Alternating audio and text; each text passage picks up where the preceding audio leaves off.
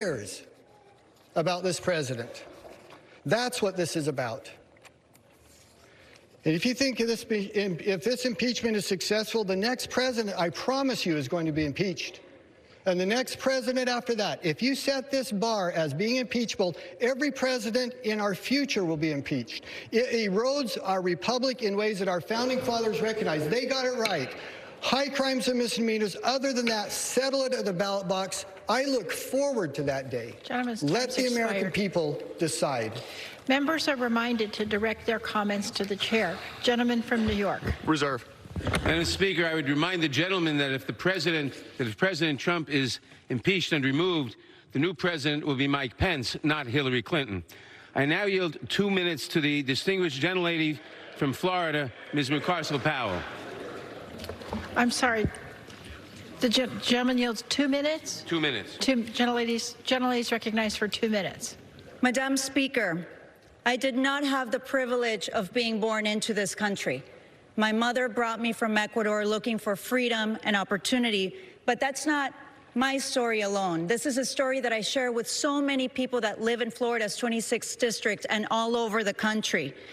We've left and experienced corruption in our countries of birth where brutal dictatorships have choked their potential to benefit those in power. This president, elected by the American people, has violated his oath of office and violated the rule of law. The evidence is overwhelming that he withheld military aid approved by Congress and leveraged a White House meeting to extract a political favor from a foreign government. The president actively sought foreign election interference to benefit himself. It is undeniable that he has abused his power and obstructed Congress. He presents a clear and present danger to our democracy. As an immigrant, I still get chills because I feel so fortunate to live in this extraordinary country.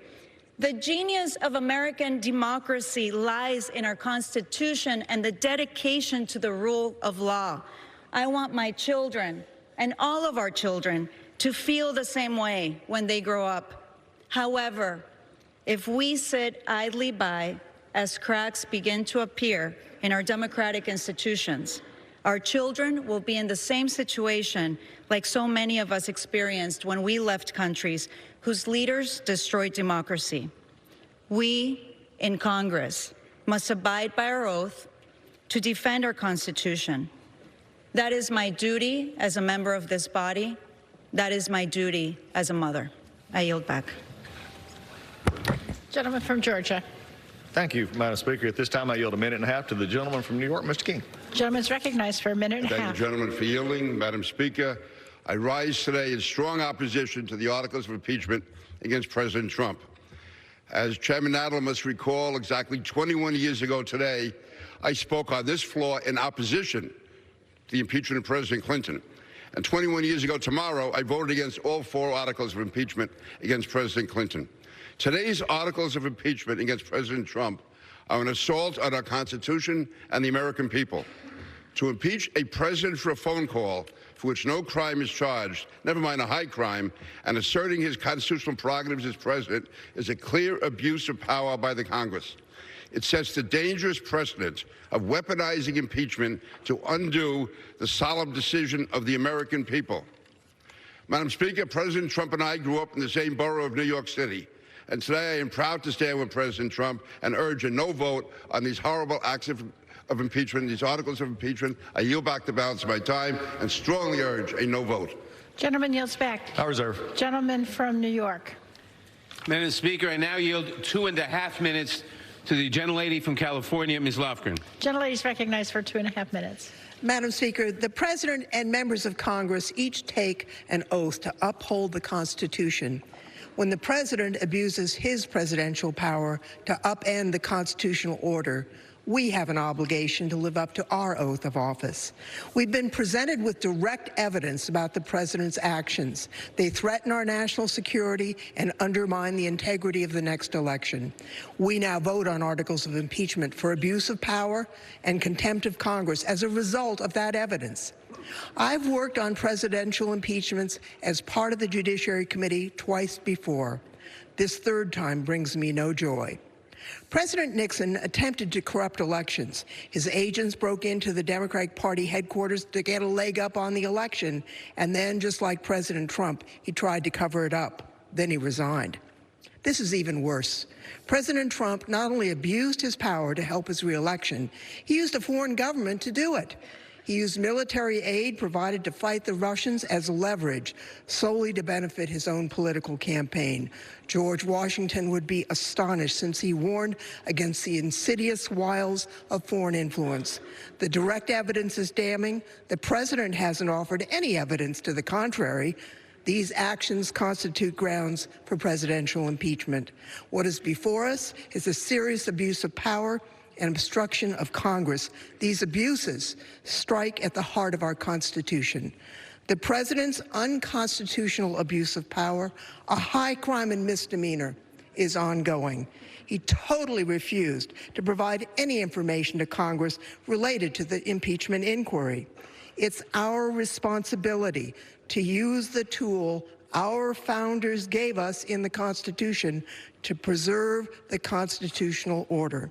We must impeach, and I yield back. Gentleman from Georgia. Thank you, Madam Speaker. At this time, I yield a minute and a half to the gentleman from North Carolina, Mr. Rouser. Gentleman's recognized for a minute and a half. Madam Speaker, the Washington Post headlined a story immediately following President Trump taking the oath of office, stating, "The campaign to impeach President Trump has begun." How accurate they were. Here we are almost 3 years later, and what we are witnessing today is unprecedented in American history. A very partisan-based impeachment with no facts that warrant it. This is an impeachment based on hearsay and speculation rooted in a deep-seated hatred for a man for whom many of my colleagues on the other side detest. Not all, but many. Nowhere in the Constitution does it say that personal disdain is grounds for impeachment. At every turn, the claims made by my Democrat colleagues have turned out to be false. Early on, it was claimed there was evidence of Russian collusion. There was none. We were told the FBI didn't abuse the FISA process in its investigation of the Trump campaign. That, too, has now been proven completely false. Then, when the Russian collusion hoax collapsed, we were told that we would hear from a whistleblower that had details of a nefarious call between the president and the president of Ukraine. Then we find out they weren't even on the call, and we still don't even know who the whistleblower is. We were told there was clear evidence of a quid pro quo for personal gain. After reading the transcript, it is obvious that you have to make assumptions that wouldn't even stand up in traffic court to come to that conclusion. Instead, the indisputable facts of record destroy their case. And though they allege treason and bribery by the president, the articles we are considering today only make vague accusations of abuse of power and obstruction of Congress, because they found no evidence of treason or bribery or anything else for that matter. Mr. Speaker, today is a very sad day for our republic. Gentleman from New York. The country is now divided. Gentleman's recognized. The country is now more divided than it ever has been in my lifetime. The truth has been trampled by this House of Representatives, and because of the abuses at the FBI and the Department of Justice, more Americans have an even dimmer view of very important American institutions. Thankfully, the lens of history will ensure that the truth is told and will endure. Gentleman from New York. Madam Speaker, one specific concern of the framers was a president who would corrupt our elections, who would abuse the great powers of his office to ensure his own re-election. The impeachment inquiry is not an effort to overturn an election. It is a reaffirmation of the simple truth that in the United States of America, no person, not even the president, is above the law, and our democracy cannot allow a duly elected president to abuse the power of his office for personal and political gain. And I now yield 2.5 minutes to the gentlelady from Texas, Ms. Jackson Lee. Gentlelady is recognized for 2.5 minutes.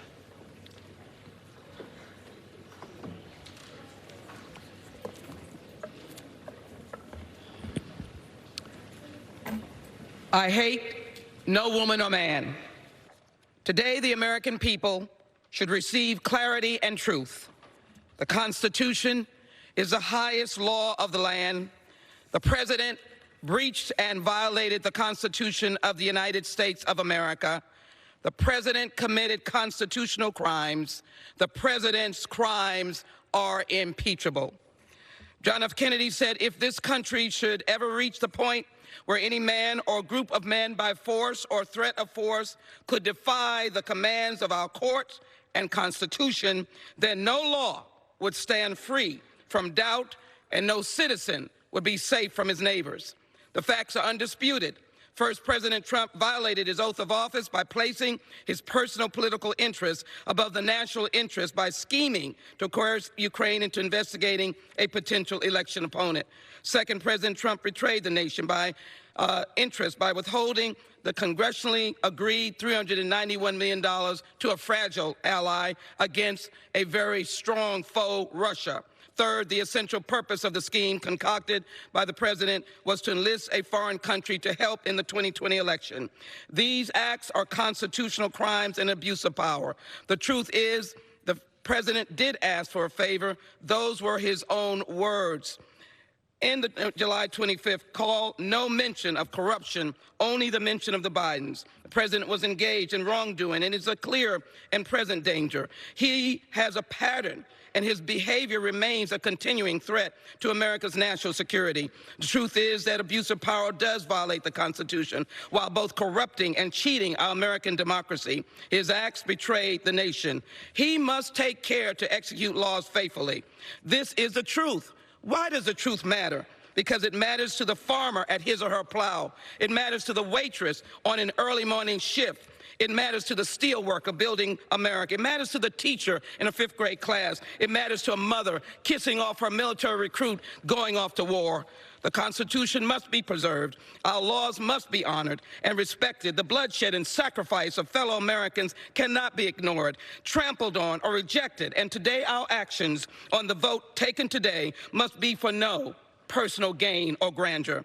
The bright light of this constitutional democracy has been dimmed because of his acts. The truth is no longer for all. It is for one man, Donald J. Trump, his truth, his way. We must reject that abuse of power because this is not America. No one is above the law. Alexander Hamilton said impeachment was designed to deal with the misconduct of public men and violation of public trust. The president has violated the trust. We must impeach Donald J. Trump. Gentleman from Georgia. Thank you, Madam Speaker. At this time, it's my pleasure to yield a minute and a half to the gentleman from Michigan, Mr. Mitchell. Gentleman's recognized for a minute and a half. Today, the House of Representatives votes on 2 articles of impeachment for President Trump. Members and all Americans must recognize that impeachment was intended to be a safety valve, rarely used, only when a president acts in such an immoral and blatantly unlawful manner as to threaten the very basis of our republic. As we cast votes on these articles, the future tone of this House and politics in this nation must be carefully considered. The issue is not whether we agree with or like the president's rhetoric, political tactics, use of Twitter, policy choices, or his political rallies. One of our founders, Alexander Hamilton, warned of the risks of impeachment becoming a solely partisan act in the Federalist Papers. This impeachment inquiry and these articles clearly do not heed that warning. These proceedings are weaponizing impeachment, making it another election tool. I've carefully examined the evidence presented throughout the inquiry, and contrary to some, considered our history, our founding documents, and our future. It is clear President Trump's actions, as described in these articles, do not constitute treason, bribery, or high crimes and misdemeanors. You simply don't like him. I'll be voting no on these articles and will hope someday we return to serving the needs of the American people. With that, I yield back. Gentleman yields back. Gentleman from New York. Madam Speaker, I now yield 2 minutes to the gentleman from Louisiana, Mr. Richmond. Gentleman's recognized for 2 minutes. Madam Speaker, President Trump on January 20th, 2017 raised his hand and swore to preserve, protect, and defend the Constitution. Now we must preserve, protect, and defend the Constitution from him. Madam Speaker, I rise today not to disparage and embarrass the President of the United States, but to defend our precious democracy. I speak today not because I hate this president, but because I love this body, the people's house. I have heard Republicans say, why are we rushing to judgment? This is not a rush to judgment. It's a rush to justice, and we must not delay. Corruption is corrosive. It eats away like acid, and the longer we wait, the more time we allow for this president to do irreparable harm to our country and our democracy. Just last week, Rudy Giuliani was back at it in Ukraine. So please don't tell us to wait, because the corruption continues. There's a famous quote that says, politicians worry about the next election. Statesmen worry about the next generation. Today calls upon us to be statesmen and stateswomen, Democrat, Republican, and independent. Our election is under attack from within. So to my Republican colleagues, many of whom spend a lifetime trying to build a reputation of honesty and courage, I beg you, don't throw that away for President Trump. He doesn't deserve it, nor will he appreciate it past the next tweet or next week. My fear, my prediction is that his actions will continue. Madam Speaker, Donald Trump recently said, I can do anything I want. He also bragged that he could shoot someone on Fifth Avenue and get away with it. Well, he's shooting holes in our Constitution on Pennsylvania Avenue. And our house, the People's House, must defend the Constitution from a domestic enemy to the rule of law, Donald Trump. Because I don't want generations to come to blame me for letting our democracy die, I therefore rise in favor of impeaching Donald Trump. With that, Madam Speaker, I yield back. Gentleman from Georgia. Thank you, Madam Speaker. At this point, I yield a minute and a half to the gentleman from Missouri, Mr. Lukemeyer. Gentleman is recognized for a minute and a half. Thank you, Madam Speaker. I rise today in strong opposition to this political charade that has tormented our country for nearly 3 years. If there was ever any doubt that this entire illegitimate investigation is 100% politically motivated, earlier this month, Speaker Pelosi actually admitted the impeachment process began 2.5 years ago.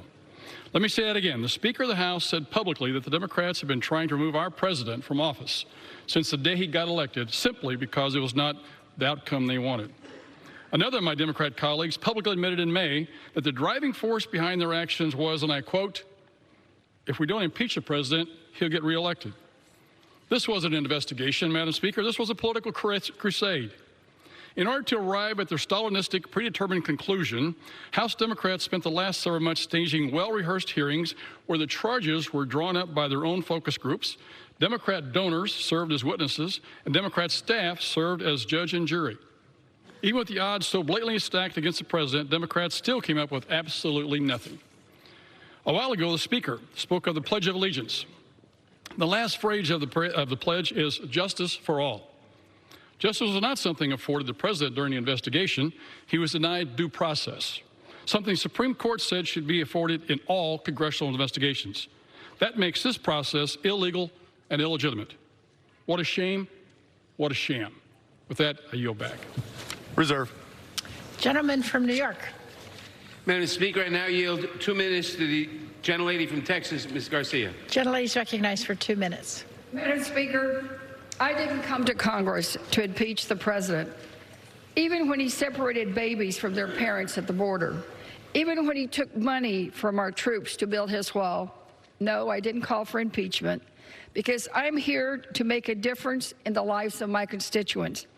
Yet here we are in the middle of a constitutional crisis.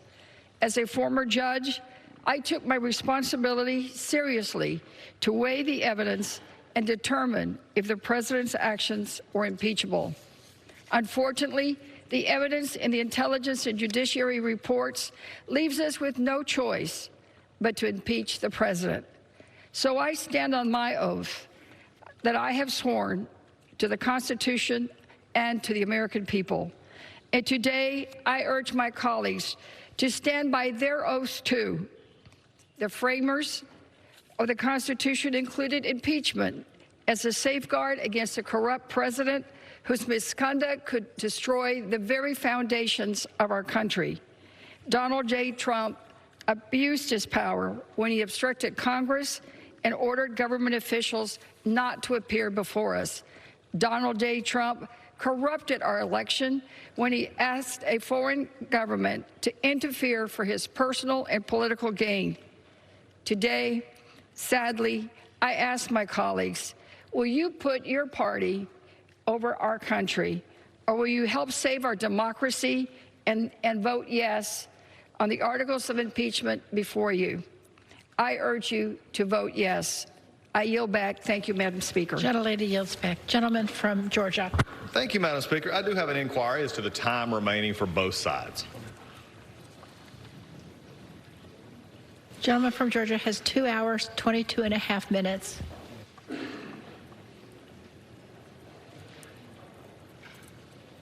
Gentleman from New York has 2 hours and 27 and a half minutes left. Pulled ahead. Okay. Thank you, Madam Speaker. At this point, it is my, I yield now to a minute and a half to the gentleman from Iowa, Mr. King. Gentleman's recognized for 90 seconds, or for a minute and a half. Thank you, Madam Speaker. Thank the gentleman for yielding. And I start out first that this is the largest, most massive cover-up of such a list of crimes against our country, and to go so far as to bring impeachment hearings to try to cover all of this up. And I would take you back to October of 2015 when Barack Obama said Hillary Clinton would never intend to jeopardize our national security. Again, the following April, the next month, Peter Strzok wrote the statement that was delivered by James Comey, and they spent Democrat money and Hillary Clinton money in Russia to pick up dirt on Donald Trump. And then Joe Biden goes to Ukraine and makes the statement, here's $1 billion, but you must do what I tell you to do.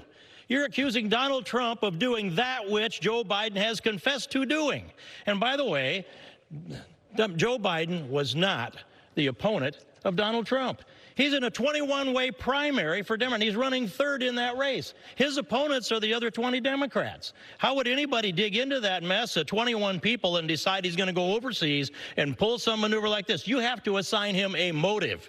You assign him a motive, then you create the dots, then you go dot to dot. But the reality is that it was Biden that was doing the extortion of the power play in order to protect his own son. And it was Donald Trump that was following the law that said you have to ensure that there's not corruption here before this money is handed over. And by the way, there was a violent war going on in Ukraine, and that's when we sent blankets and MREs over there under Barack Obama. But when I hear this from the gentleman from Georgia, Mr. Johnson, he doesn't think he can win the election fair and square, so he would cheat. And I've heard that here on this floor. No, it's the other way around. Your number one proponent of impeachment is Al Green of Texas, and he said those very same things, and they brought this case November 9th, the day after Trump was elected. I yield back. I yield. Reserve. Gentleman from New York. Madam Speaker, I now yield 2 minutes to the gentlelady from Pennsylvania, Ms. Dean. Gentlelady's recognized for 2 minutes.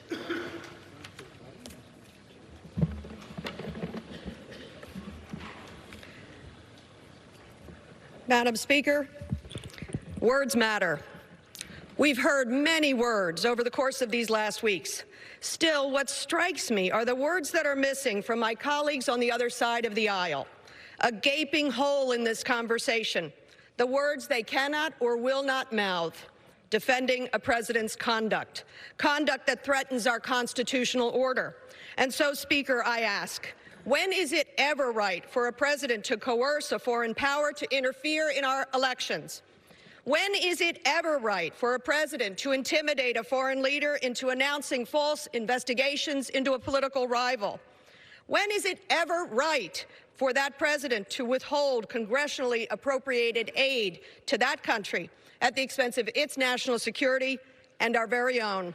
And when is it ever right for a president to block a co-equal branch of government from investigating the scheme to cheat an election? The answer, of course, is never. But that word does not come trippingly from the tongues of those who are making the choice to stand behind a man whose behavior is not worthy of your tortured words. By our vote today, we are speaking to future presidents and to future generations. We are declaring that we will not tolerate foreign interference in our presidential elections. Americans alone will determine the outcome, and we will not permit a president to order the complete defiance of a co-equal branch of government.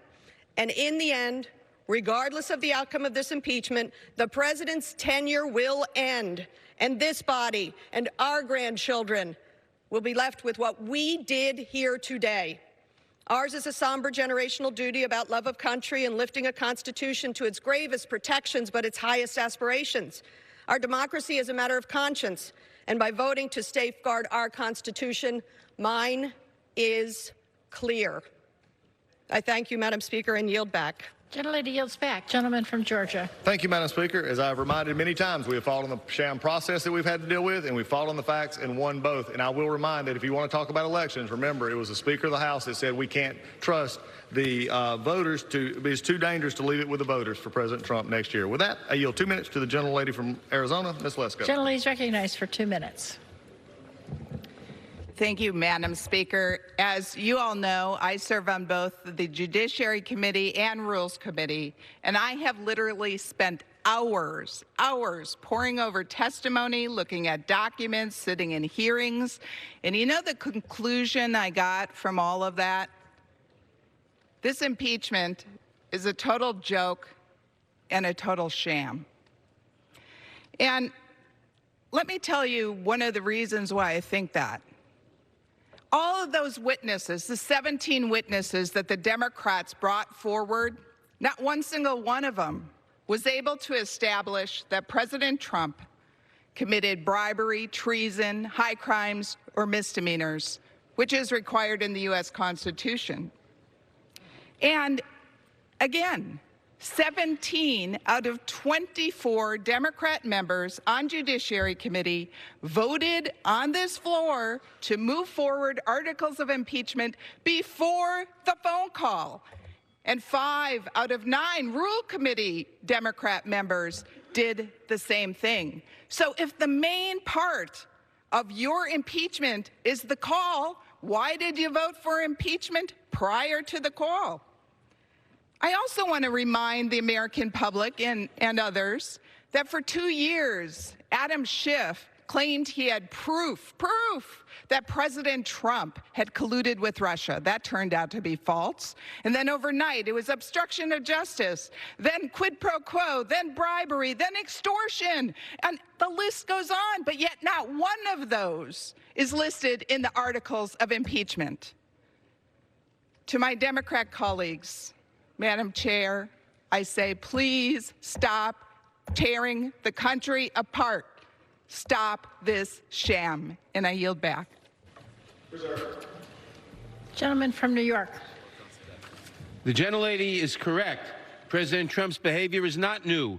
He has a pattern of engaging in misconduct and then obstructing any investigation into his misconduct to cover up his actions and hide the truth from the American people. I now yield to the gentlelady from California, Ms. Roybal-Allard, for the purpose of a unanimous consent request. Gentlelady is recognized. Okay, Madam Speaker, I rise in support of today's impeachment proceedings and ask unanimous consent to revise and extend my remarks. Without objection. I now yield 1 minute to the distinguished gentleman from Rhode Island, Mr. Langevin. No. I thank the gentleman for yielding, Madam Speaker. Our nation was founded on certain principles: that government should be of, by, and for the people; that a system of 3 co-equal branches of government would provide the checks and balances necessary to ensure the people's voices are heard, and that no one is above the law. Today, sadly, we are voting to impeach President Donald John Trump because he has fundamentally broken his covenant with the American people. In doing so, we are using the powers the Founding Fathers enshrined in the Constitution to address a president who has violated his oath of office. The evidence is clear and the facts are not in question. President Trump is consistently engaged in a pattern of behavior inconsistent with the rule of law. He has refused to take responsibility for his actions. He has undermined the checks and balances we rely on by obstructing Congress at every turn. And most importantly, he has abused his power by using his office to solicit foreign interference in our elections, undermining the will of the people. So on this sad day for our nation, I will do what the President has so often failed to do, and I will fulfill my oath to support and defend the Constitution, and I will vote in favor of impeachment. I yield back the balance of my time. Gentleman yields back. Gentleman from Georgia.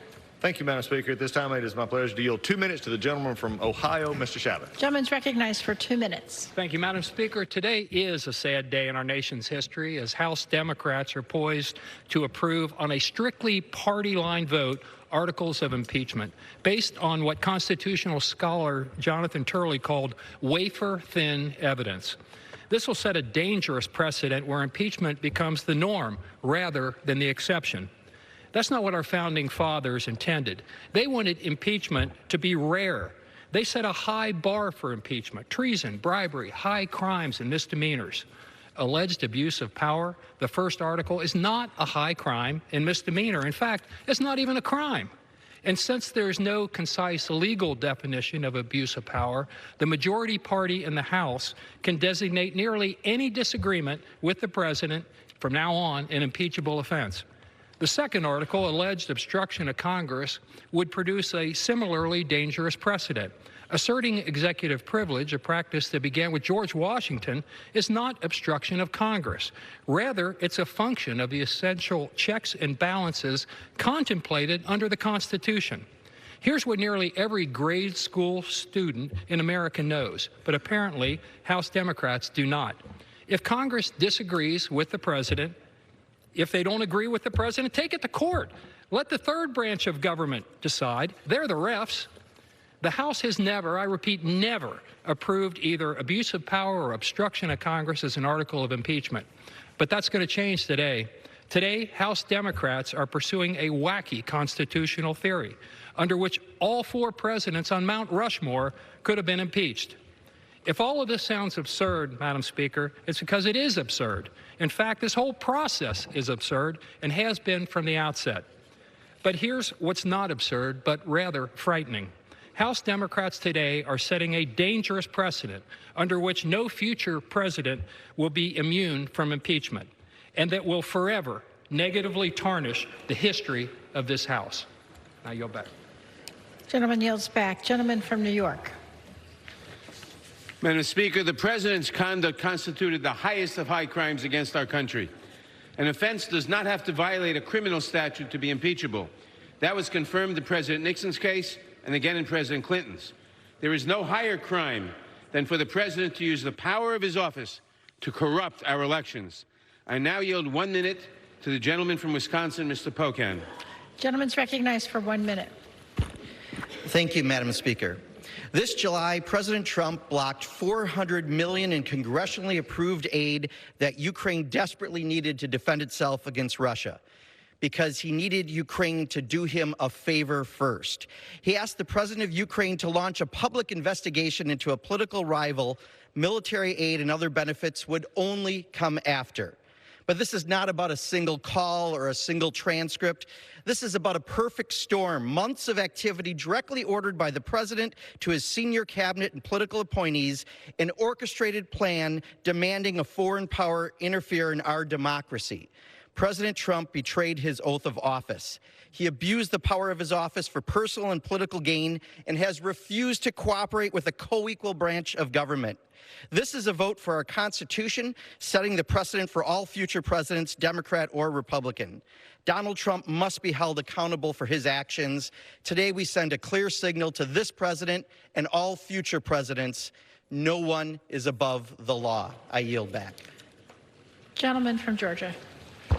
Thank you, Madam Speaker. At this time, I yield 1.5 minutes to the gentleman from Kansas, Mr. Marshall. Gentleman's recognized for 1.5 minutes. I rise today in opposition to the impeachment of the legitimately elected President of the United States. Enough. Madam Speaker, for the love of this country, enough. Enough of this impeachment circus. Enough of these sham witch hunts. I'm voting no because the president has done nothing wrong. The only thing the President Trump is guilty of is doing the things he said he would do.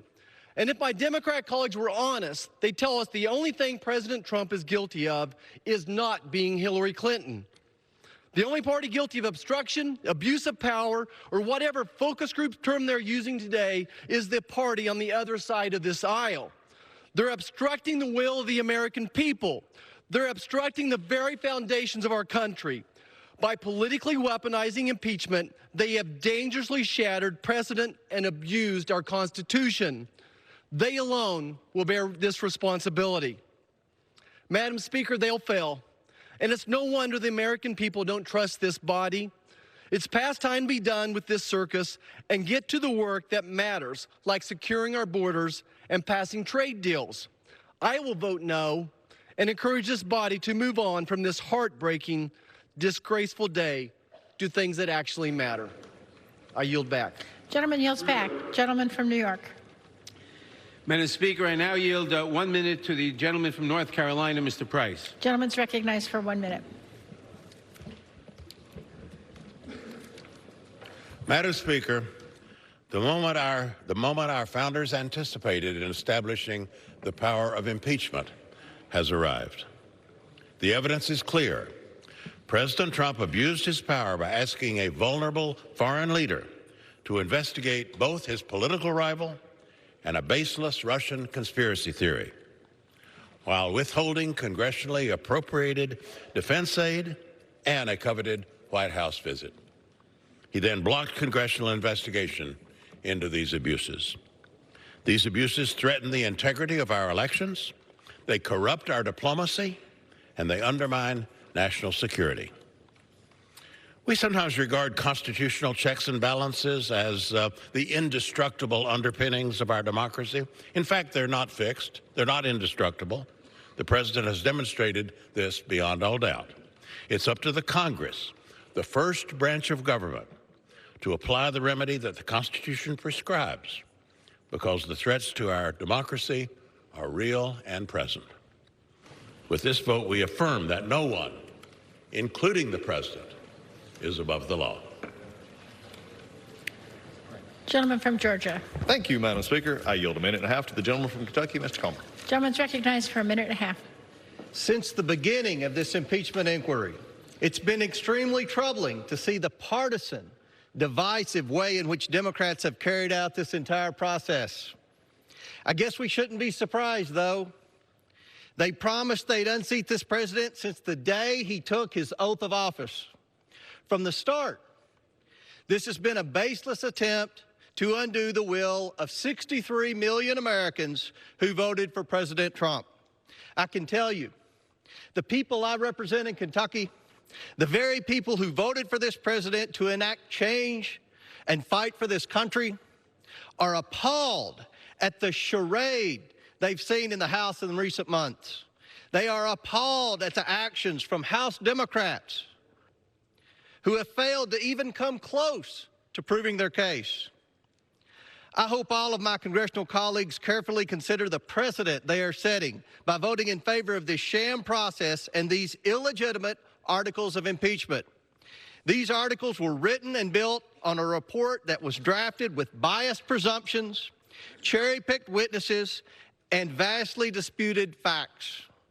The president did not commit any impeachable offense, and it's clear for all of us to see through the now very well-known transcript. This rigged process sets a concerning precedent for impeachable offenses moving forward, and I wholeheartedly oppose these baseless articles of impeachment. And I yield back the balance of my time. Gentleman from New York.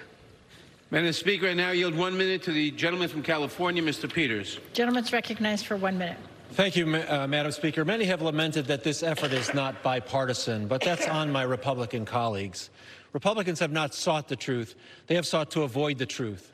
They have demeaned and insulted witnesses, patriots, warriors, career diplomats who provided evidence against the president. No House Republican has joined us to demand the documents and witnesses that President Trump has refused to produce. And Senate Republican leaders this week have announced that President Trump himself can set the rules of his own trial, and there will be no fact witnesses. Republicans refuse to seek the truth and condemn the abuse of power, or to work with us to prevent this ongoing behavior in the future. And that's the tragedy of today's events. In our nation's history, thousands of Americans have gone into battle without reservation to fight for our republic, as they still do today. Many have been gravely injured, and some have made the ultimate sacrifice. But today, in contrast, for fear of losing an election, my colleagues will not speak up for the rule of law or against presidential abuse of power. Voters may give them a pass, but history will judge them harshly. I will vote for the articles of impeachment. I yield back. Gentleman from Georgia. Thank you, Madam Speaker. It is my privilege now to yield a minute and a half to the gentleman from Georgia, Mr. Loudermilk. Gentleman's recognized for 1.5 minutes. I thank my colleague from Georgia and friend, Mr. Collins. Madam Speaker, I rise today in opposition not only to these articles of impeachment, but in strong opposition to the process that has brought us to this point. Our Constitution and Bill of Rights are all about process. Our founders knew that a government without constraints could accuse anyone of any crime at any time, even without compelling evidence. That's why the 5th and the 14th Amendments established a bedrock principle of innocent until proven guilty beyond a reasonable doubt. But on November the 14th, Speaker Pelosi informed the press that the president should prove his innocence when she stated, "Mr. President, if you have anything that shows your innocence, then he should make that known." The Constitution also guarantees that the accused can call witnesses to testify on their behalf, but the Republicans and the president were continually denied that right throughout this process. The 6th Amendment guarantees the right of the defendant to face their accuser, but not only have the Democrats prohibited Republicans and the president from questioning the so-called whistleblower, his identity has been kept secret. Before you take this historic vote today, 1 week before Christmas, I want you to keep this in mind. When Jesus was falsely accused of treason, Pontius Pilate gave Jesus the opportunity to face his accusers. During that sham trial, Pontius Pilate afforded more rights to Jesus than the Democrats have afforded this president in this process. I yield back. Gentleman from New York. The president was given the opportunity to come and testify before the Judiciary Committee, to send his counsel, to question witnesses. He declined to do so. I now yield 1 minute to the gentleman from Michigan, Mr. Kildee. Rise for 1 minute. Thank you, Madam Speaker. This is a sad day for our country and for our democracy. The president has abused the powers of his office, betrayed the public trust, and undermined America's national security by pressuring a foreign government to interfere in our elections for his own political gain. In this moment in our history, the Constitution is clear. The remedy for such misconduct by a president is impeachment. I didn't come here to Congress to impeach a president of the United States, but sadly, the president's misconduct leaves us no choice but to follow the Constitution. I have 2 grandchildren. My granddaughter Caitlin is 8, and my grandson Colin is 4. Someday, a long time from now, they'll ask me about this day.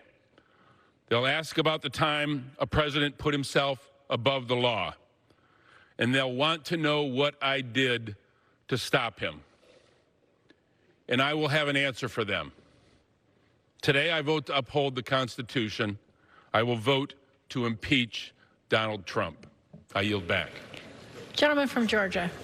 Thank you, Madam Speaker. It is interesting that the president was supposedly given rights in the Judiciary Committee, but maybe who would he have asked questions of? 3 law school professors and a staff member? Not a lot of due process there. With this, I yield 1.5 minutes to the gentleman from Texas. Gentleman's recognized for 1.5 minutes. Madam Speaker, we're here today because House Democrats have spent upwards of $30 million in 3 years trying to overturn the 2016 election of President Trump and come up with nothing. Because of their radical left wing, Democrats are willing to make all future presidential elections invalid until judged worthy by the majority in the House of Representatives. The President of the United States does not serve at the pleasure of the House of Representatives.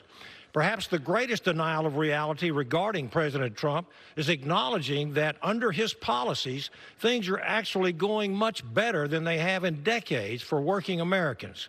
We are a democratic constitutional republic in which power flows from we the people to our president and elected officials. The Democrat majority thinks otherwise. They believe that they are entitled to rule us, even if they have to change the rules to invalidate the will and the votes of the people of America. And that is why the absence of a case does not matter in this charade of impeachment. I believe that the American people recognize and share my urgency about what is at stake here.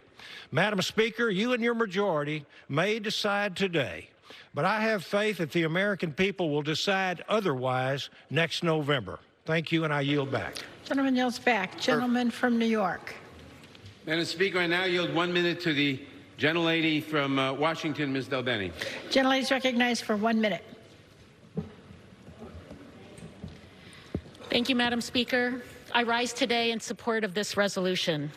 After carefully reviewing all of the evidence and the articles of impeachment before us, it is clear that President Trump abused the power of the presidency and obstructed Congress. I did not come to this conclusion lightly.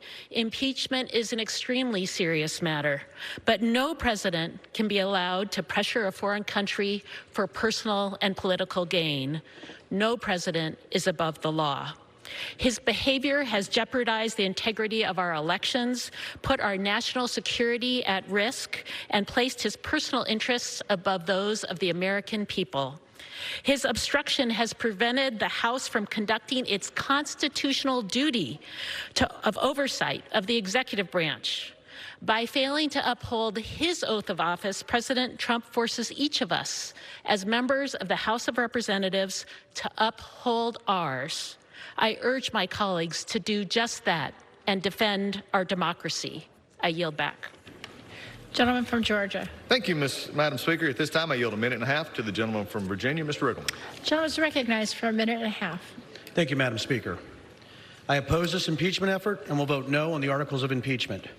I represent the 5th District of Virginia, which is home to so many founding fathers whose visions shaped the great country we are living in today.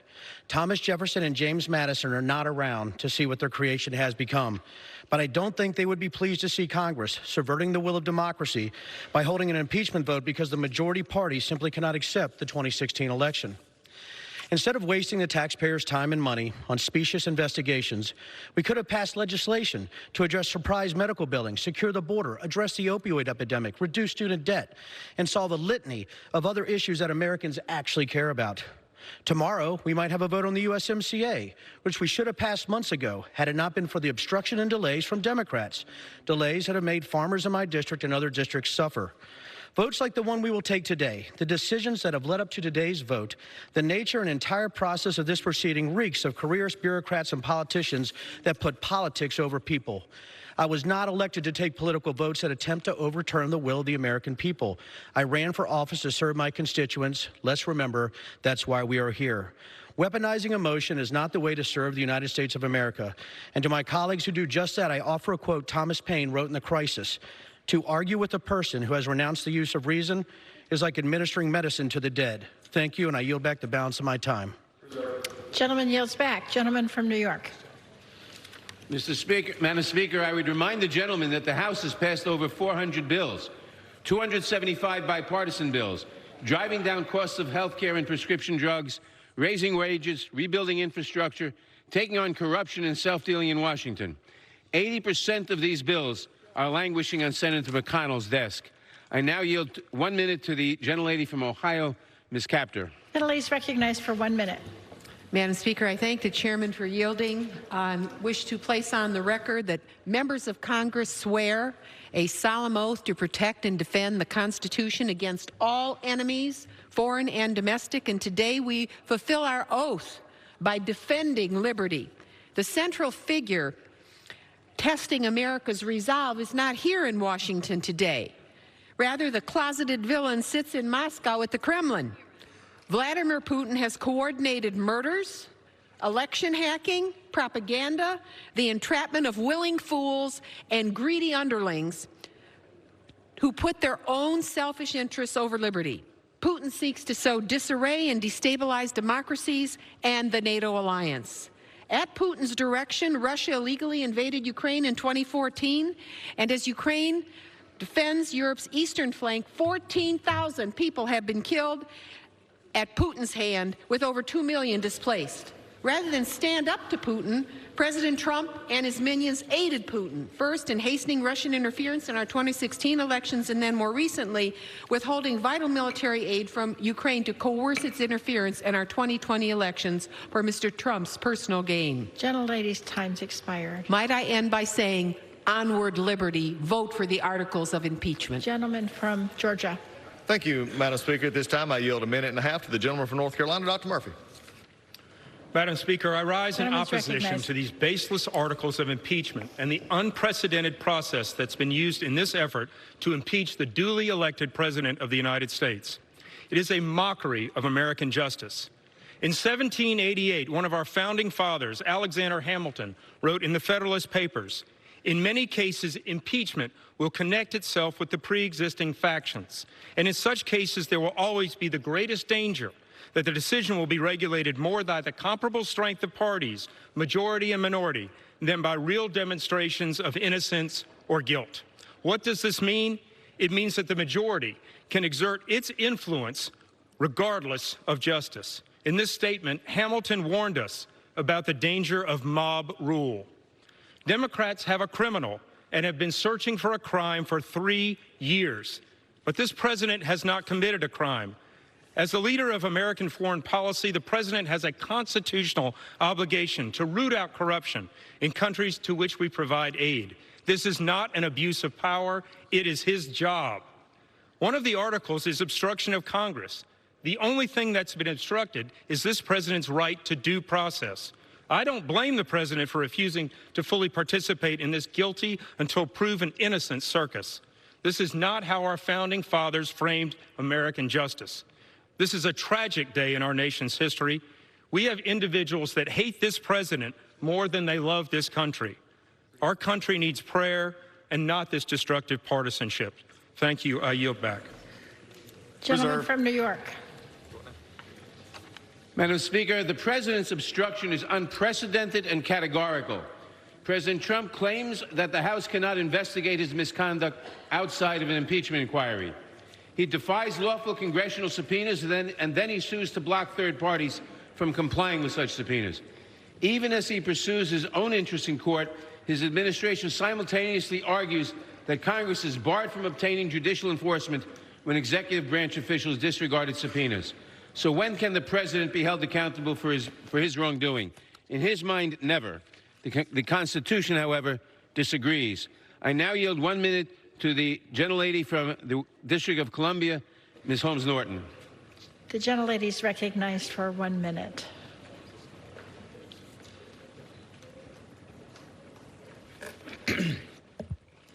Madam Speaker, my words are my only remedy today.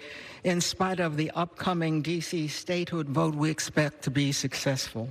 The people of the District of Columbia have no vote on impeachment or on any other matter on this floor now. I spoke on this floor on the impeachment of President Clinton 20 years ago. Unlike the Clinton impeachment on perjury concerning an affair with an intern, Trump's impeachment turns on sabotage of national security to get himself reelected. Clinton repented. Trump insists that he did nothing wrong. That's a promise to continue his long pattern of abuse of power and obstruction of Congress. Impeachment is our only recourse. I yield back. Gentlelady yields back. Gentleman from Georgia. Thank you, Madam Speaker. At this time, I yield 2 minutes to the gentleman from Colorado, member of the Judiciary Committee, Mr. Buck. Gentleman's recognized for 2 minutes. Thank you, Madam Speaker. I thank the gentleman from Georgia. Today, Democrats lower the bar for impeachment. Under this standard, a president can be impeached in the absence of a crime, without due process, and for asserting a legally, constitutionally recognized privilege. History shows Democrat presidents have abused power to undermine democracy and win elections, and yet they have not been impeached. President Franklin Roosevelt used the IRS to target his political opponents. His son later admitted FDR used, quote, the IRS as a weapon of political retribution. President John F. Kennedy used the FBI to wiretap and monitor political opponents, including congressional staff. He deported one of his mistresses to avoid scandal. President Lyndon Johnson spied on Goldwater's campaign, signing off on wiretapping his opponent and Goldwater's airplane and using a CIA spy to obtain advanced copies of Goldwater's strategies and speeches. President Barack Obama refused to provide documents to Congress related to Fast and Furious.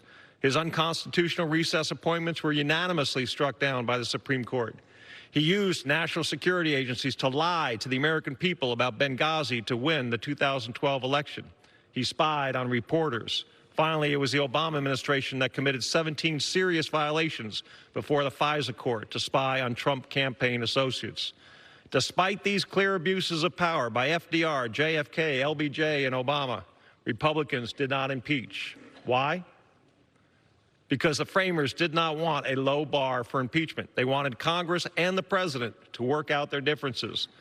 When I asked Professor Turley in a Judiciary Committee hearing if any president could avoid impeachment with this low standard, he said no. I yield back. Gentleman from New York. Madam Speaker, I would remind the gentleman that President Obama provided thousands of pages of information to congressional requests that Attorney General Holder and others testified, unlike now. I now yield 1 minute to the gentlelady from Illinois, Ms. Kelly. Gentlelady is recognized for 1 minute. Madam Speaker, today is a solemn day in America, a day that none of us hoped for when we came to Congress. But the events of today are something that each of us swore that we were prepared to execute in defense of the Constitution of the United States against all enemies, foreign and domestic. This is the oath that binds the men and women of the 116th Congress as our democracy implores we defend her. A clear and present threat to American democracy is what brings us here. The architect, a president who asked that a foreign nation interfere in our election. This was our founding fathers' greatest fear. I cast this solemn vote for the many individuals in my district who entrusted me to be their voice in Congress. They entrusted me to uphold our Constitution for them. I vote yes for Sarah in Chicago, Doug in Kankakee, Diane in Flossmoor. Yes for Kathy in Momence, Catherine in Crete, and Jimmy in Park Forest. The facts are simple. The path forward is clear. Impeachment is not an option. It is an obligation because no one is above the law. I yield back. Gentleman from Georgia. Thank you, Madam Speaker. At this time, it is my privilege to yield 2 minutes to the gentleman from Pennsylvania, another member of the Judiciary Committee, Mr. Reschenthaler. Gentleman's recognized for 2 minutes. Thank you, Madam Speaker, and thank you, Ranking Member Collins. You know, in the Navy, we had a saying, bluff, bottom line up front. Well, I'll give you the bottom line. Democrats are terrified that President Trump is going to win re-election. They can't beat him on the merits. So the Democrats are caving to their far-left radical base, and they're using the thoughts and the feelings and the assumptions of some unnamed bureaucrats rather than relying on facts and law to impeach a duly elected president. Let me be clear. This is nothing more than a political hit job. You know, I've been on all sides of the courtroom. I was a prosecutor in the Navy. I was a defense attorney in the Navy. I was a district judge in my hometown. And let me tell you, as a lawyer, I would defend this case every day of the week. As a judge, I would dismiss this on day one for lack of merit. There's no prima facie case here. I'll tell you who I'd prosecute, though. I would prosecute Adam Schiff for abuse of power. Why? How about the fact that he used his position as chairman to leak phone records of Ranking Member Devin Nunes? How about the fact that he dumped over 8,000 pages of documents on Republicans less than 48 hours before a hearing? That is the abuse of power. And obstruction? I'd prosecute the Democrats for obstruction. How about the fact that Judiciary Democrats voted down my request to subpoena the whistleblower? How about the fact that Chairman Nadler refused every single Republican request for a fact witness? That is obstruction of Congress. So again, let me be clear. Today is nothing more than a political hit job. Thank you, and I yield back. Gentleman yields back. Reserve. Gentleman from New York. Madam Speaker, once again, I hear a lot of attacks on Democratic members of Congress, but not one single word of substantive defense of the president's conduct. I now yield 1 minute to the distinguished gentleman from Virginia, Mr. Connolly. Gentleman's recognized for 1 minute. Madam Speaker, each of us here took an oath to protect and defend the Constitution of the United States, not the president and not our political party. Today, history will judge. Did we abide that oath? To extort a foreign country, to investigate your political opponent, is an unconstitutional abuse of power. To solicit foreign interference in an American election is an unconstitutional abuse of power. The need to protect against just such abuses prompted our founders to grant the sole power of impeachment to this House. The delicate balance of power that underpins our democracy is threatened when a president disregards the Constitution by obstructing Congress's power to cover up illegal behavior. In doing that, President Trump violated his oath. Today we must put country over party, conscience over complicity. Today we must assert no one's above the law. Today we're summoned by history to do the right thing. I yield back.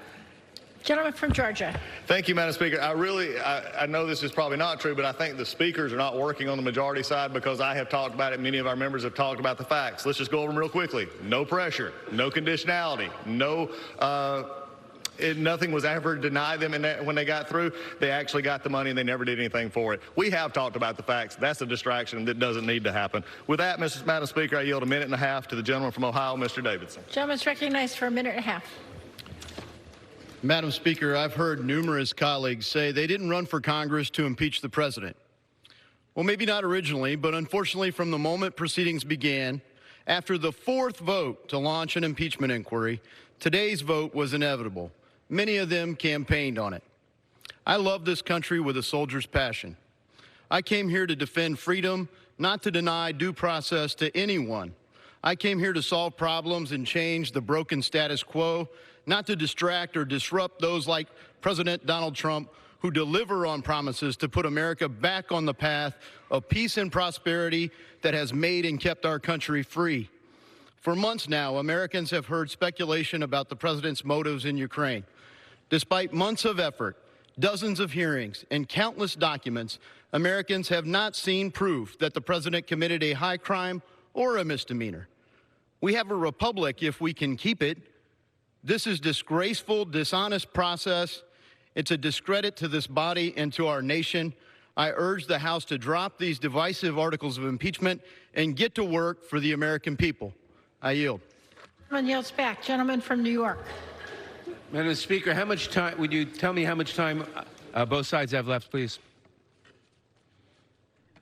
Gentleman from New York has 2 hours and 2 minutes. Gentleman from Georgia has 2 hours and 3 minutes.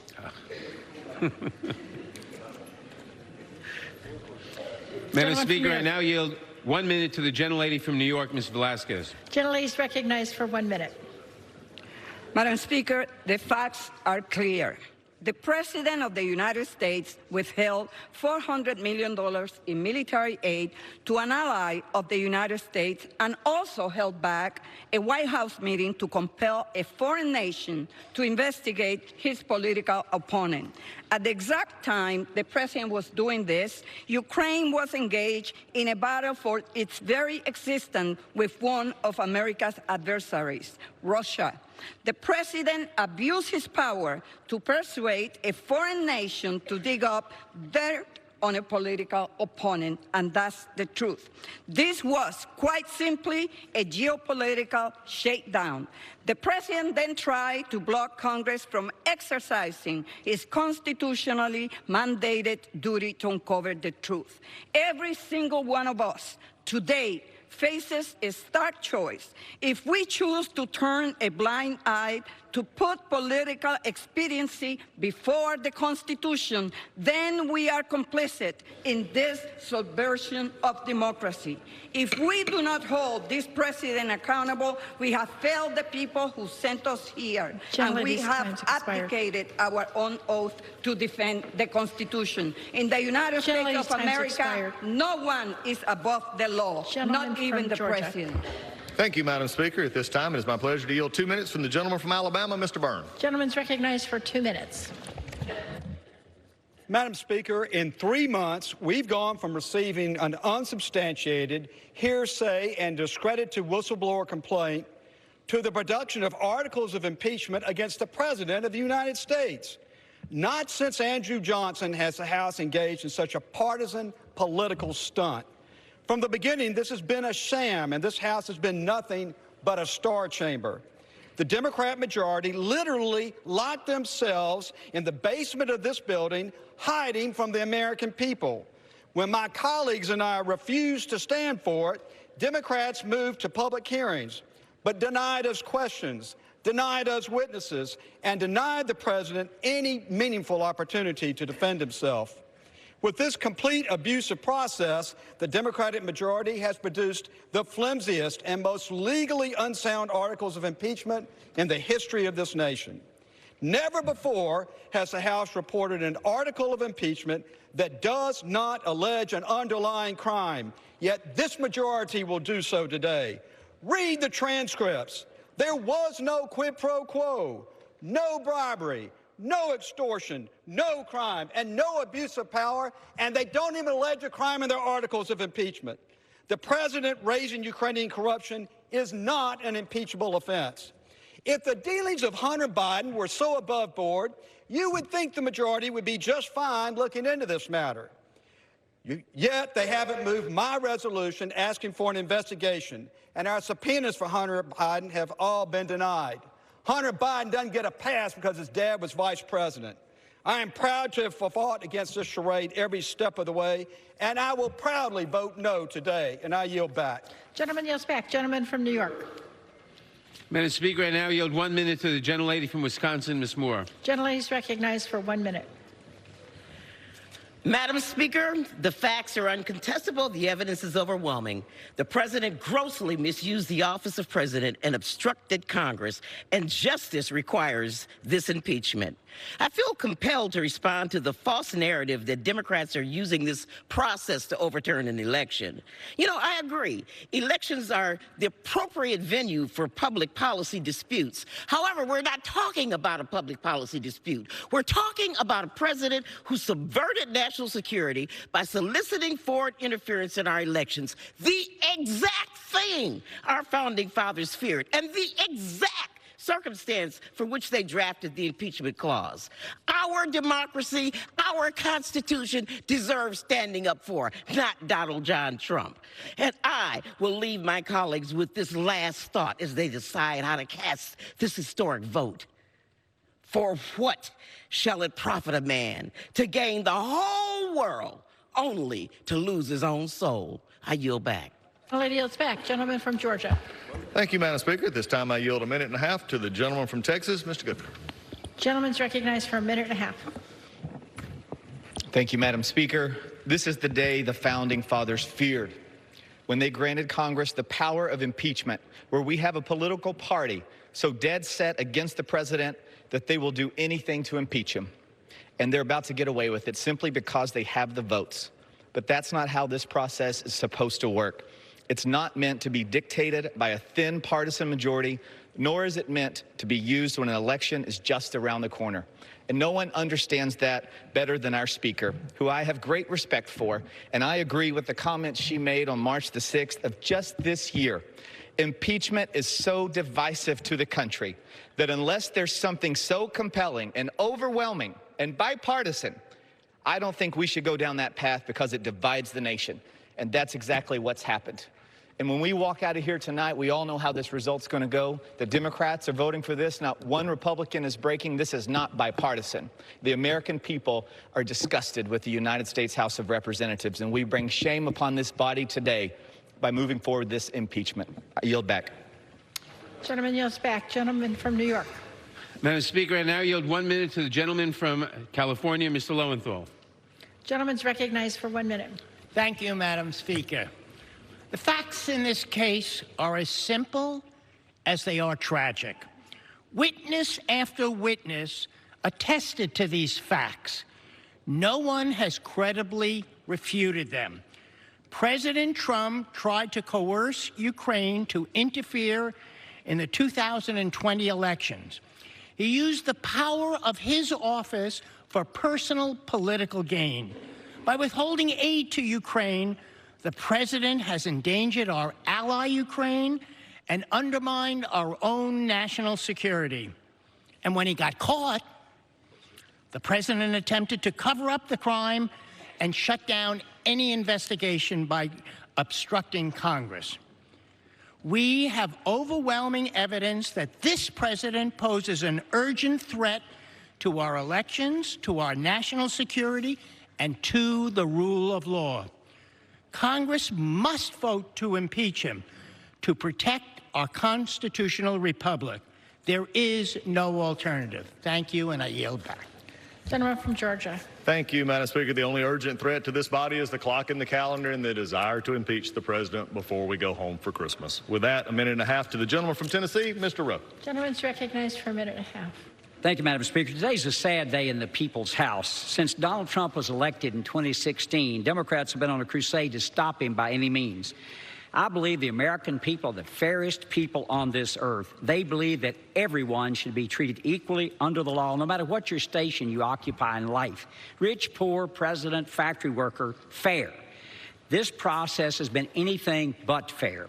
For 2 years, we've been told that then-candidate Donald Trump colluded with Russians to interfere with our elections. 2 years, millions of dollars spent on the Mueller investigation. No collusion. You'd think after being that wrong, Democrats would finally decide to work on the problems that the American people sent us here to do. You'd be wrong again. Then we were told that the president withheld money to the Ukrainians in a quid pro quo. No, a bribery, no, abuse of power. I guess whatever polls best to gather information on a political rival, potential rival. Well, here are some facts about what happened. Fact number one, the transcript of July 25th phone conversation that President released shows no pressure. Fact number two, President Zelensky did not know the money was withheld. Fact number three, no investigation occurred or was announced. Fact number four, the money was released September 11th, 2019. Facts are stubborn things. One member on the other side of the aisle said, quotes, "I'm concerned that if we don't impeach this president, he will get reelected," end quotes. That, Madam Speaker, says it all. I yield back. Gentleman yields back. Gentleman from New York. Madam Speaker, I now yield 1 minute to the gentlelady from Oregon, Ms. Bonamici. Gentlelady is recognized for 1 minute. Thank you, Madam Speaker. I take seriously my oath to uphold and defend the Constitution, and I do not take today's proceedings lightly. The Founding Fathers included the impeachment process in the Constitution to uphold our values and to maintain the checks and balances that are essential to separation of powers and to democracy. They knew way back in 1787 that a president could abuse the power of the office. In fact, they adopted the phrase high crimes and misdemeanors from a phrase that had been used in the English Parliament since 1386, intended to cover situations where an official abused his power and included in disobeying an order from the Parliament.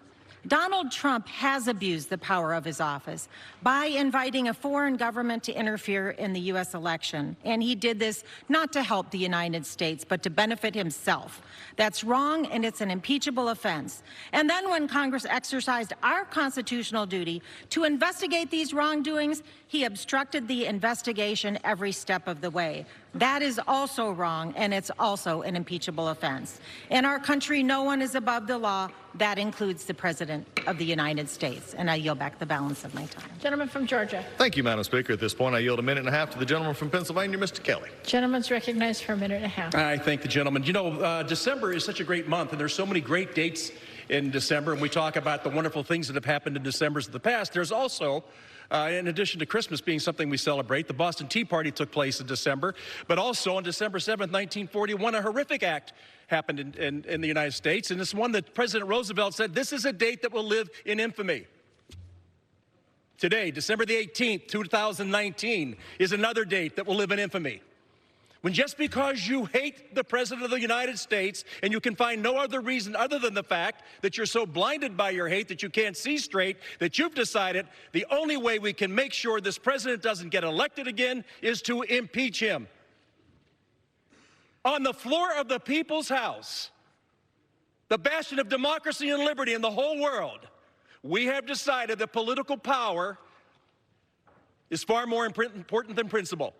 I would urge all members of the House to vote no on impeachment and to look their voters in the eye and remember, listen, let me tell you, the voters will remember next November what you're doing this December. This is a terrible time. This is a date that will live in infamy. Thank you, Mr. Speaker, and I yield back. Gentlemen, the members are reminded to address their remarks to the chair. Gentleman from New York. Madam Speaker, I now yield 1 minute to the gentlelady from Florida, Ms. Frankel. Gentlelady is recognized for 1 minute.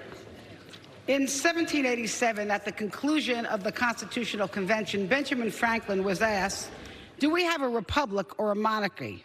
He responded, "A republic if you keep it." Madam Speaker, a republic is a form of government in which the country is considered a public matter, not the private concern or property of the rulers.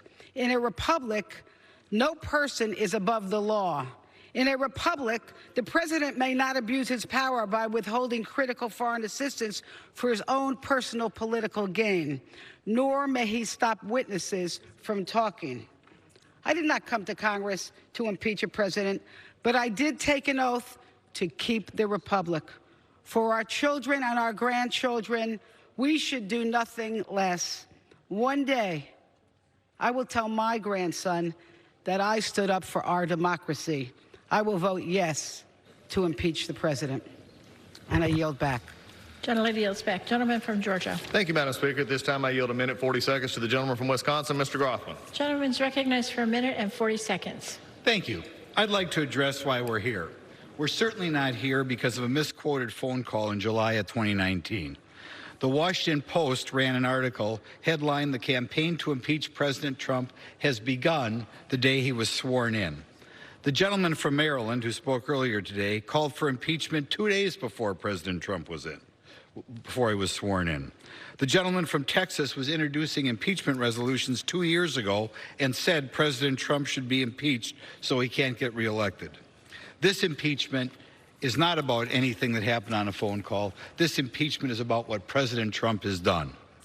The people in this country who are let in, who are inadmissible or apprehended and don't have legal authority, fell from 100,000 people in May to under 5,000 people in November, and you hate him for it. Ben Carson thinks that low-income housing should be used by American citizens and not people who are here illegally, and you hate him for it. President Trump doesn't want people coming here and going on welfare, and you hate him for it.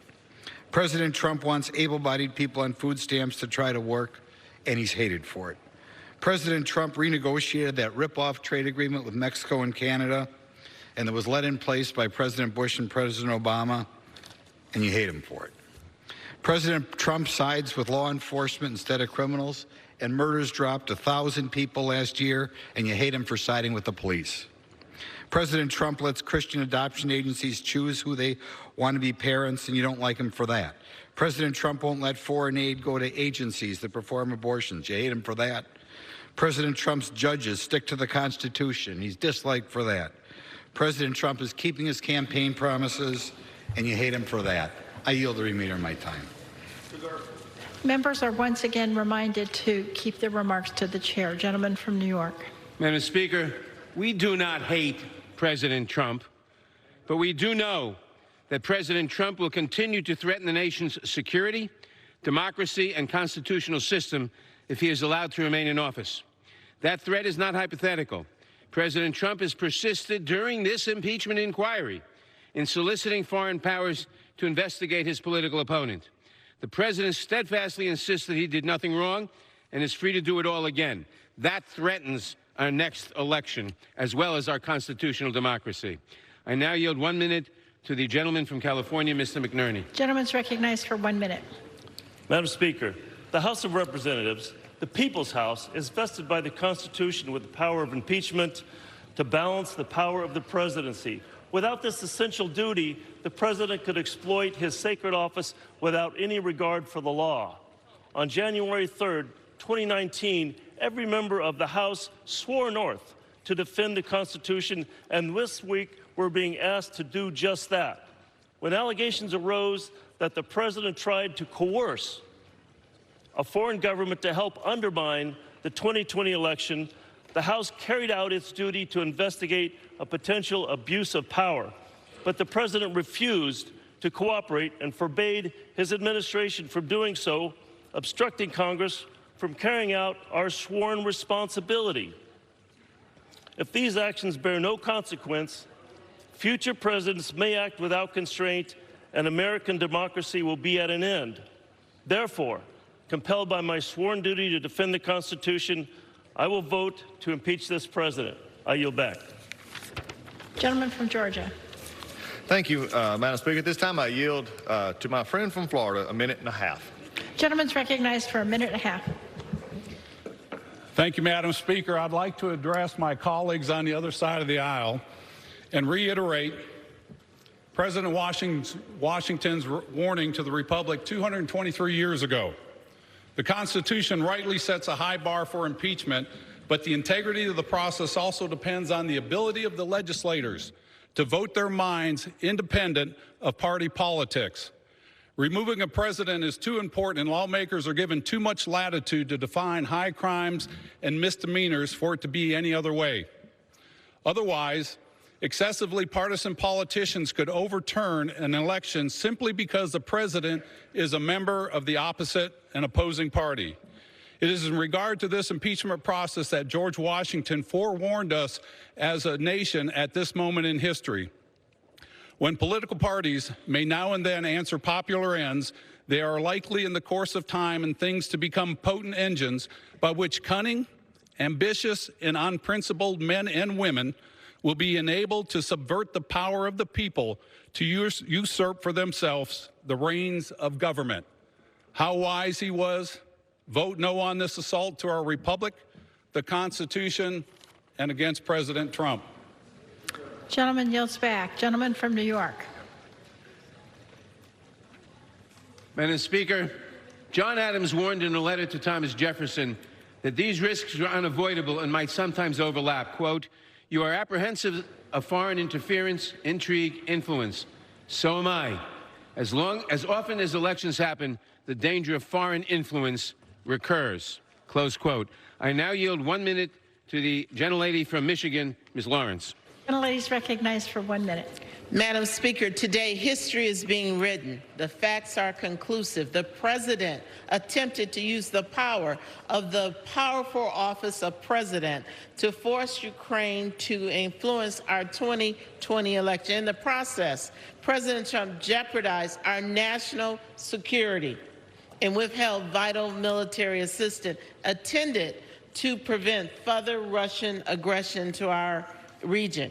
However, as our committees, including government oversight, which I sit on, and which I'm a member, sought to interview additional witnesses and obtain documents, the president ordered from the power of his office that the executive branch to not participate in obstructed the congressional oversight. Article 1 provides the House of Representatives with the sole power of impeachment, as well as the authority to conduct oversight of the executive branch. What did he have to hide? When the framers met over 200 years ago, they went to great lengths to ensure future presidents would be forced to answer to their constitutional responsibility. I stand today in support of the 2 articles of impeachment. Gentleman from Georgia. Thank you, Madam Speaker. At this time, I yield 2 minutes to the gentleman from Virginia, Mr. Klein. Gentleman's recognized for 2 minutes. Thank you, Madam Speaker. Today is a sad day for this body, for the voters who sent me here last November, and for our nation. Benjamin Franklin cautioned when asked what he had given us, a republic if you can keep it. Today we take a step further toward losing the republic that our founding fathers envisioned by engaging in activity that they specifically warned against, the misuse of the constitutional power of impeachment for one party's political gain. Our Constitution is the very foundation of our republic. Its assurance of self-determination has been the shining beacon by which our nation has chartered its course over the last 2 centuries. From a new democratic experiment struggling to survive to the greatest nation on earth, America has been powered over the years not by government, but by the ingenuity, the bravery, and the faith of its people. Confident in their place as one nation under God, indivisible, with liberty and justice for all. And so it is we, the people, who determine our president, not we, the Judiciary Committee, nor we, the Congress. The Constitution is clear. It's only when we see clear proof of the impeachable offenses outlined in Article 2, Section 4, treason, bribery, or other high crimes and misdemeanors, that we are to challenge the decision of the voters, break the figurative glass, and pull the emergency ripcord that is impeachment. We do not have that proof today.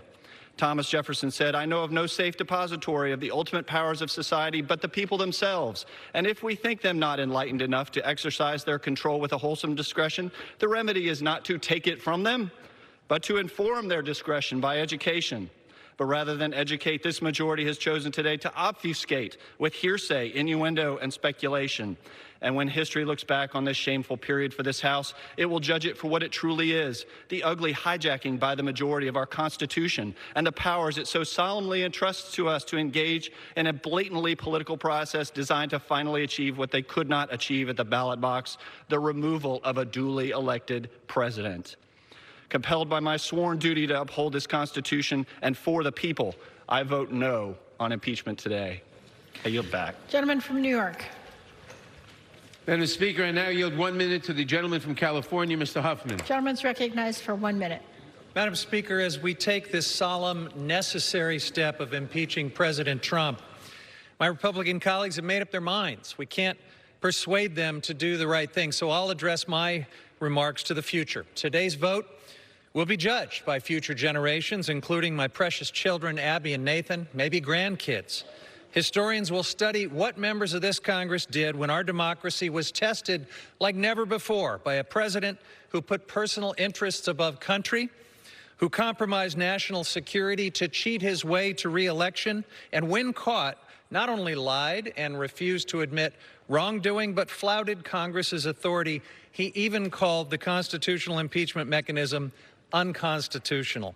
Historians will marvel how some members of Congress continued to stand by this man, how they put blind partisan loyalty or fear of Donald Trump above their duty to defend the Constitution, how they made absurd partisan arguments and tried to obstruct these proceedings, and how instead of pushing back when their party fell under the dark spell of authoritarianism, they embraced it as if the Constitution, the rule of law, and our oath of office mean nothing. So, Madam Speaker, for our future generations, our children, the judgment of history, let me be clear. I stand with our Constitution, with the rule of law, and our democracy. I'll be voting yes to impeach Donald J. Trump. Gentleman's recognized for 1.5 minutes. I thank the gentleman for yielding me time. Today's vote to impeach the duly elected President of the United States is truly historical.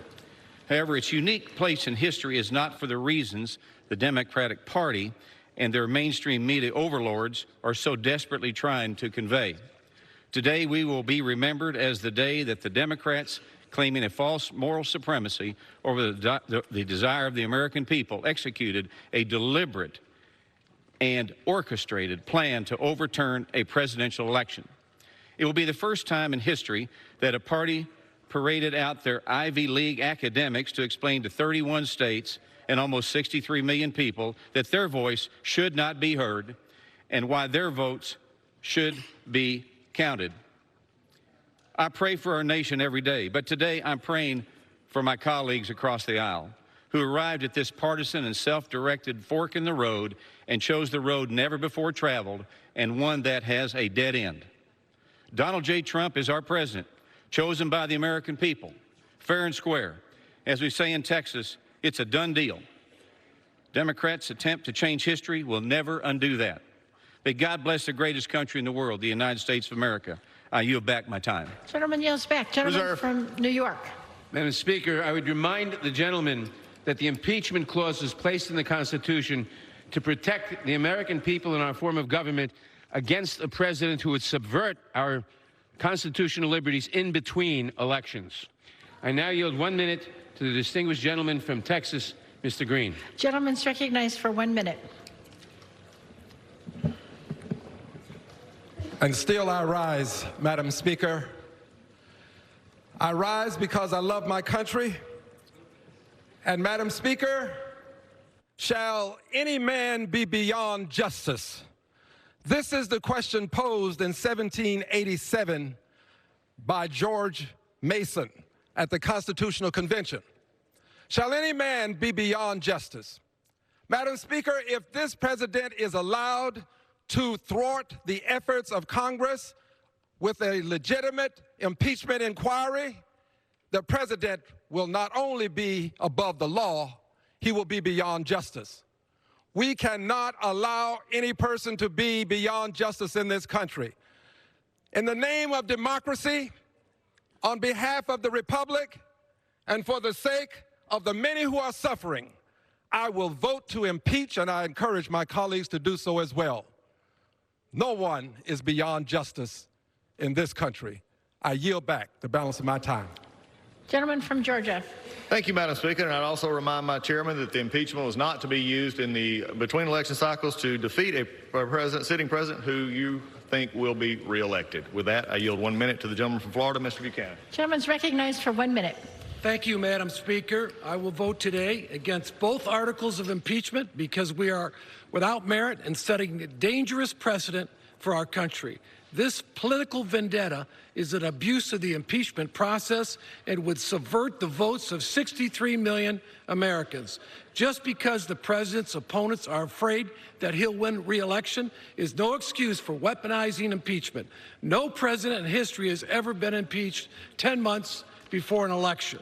Elections are the heart of our democracy. Our founding fathers devised a simple way to remove a president if you disagree with him. It's called an election, and we have one coming up in less than a year. Let's let the people decide this next November, and I yield back. Gentleman yields back. Gentleman from New York. Madam Speaker, I now yield 1 minute to the gentlelady from Michigan, Ms. Tlaib. Gentlelady is recognized for 1 minute. Thank you. I rise today in support of impeachment. I learn so much every single day from my residents at home.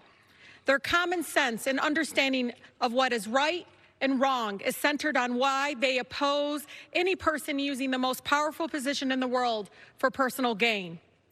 We honor our veterans in this chamber almost on a daily basis, but do we ever follow their lead?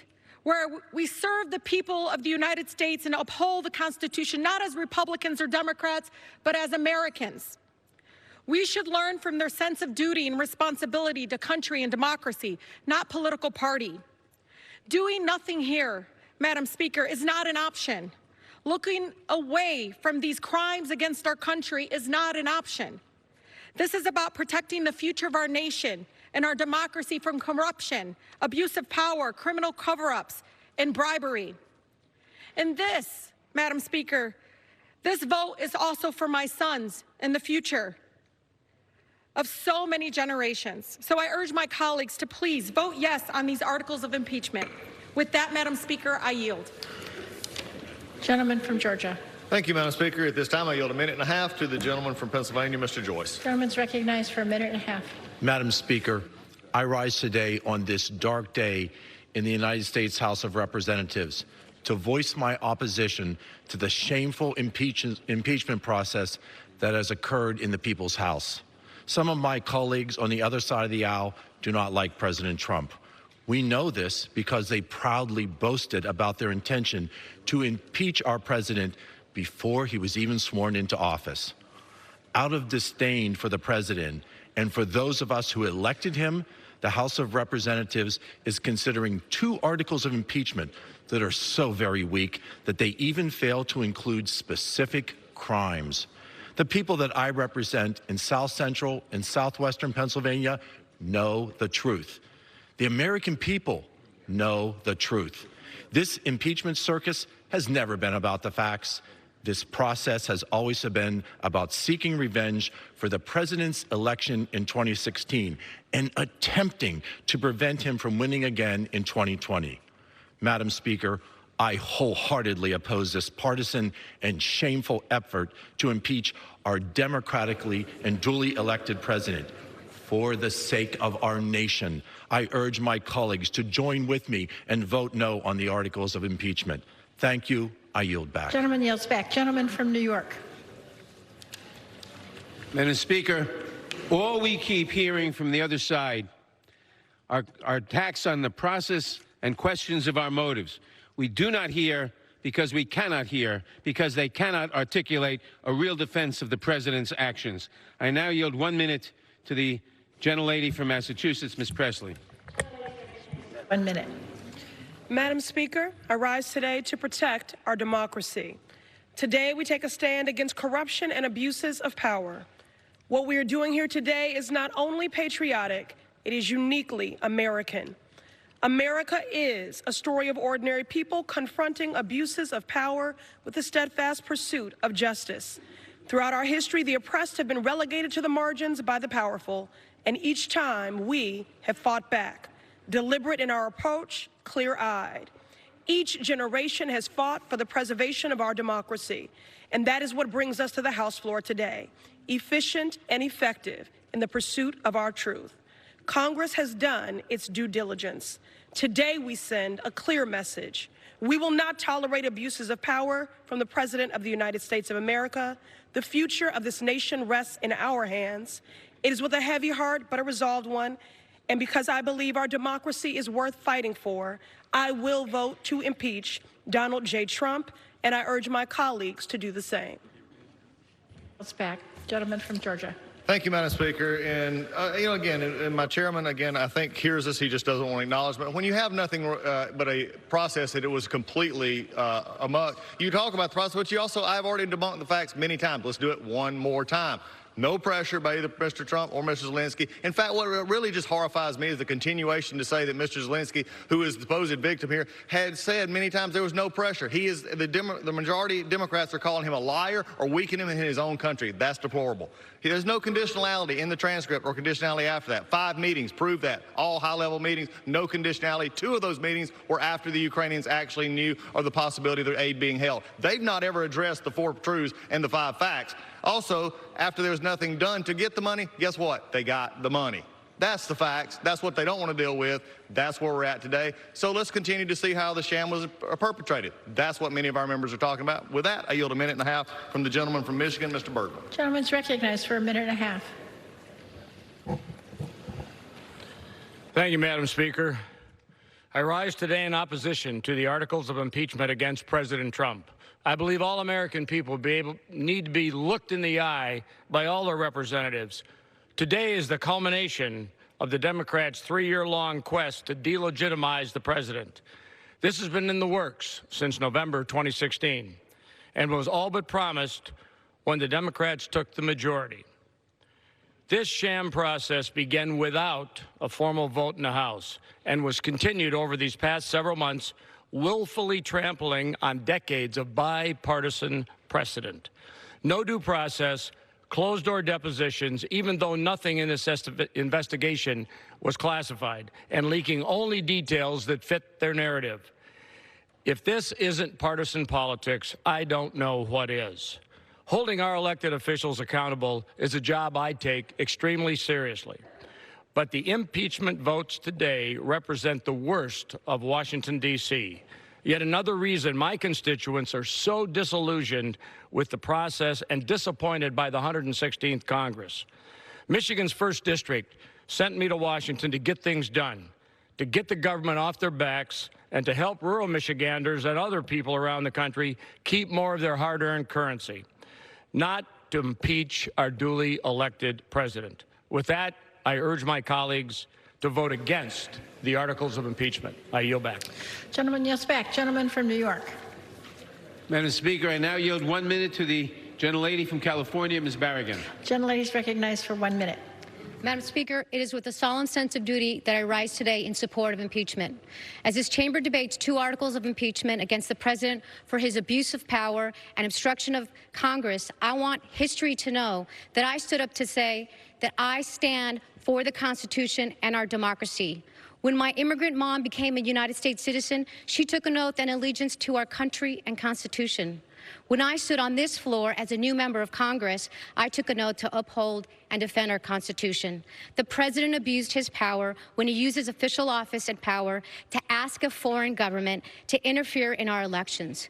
When he asked a foreign government for a personal favor to dig up dirt on his political opponent so he could cheat. The president got caught, and then he tried to cover it up. Today we say no more. Today we say we will not allow this president to abuse his power and endanger our national security. I stand to say no one is above the law, not even this president. I yield back. Gentleman from Georgia. Thank you, Madam Speaker. I yield a minute and a half to the gentleman from Pennsylvania, Mr. Perry. Gentleman is recognized for a minute and a half. I thank the gentleman. Since before inauguration, the press and members of this Congress have been for impeachment.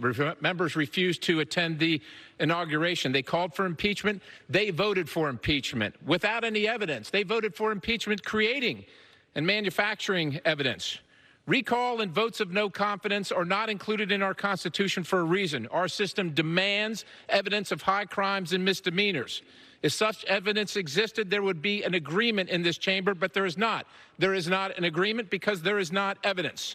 Madison and Hamilton warned us that this might happen, that impeachment would veer toward political factions, and that's exactly what this is. This is bitterly and nakedly partisan. My colleagues on the other side of the aisle have made a mockery of this process and this government. They despise the president and are themselves abusing the power of their office, all to settle the political score they were unable to resolve at the ballot box. Madam Speaker, they hope that if they repeat them over and over and stay on message, you will believe their charges. Repeating things that aren't true does not make them true. The call record between the two presidents is clear. President Trump was interested in getting to the bottom of what happened in the 2016 election. He asked the Ukrainians to work with our Attorney General. The Ukrainians were already getting the military hardware, and they got the assistance money and the meeting they desired. These are not crimes. These are disagreements over foreign policy and the fact that this president is conducting it. If it weren't so sad, it would be laughable, Madam Speaker. My colleagues are not driven by a quest for facts or truth. They are driven by their partisan animus and a timetable. These are the reckless and irresponsible act of elitists in the swamp, and they underline the fabric of our republic. I urge a no vote, and I yield. Gentleman from New York. Madam Speaker, I would remind the gentleman that there is, in fact, extensive direct evidence, including the President's own words and actions, which is corroborated and supported by indirect and circumstantial evidence. The record leaves the following key facts indisputable. President Trump's personal lawyer, Rudy Giuliani, pushed Ukraine to investigate Vice President Biden and a debunked conspiracy theory about the 2016 elections. President Trump directed U.S. officials and President Zelensky himself to work with Mr. Giuliani to fulfill his demands. President Trump withheld critical military aid for Ukraine, and President Trump stonewalled Congress investigation to cover up his misconduct. I now yield 1 minute to the gentleman from Illinois, Mr. Caston. Gentleman's recognized for 1 minute. Madam Speaker, this should not be a partisan vote. This is a vote about America. It's a vote about our democracy and our oath to the Constitution. We all took an oath to protect the Constitution against all enemies, foreign and domestic, and we all know that what President Trump did was wrong. We all know it's wrong to withhold foreign aid as for a political favor. We know it's wrong to ignore congressional subpoenas. And we know it's wrong to default to silly partisan process arguments rather than to rise and defend this beautiful but all too fragile democracy. And when those in elected power abuse their position for personal advantage, it's on us to somberly uphold and defend the responsibility that the founders bestowed on us. So when you talk about partisanship, I'd remind you of those great words of Lincoln. And paraphrasing him slightly, when one party would inflame partisanship rather than let the nation survive, I'm proud to be the party that would accept partisanship rather than let the nation perish. So in this moment, the answer is clear, not because we want to impeach, but because we must. So when you vote in a few hours, don't vote your party, vote your character. That's how you're going to be judged, and that's how we're all going to be judged. Thank you, and I yield back. Gentleman from Georgia. Madam Speaker, I ask for a time check for both. Gentleman from Georgia has an hour and 44 and a half minutes. Gentleman from New York has an hour and 47 and a half minutes. Thank you, Madam Speaker. At this time, I yield a minute and a half to the gentleman from Colorado, Mr. Tipton. Gentleman's recognized for a minute and a half. Madam Speaker, I rise in strong opposition to this partisan impeachment process. Make no mistake, this process did not begin with the whistleblower report. In fact, impeachment efforts began shortly after the president was elected. The theatrics, political posturing have ensured that this body is not actually pursuing to preserve checks and balances. Rather, this process echoes the calls by some that refuse to accept the 2016 election results. Neither of the articles receiving a vote justify the removal of the president from office. The first article suggests that the president pressured a foreign government to be able to assist in an upcoming election. Ukraine received its aid without a prearranged agreement.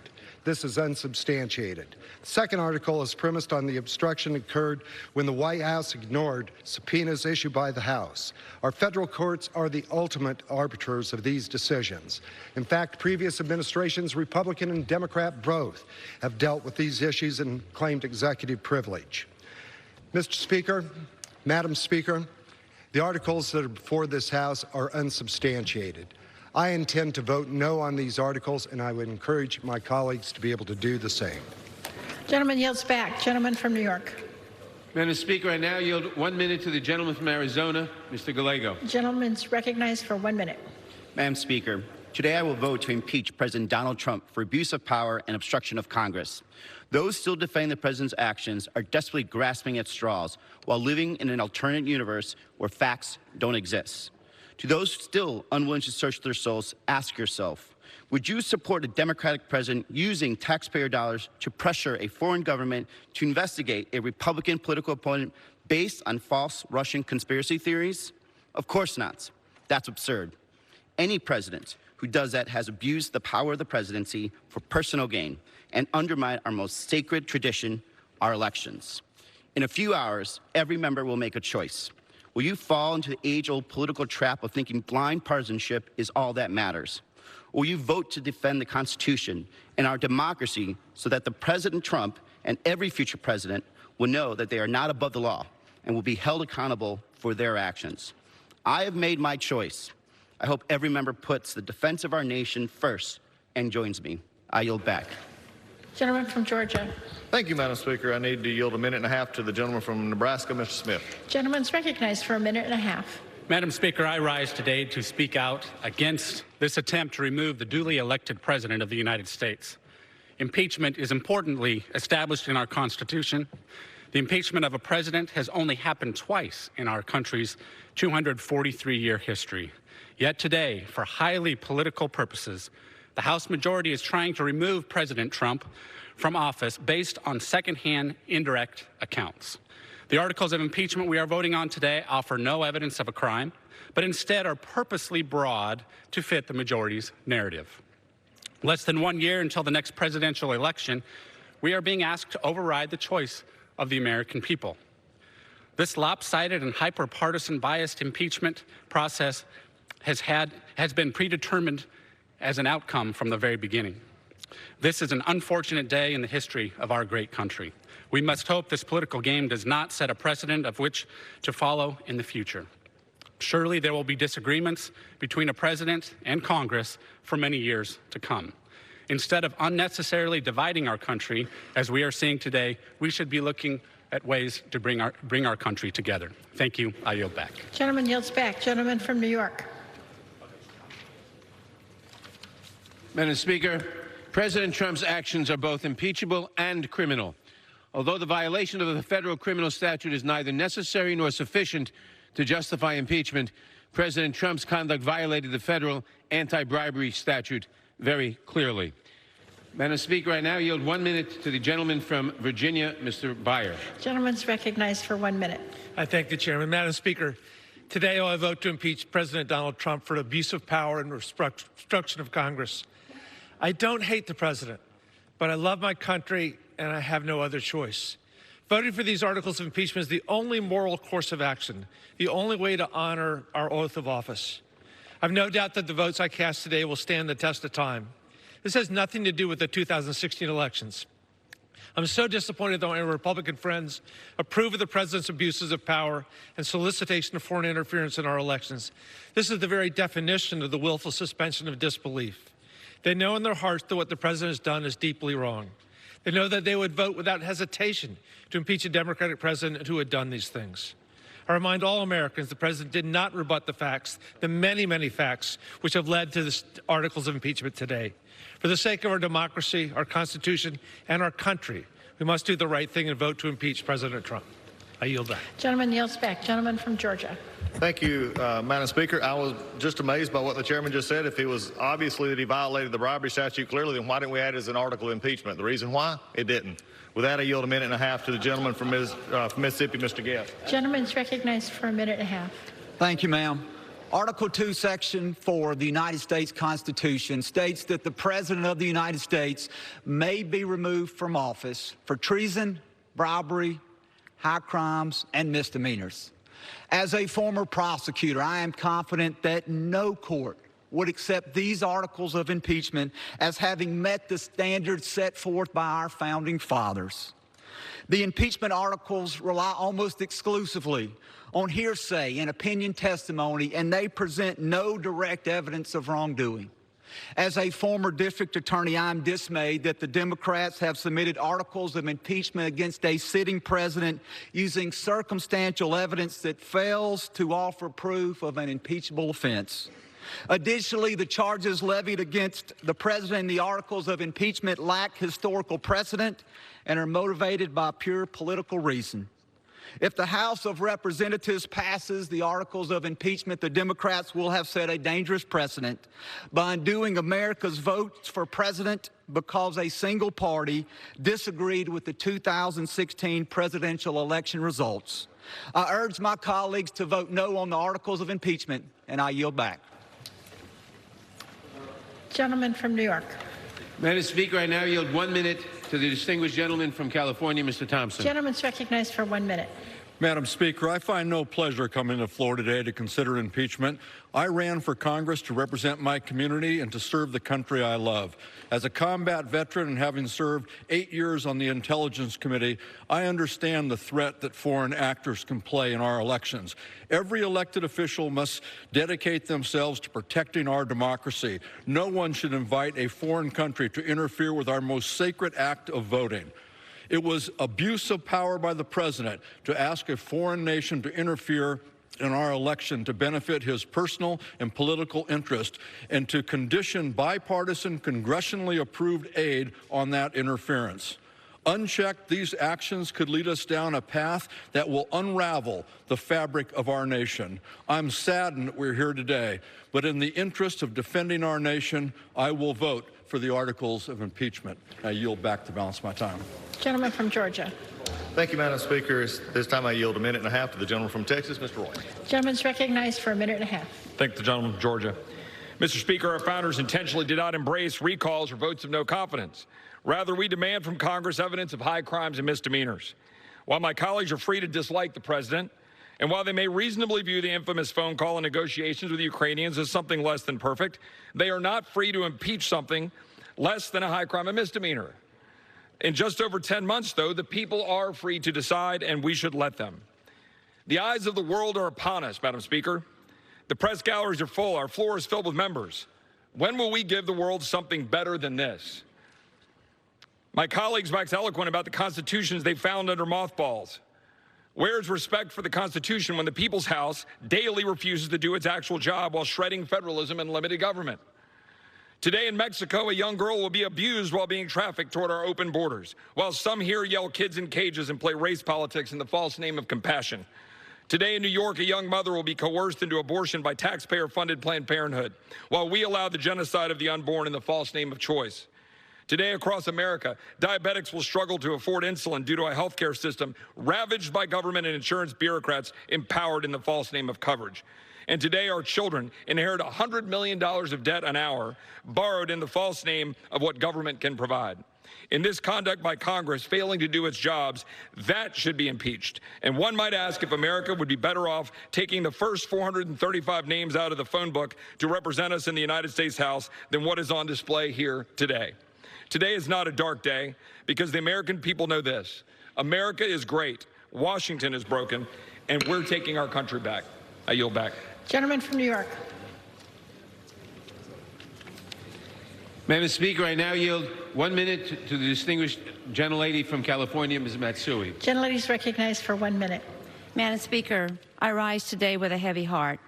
I came to Congress to serve the great people of Sacramento and to build a better future for our children and grandchildren, including my grandkids, Anna and Robbie.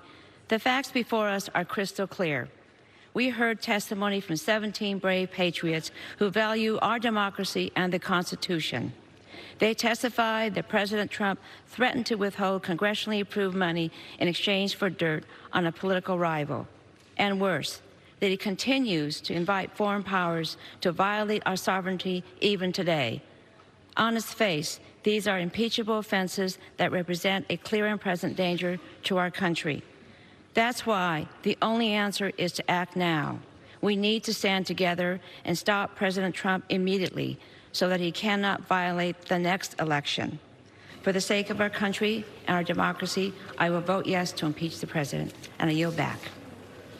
Gentleman from Georgia. Thank you, Madam Speaker. I yield a minute and a half to the gentleman from Pennsylvania, Mr. Smucker. Gentleman's recognized for a minute and a half.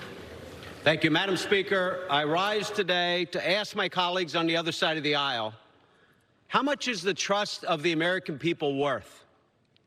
When the American people are dissatisfied with their government, the primary tool that the Constitution gives them to make a change is their vote.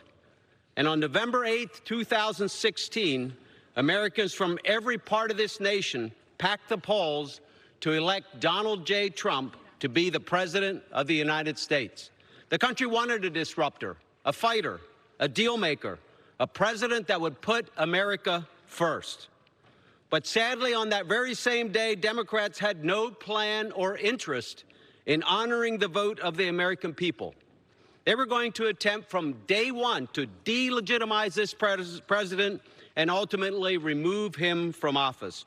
Right after the president was sworn in, the Washington Post wrote, "The campaign to impeach President Trump has begun." Even before he took office, a Politico article headline read, "Could Trump be impeached shortly after he takes office?" So, House Democrats have been planning for this day since January 2017. It's clear that facts have never mattered to the House Democrats.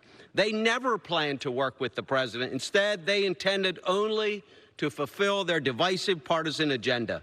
Again, I ask, how much is the trust of the American people worth? Because after the vote today, for what you think is a short-term partisan gain, you can be sure that the American people will have lost their trust in our institution. They will have lost their trust in Congress. And most importantly, they will have lost trust that their vote counts. Gentleman from New York. Madam Speaker, I now yield 1 minute to the gentleman from California, Mr. Garamendi. Gentleman's recognized for 1 minute.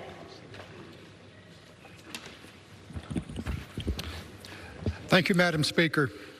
Impeaching a president is one of the most solemn and consequential decisions the United States Congress can make. It's not an action that I or my fellow House colleagues take lightly. Investigations and hearings conducted by the House prove overwhelming evidence that President Trump abused his power and endangered our national security. President Trump also issued a blanket order prohibiting all executive office personnel from testifying, responding to subpoenas, or turning over documents. Therefore, he has obstructed the legitimate constitutional obligation of Congress. The president's actions leave me no choice. President Trump violated his oath of office. Now, I will uphold my oath of office to preserve and protect our Constitution, and my promise to my constituents to carefully analyze all issues before me. I will vote in favor of both articles of impeachment against President Donald John Trump. I yield back. Gentleman from Georgia. Thank you, Madam Speaker. I yield a minute and a half to the gentleman from Dunn. Gentleman's recognized for a minute and a half. Madam Speaker, I stand before you today a disappointed man. I am disappointed in a broken and partisan process that has consumed the House Democrats. We were told this investigation was going to be bipartisan and transparent. Instead, the proceedings were held in secret behind closed doors with no attempt at a fair hearing. All this was done deliberately in an effort to undo the results of the 2016 election. Madam Speaker, my constituents in Florida want to see us get to work. They want us, they're counting on us to actually fix the surprise medical billing, to lower the cost of prescription drugs. Instead, we're here a week before Christmas voting to impeach the legitimate president, Donald J. Trump, on the strength of nothing but rumors. We've wasted almost a year on this process while House Democrats chose political theater over serving the American people. This shameful vote to impeach our president will be a lasting stain on our House, and I urge all of my colleagues to vote no. I yield back. Gentleman from New York. Madam Speaker, I now yield 1 minute to the distinguished gentleman from Oregon, Mr. DeFazio. Gentleman's recognized for 1 minute. Thank the gentleman. It's clear cut. The President of the United States has violated his oath of office and betrayed the Constitution and the American people. He admitted to soliciting assistance from a foreign leader to interfere in a U.S. election and aid his political re-election campaign. That's a violation of the law, a violation of the Constitution, and a betrayal of the American people, and an impeachable offense. Overwhelming evidence also demonstrates the president withheld congressionally approved taxpayer dollars to blackmail the young new president of Ukraine under attack from Russia. Now, the gentleman from Georgia says Ukraine didn't feel any pressure. They're being invaded by Russia. Vladimir Putin, you know, Trump's friend, and he withheld that aid until the whistleblower report came out. Then the aid was released. It wasn't released for any good purpose. Congress voted for that aid. The president signed the bill. That is another impeachable offense. And the Judiciary Committee has put together an extensive document which shows that there is evidence of numerous other federal crimes, including bribery and wire fraud. The president's actions threaten the continuation of our representative democracy. I'm proudly voting for impeachment today. Gentleman from Georgia. Thank you, Madam Speaker. And I am glad to know that Mr. Trump was giving them lethal aid, actually something to fight back with, not what was previously given to them. And there was, again, from the president himself, no pressure put on him. Your whole case sort of destroys if you're coercing somebody if there was no pressure felt. But yet we don't seem to get that part on this floor debate today. So with that, I yield 1.5 minutes to the gentleman from Montana, Mr. Gianforte. Gentleman's recognized for 1.5 minutes. Today, this chamber is pushing through the most partisan, baseless articles of impeachment in our history. House Democrats' hyper-partisan impeachment has been a sham since day one, driven by those whose bitter rage against President Trump has blinded their better judgment. The fact is, they've resolved to overturn the results of the 2016 election the day President Trump won. Earlier this year, Speaker Pelosi said, impeachment is so divisive to the country that unless there's something so compelling and overwhelming and bipartisan, I don't think we should go down that path. None of those standards have been met. None. The committee hearings were a scripted, substance-free, made-for-TV show. They would be comedy if impeachment weren't so serious and grave. Witnesses denied awareness of an impeachable offense. And because the majority has failed to make the case for impeachment, there is no bipartisanship. Compelling, overwhelming, bipartisan. Speaker Pelosi has not met her own criteria for impeachment. But here we are. Despite Democrats testing and tweaking their impeachment message, the American people have rejected it. I will vote against this partisan impeachment sham. Let's get back to the work that the American people sent us here. And on this sad day of an impeachment charade, I yield back the balance of my time. Gentleman from New York. Madam Speaker, I now yield 1 minute to the gentleman from Texas, Mr. Gonzalez. Gentleman's recognized for 1 minute.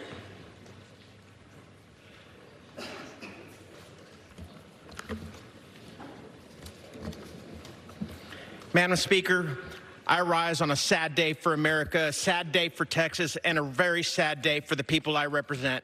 I'm not gleeful for today. I came to Congress to lower the cost of prescription drugs, fight for a debt-free education, improve the cost of special needs children, our seniors, and our veterans. I did not come to Congress to impeach a sitting president, but we've been given no choice. He has eroded the foundations of our democracy and used the office of the presidency for personal and political gain. Our founding fathers feared that one day the power of the presidency was stretched beyond its limits. Thus, they enshrined in the Constitution a system of checks and balances. We cannot and will not lower the ethical standards of our presidency. We cannot afford to wither like a cheap flower in bad weather, watching our democracy crumble and rot from within. That is not the America the world knows and loves, and it's certainly not the America we would be proud to have our future generations inherit. And that is why today I must vote to impeach the President of the United States and fulfill my oath to the Constitution, and I yield back. Gentleman from North Dakota. Madam Speaker, I yield 1.5 minutes to my friend from Texas, Mr. Hurd. Gentleman's recognized for 1.5 minutes. Throughout this process, the American people have learned of bungling foreign policy decisions, but we have not heard evidence beyond a reasonable doubt of bribery or extortion. Allegations of these two crimes aren't even mentioned in the articles of impeachment being debated today. But today, we have seen a rushed process divide our country. Today, accusations have been hurled at each other, questioning one another's integrity. Today, a dangerous precedent will be set, impeachment becoming a weaponized political tool. We know how this partisan process will end this evening, but what happens tomorrow? Can this chamber put down our swords and get back to work for the American people? This institution has a fabled history of passing legislation that has not only changed our country, but has inspired the world. This feat has been possible because this experiment we call America has one perpetual goal: make a more perfect union. We can contribute to this history if we recognize the simple fact that way more unites our country than divides us. Tomorrow, can we start focusing on that? Gentleman yields back. Gentleman from New York.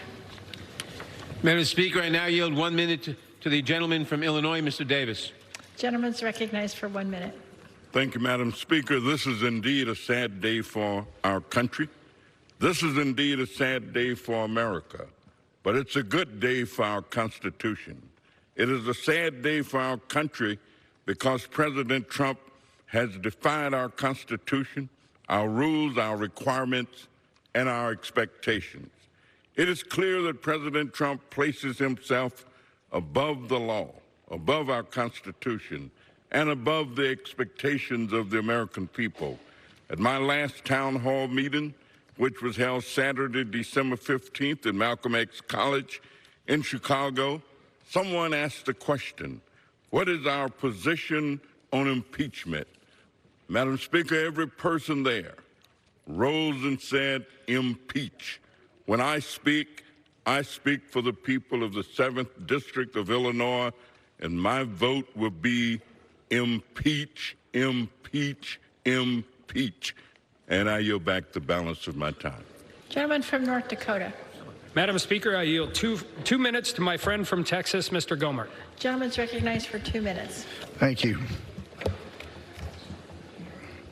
In 1998, Senator Schumer said, and I quote, this impeachment will be used as a routine tool to fight political battles. We thought it was a prediction. It was a promise, and now it's playing out. It's exactly what's being done here. And for those that say we don't address the defenses of fact, here you go. The impeachment serves two purposes. Number one, stop the investigation by the U.S. Department of Justice and Ukraine into the corruption of Ukraine interference into the U.S. Election in 2016. You said this was about, this terrible Russia collusion. Then that fell through. It's about emoluments. It's about bribery. It's about extortion. It's changed, but one thing hasn't changed, and that is the intent to impeach this president. It's always been there. But let's be honest. The president turning his back on Ukraine, that happened in 2009, because in 2008, Ukraine invaded Georgia. What happened? Bush put sanctions on Russia to teach them a lesson. What happened after that? Well, in March of 2009, Hillary Clinton was sent over to Russia with a reset button to say, Bush overreacted. We're okay that you invaded Georgia. It was a green light to Russia to invade Ukraine. And what do? Oh, yeah, you send blankets and MREs they can eat and be warm while the Russians are killing them. That is what the Obama administration did. This is a travesty, and we're in big trouble because Schumer was right. Now it's lowered even farther, the bar. It will be used for political battles, and this country's end is now in sight. I hope I don't live to see it. This is an outrage. I yield back. Gentleman from New York. Mr. Speaker, I am deeply concerned that any member of the House would spout Russian propaganda on the floor of the House. I now yield 1 minute to the gentleman from New York, Mr. Higgins. The gentleman from New York is recognized for... The House will come to order. The gentleman from New York is recognized for 1 minute. Thank you. The House will come to order. The House will come to order. The gentleman from New York is recognized for 1 minute. Thank you, Mr. Chairman. Madam Speaker, the United States Constitution is explicit. Bribery is an impeachable offense. Bribery involves the abuse of power, and the President of the United States abused the power of his office by soliciting a bribe of a foreign leader to interfere in an election that he was afraid he could not win honorably, fairly, or freely. You, President of Ukraine, opened and announced an investigation of my political rival, and I, President of the United States, will release $391 million in military aid and give you the stature-amplifying White House meeting that you need. This is a this for that, something for something transaction.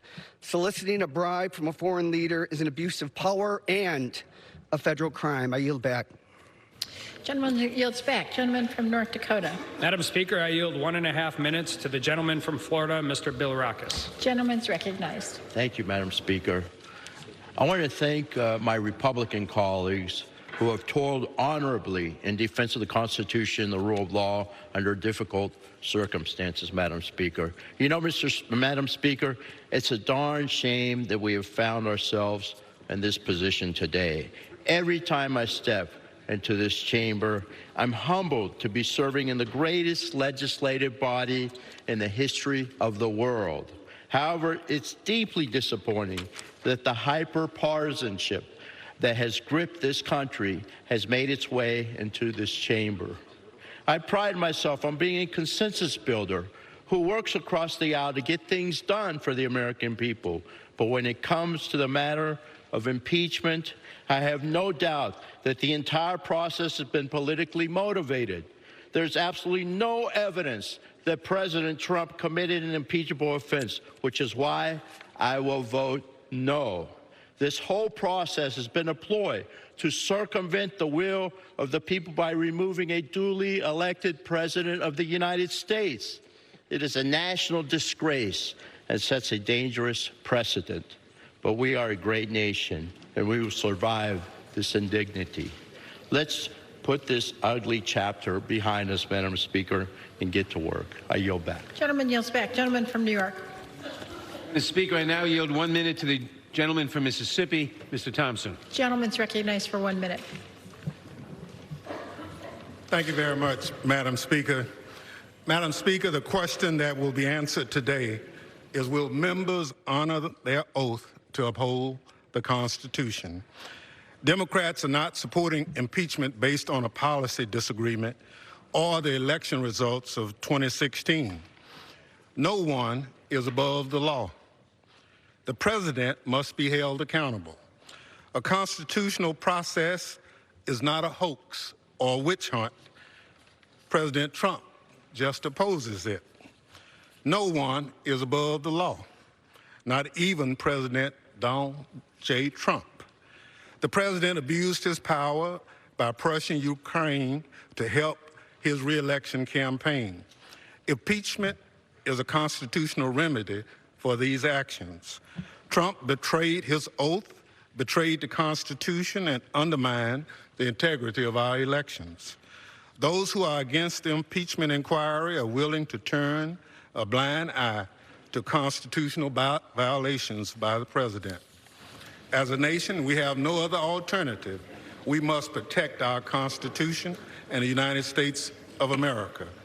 In his own words, no intelligent person believes what he is saying. The gentleman's time's expired. Gentleman from North Dakota. Madam Speaker, I yield 1.5 minutes to the gentleman from Indiana, Mr. Barrett. Gentleman's recognized for 1.5 minutes.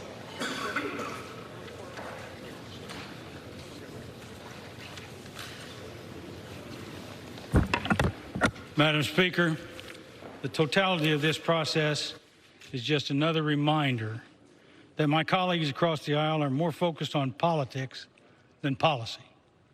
The American people deserve better. Our republic deserves better. The brave men and women of our military, myself included, have fought for the freedom and democracy all around the world. Yet today, my colleagues are eroding those freedoms through a process that ignored facts, abused power, and was shrouded in secrecy. Those facts could not be more clear. The president committed no crime, broke no laws, and there was no quid pro quo. I look forward to doing the right thing, representing the Hoosiers in my district, and voting against this impeachment charade. I stand with President Trump and look forward to passing policies that continue to move our country forward. I yield back the balance of my time. Gentleman yields back. Gentleman from New York. Madam Speaker, I now yield 1 minute to the gentleman from Oregon, Mr. Blumenauer. Gentleman's recognized for 1 minute. Thank you. Thanks to the hard work of our committees, the leadership of the Speaker, we found overwhelming evidence Trump invited foreign interests to interfere in our elections for his personal gain, and he then took unprecedented efforts to cover it up, obstructing Congress. I'm proud of the courage of new members to do their duty so that for the first time in his privileged life, Donald Trump will be finally held accountable for his reckless personal behavior and business practices. I vote proudly for these 2 articles of impeachment, and then I hope the House retains control of the articles until the Speaker and Leader Schumer can negotiate agreement on process and witnesses from McConnell so that the next stage will be open and fair so that Donald Trump will ultimately be held accountable. Gentleman yields back. Gentleman from North Dakota. Madam Speaker, I yield 1.5 minutes to my friend from Oklahoma, Mr. Hearn. Gentleman's recognized for 1.5 minutes. Public hearings began November 13th. Less than a month later, Speaker Pelosi announced articles of impeachment on December 5th, saying that the investigation had revealed enough information to move forward with impeachment. Let's think about that. 22-day investigation. 6 of those days were weekends where hearings weren't happening and the House was not in session. 7 of those days were weekends that the House was in recess, including the week of Thanksgiving. 2 of those days were in flying days where Congress doesn't hold hearings. So out of the 22 days, just 7 days were used to investigate, debate, and vote on the impeachment of the duly elected leader of our country. No wonder my constituents are upset. 7 days to impeach the President of the United States. Not to mention that this 7-day investigation uncovered 0 facts in support of impeachment. I spent every minute I had in there as an observer of these hearings, and all I learned is that if you hate someone so strongly and enough people agree with you, that's grounds enough to be impeached. We asked for 12 hours of debate, the same amount of time allotted to President Clinton's impeachment, 12 hours of debate for possibly the biggest vote I will cast in my tenure as representative. Isn't asking too much. But no, they want to get out here before Christmas. So it's okay to rush through the process. I'm ashamed to be a part of this today, even as I vote against the impeachment.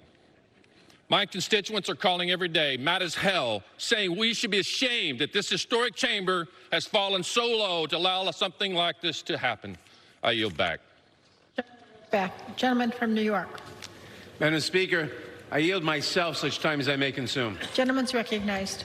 Madam Speaker, my friend, the gentleman from Georgia, has a tagline about the clock and the calendar. Madam Speaker, this is not about the clock and the calendar. It is about corruption and the Constitution.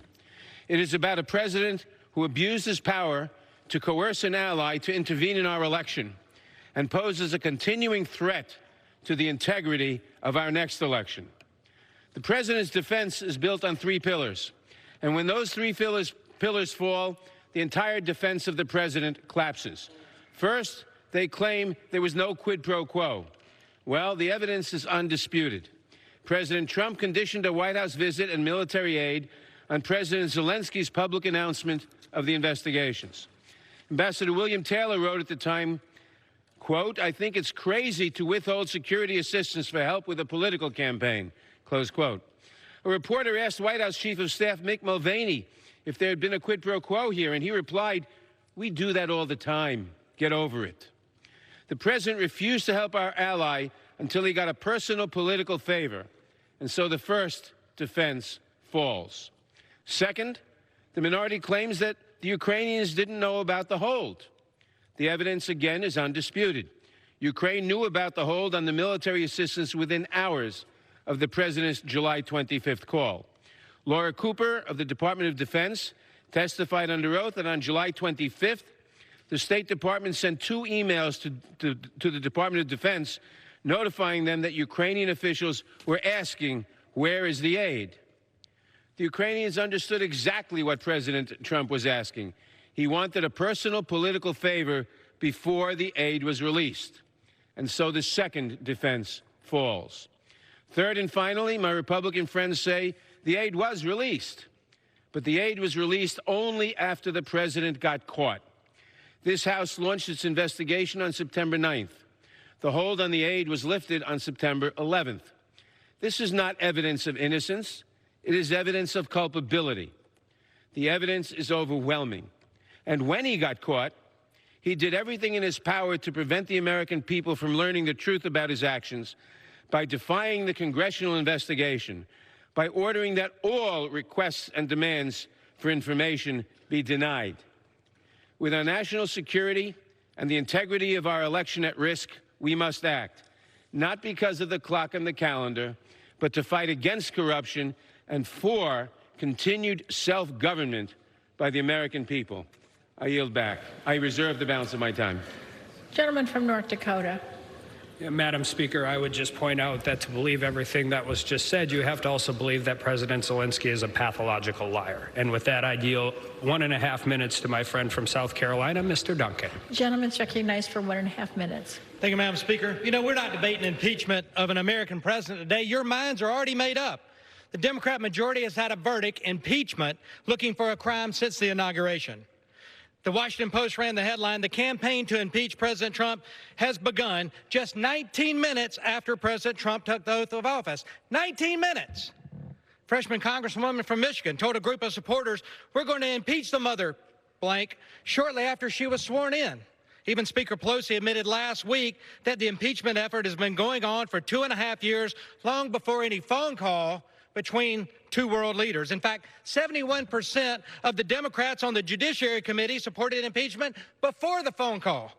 The impeachment sham is based on hearsay, conjecture, and opinion. And you know what? You can't even get a speeding ticket in this country based on hearsay. But yet we're going to impeach an American president based on just that. Where are the crimes of treason, high crimes, or misdemeanors committed here? Those are things that constitute impeachable offenses, not hatred or policy disagreements.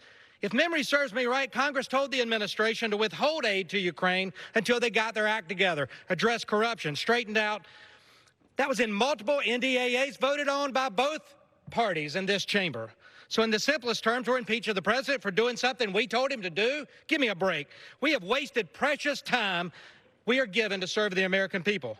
While you held secret hearings and depositions behind closed doors in Chairman Schiff's Chamber of Secrets. But the American people have a great sense of fairness, I promise you. They see President Trump has not been treated fairly in this process. Impeachment based on hearsay and opinion, not facts. It's a sad day in this chamber. The People's House. I yield back. Members are again reminded to address their remarks to the chair. Gentleman from New York. Madam Speaker, I would now inform you that the gentleman from California, Mr. Schiff, the chair of the Intelligence Committee, will now serve as my designee and will control the remainder of the time on the majority side. Does the gentleman yield to the gentleman from California?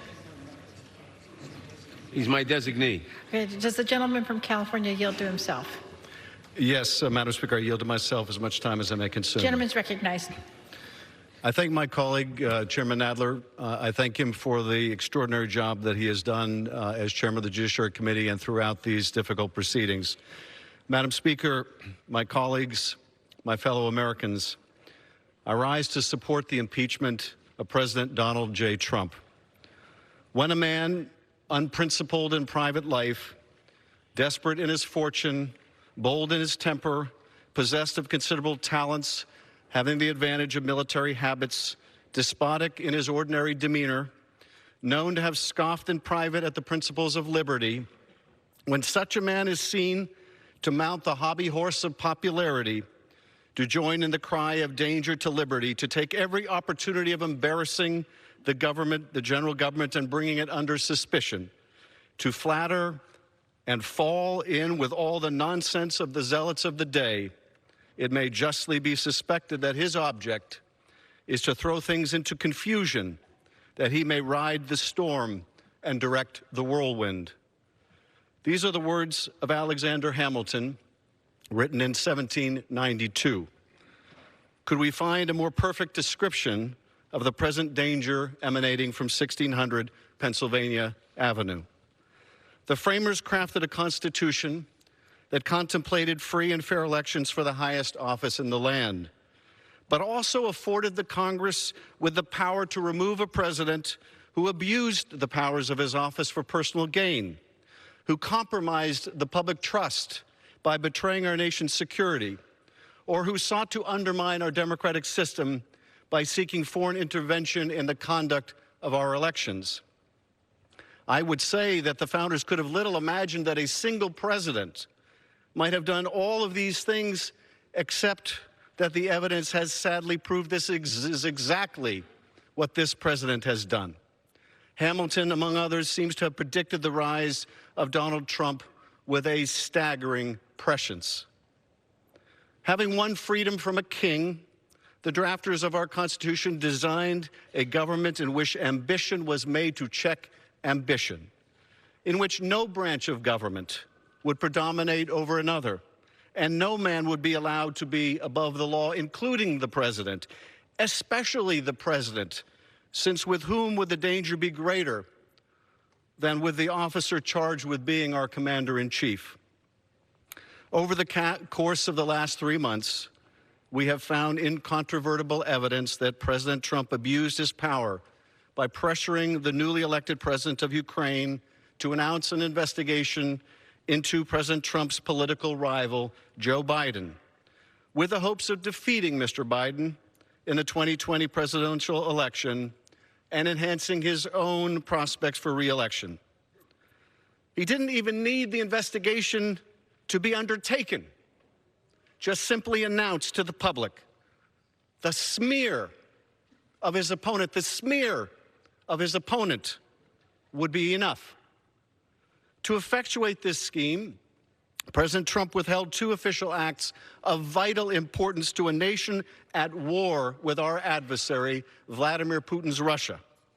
The president withheld a White House meeting that Ukraine desperately sought to bolster its standing on the world stage. And even more perniciously, President Trump suspended hundreds of millions of dollars of military aid approved by this Congress to coerce Ukraine into doing his electoral dirty work. The President of the United States was willing to sacrifice our national security by withholding support for a critical strategic partner at war in order to improve his re-election prospects. But for the courage of someone willing to blow the whistle, he would have gotten away with it. Instead, he got caught. He tried to cheat, and he got caught. Now, this wasn't the first time. As a candidate in 2016, Donald Trump invited Russian interference in his presidential campaign, saying at a campaign rally, "Russia, if you're listening, I hope you're able to find the 30,000 emails that are missing." A clear invitation to hack Hillary Clinton's emails. Just 5 hours later, Russian government hackers tried to do exactly that. What followed was an immense Russian hacking and dumping operation and a social media disinformation campaign designed to help elect Donald Trump. Not only did candidate Trump welcome that effort, but he made full use of it, building it into his campaign plan, his messaging strategy, and then he sought to cover it up. This Russian effort to interfere in our elections didn't deter Donald Trump. It empowered him. The day after Special Counsel Bob Mueller testified before Congress about Russia's sweeping and systemic effort to influence the outcome of our last election, The day after President Trump believed that the investigation into his first electoral misconduct had come to an end, the president was back on the phone urging yet another country, this time Ukraine, to help him cheat in another election. 3 consecutive days in July tell so much of the story. 3 consecutive days in July of 2019. July 24th, the day that Special Counsel Mueller testified before Congress, and President Trump thought he was finally in the clear. July 25th, the day that President Trump got on the phone with the Ukrainian president, and in the context of a discussion about military support for that embattled nation that the president had recently frozen, said, "I would like you to do us a favor, though," and asked Ukraine to do 2 investigations to help his re-election efforts in 2020. That was July 25th. And then we come to July 26th, the day Gordon Sondland called President Trump on his cell phone from a restaurant in Ukraine. Gordon Sondland, not some anonymous never-Trumper, but $1 million donor to the president's inauguration and his hand-picked ambassador to the European Union. What does President Trump ask Sondland the day after this call? What does President Trump ask? What does the president want to know? Did he ask about Ukraine's efforts to battle corruption? Of course not. Did he ask how the war with Russia was going?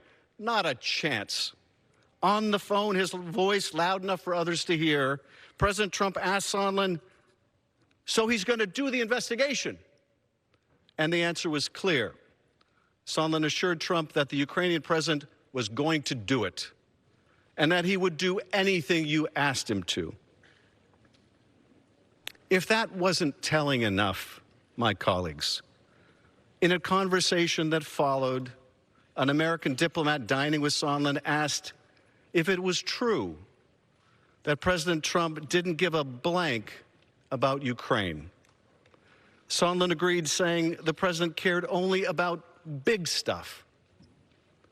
The diplomat noted that there was big stuff in Ukraine, like a war with Russia. And Sondland replied that the president cared only about big stuff that benefits him personally, like the Biden investigation that Mr. Giuliani was pushing. In that short conversation, we learned everything we need to know about the 45th president of the United States. He doesn't care about Ukraine or the impact on our national security caused by withholding military aid to that country fighting for its democratic life. All that matters to this president is what affects him personally, an investigation into his political rival and a chance to cheat in the next election. As Professor Gerhardt testified before the Judiciary Committee 2 weeks ago, if what we're talking about is not impeachable, then nothing is impeachable. Even as this body uncovered the facts of this Ukraine scheme, even as we opened an impeachment inquiry, even as we gathered evidence, President Trump continued his efforts to seek foreign help in the next election. Well, I would think, he said from the White House lawn on October 3rd, that if they're being honest about it, they'd start a major investigation into the Bidens. It's a very simple answer, he said. And he made it clear it's an open invitation to other nations as well, saying China should start an investigation into the Bidens, too. President Trump sent his chief of staff to the White House podium, and he told the world that, of course, they had linked aid to investigations, and that we should just get over it. And even as these articles have made their way to this House floor, the president's personal attorney has continued pursuing these sham investigations on behalf of his client, the president. The president and his men plot on. The danger persists. The risk is real. our democracy is at peril. But we are not without a remedy prescribed by the founders for just these circumstances: impeachment. The only question is, will we use it? Or have we fallen prey to another evil that the founders forewarned? The excess of factionalism, the elevation of party over country. Many of my colleagues appeared to have made their choice to protect the president, to enable him to be above the law, to empower this president to cheat again, as long as it is in the service of their party and their power. They've made their choice, despite this president and the White House stonewalling every subpoena, every request for witnesses and testimony from this co-equal branch of government. They have made their choice, knowing that to allow this president to obstruct Congress will empower him and any other president that follows to be as corrupt, as negligent, or as abusive of the power of the presidency as they choose. They have made their choice, and I believe they will rue the day that they did. When Donald J. Trump was sworn in on January 20th, 2017, he repeated these words: "I do solemnly swear that I will faithfully execute the office of the President of the United States and will, to the best of my ability, preserve, protect, and defend the Constitution of the United States." Has he lived up to that sacred obligation? Has he honored his oath of office? Has he preserved, protected, and defended the Constitution of the United States? The uncontested evidence provides the simple yet tragic answer: he has not. In America, no one is above the law. Donald J. Trump sacrificed our national security in an effort to cheat in the next election. And for that, and his continued efforts to seek foreign interference in our elections, he must be impeached. I reserve the balance of my time. Gentleman from North Dakota. Madam Chair, it's nice to see you here, Chairman Schiff. It would have been nice to have either you or the whistleblower present in either the judiciary or the oversight hearings. And I think we're continuing to neglect the four key facts of this. The transcript is out. Everybody can read it. The American people can read it.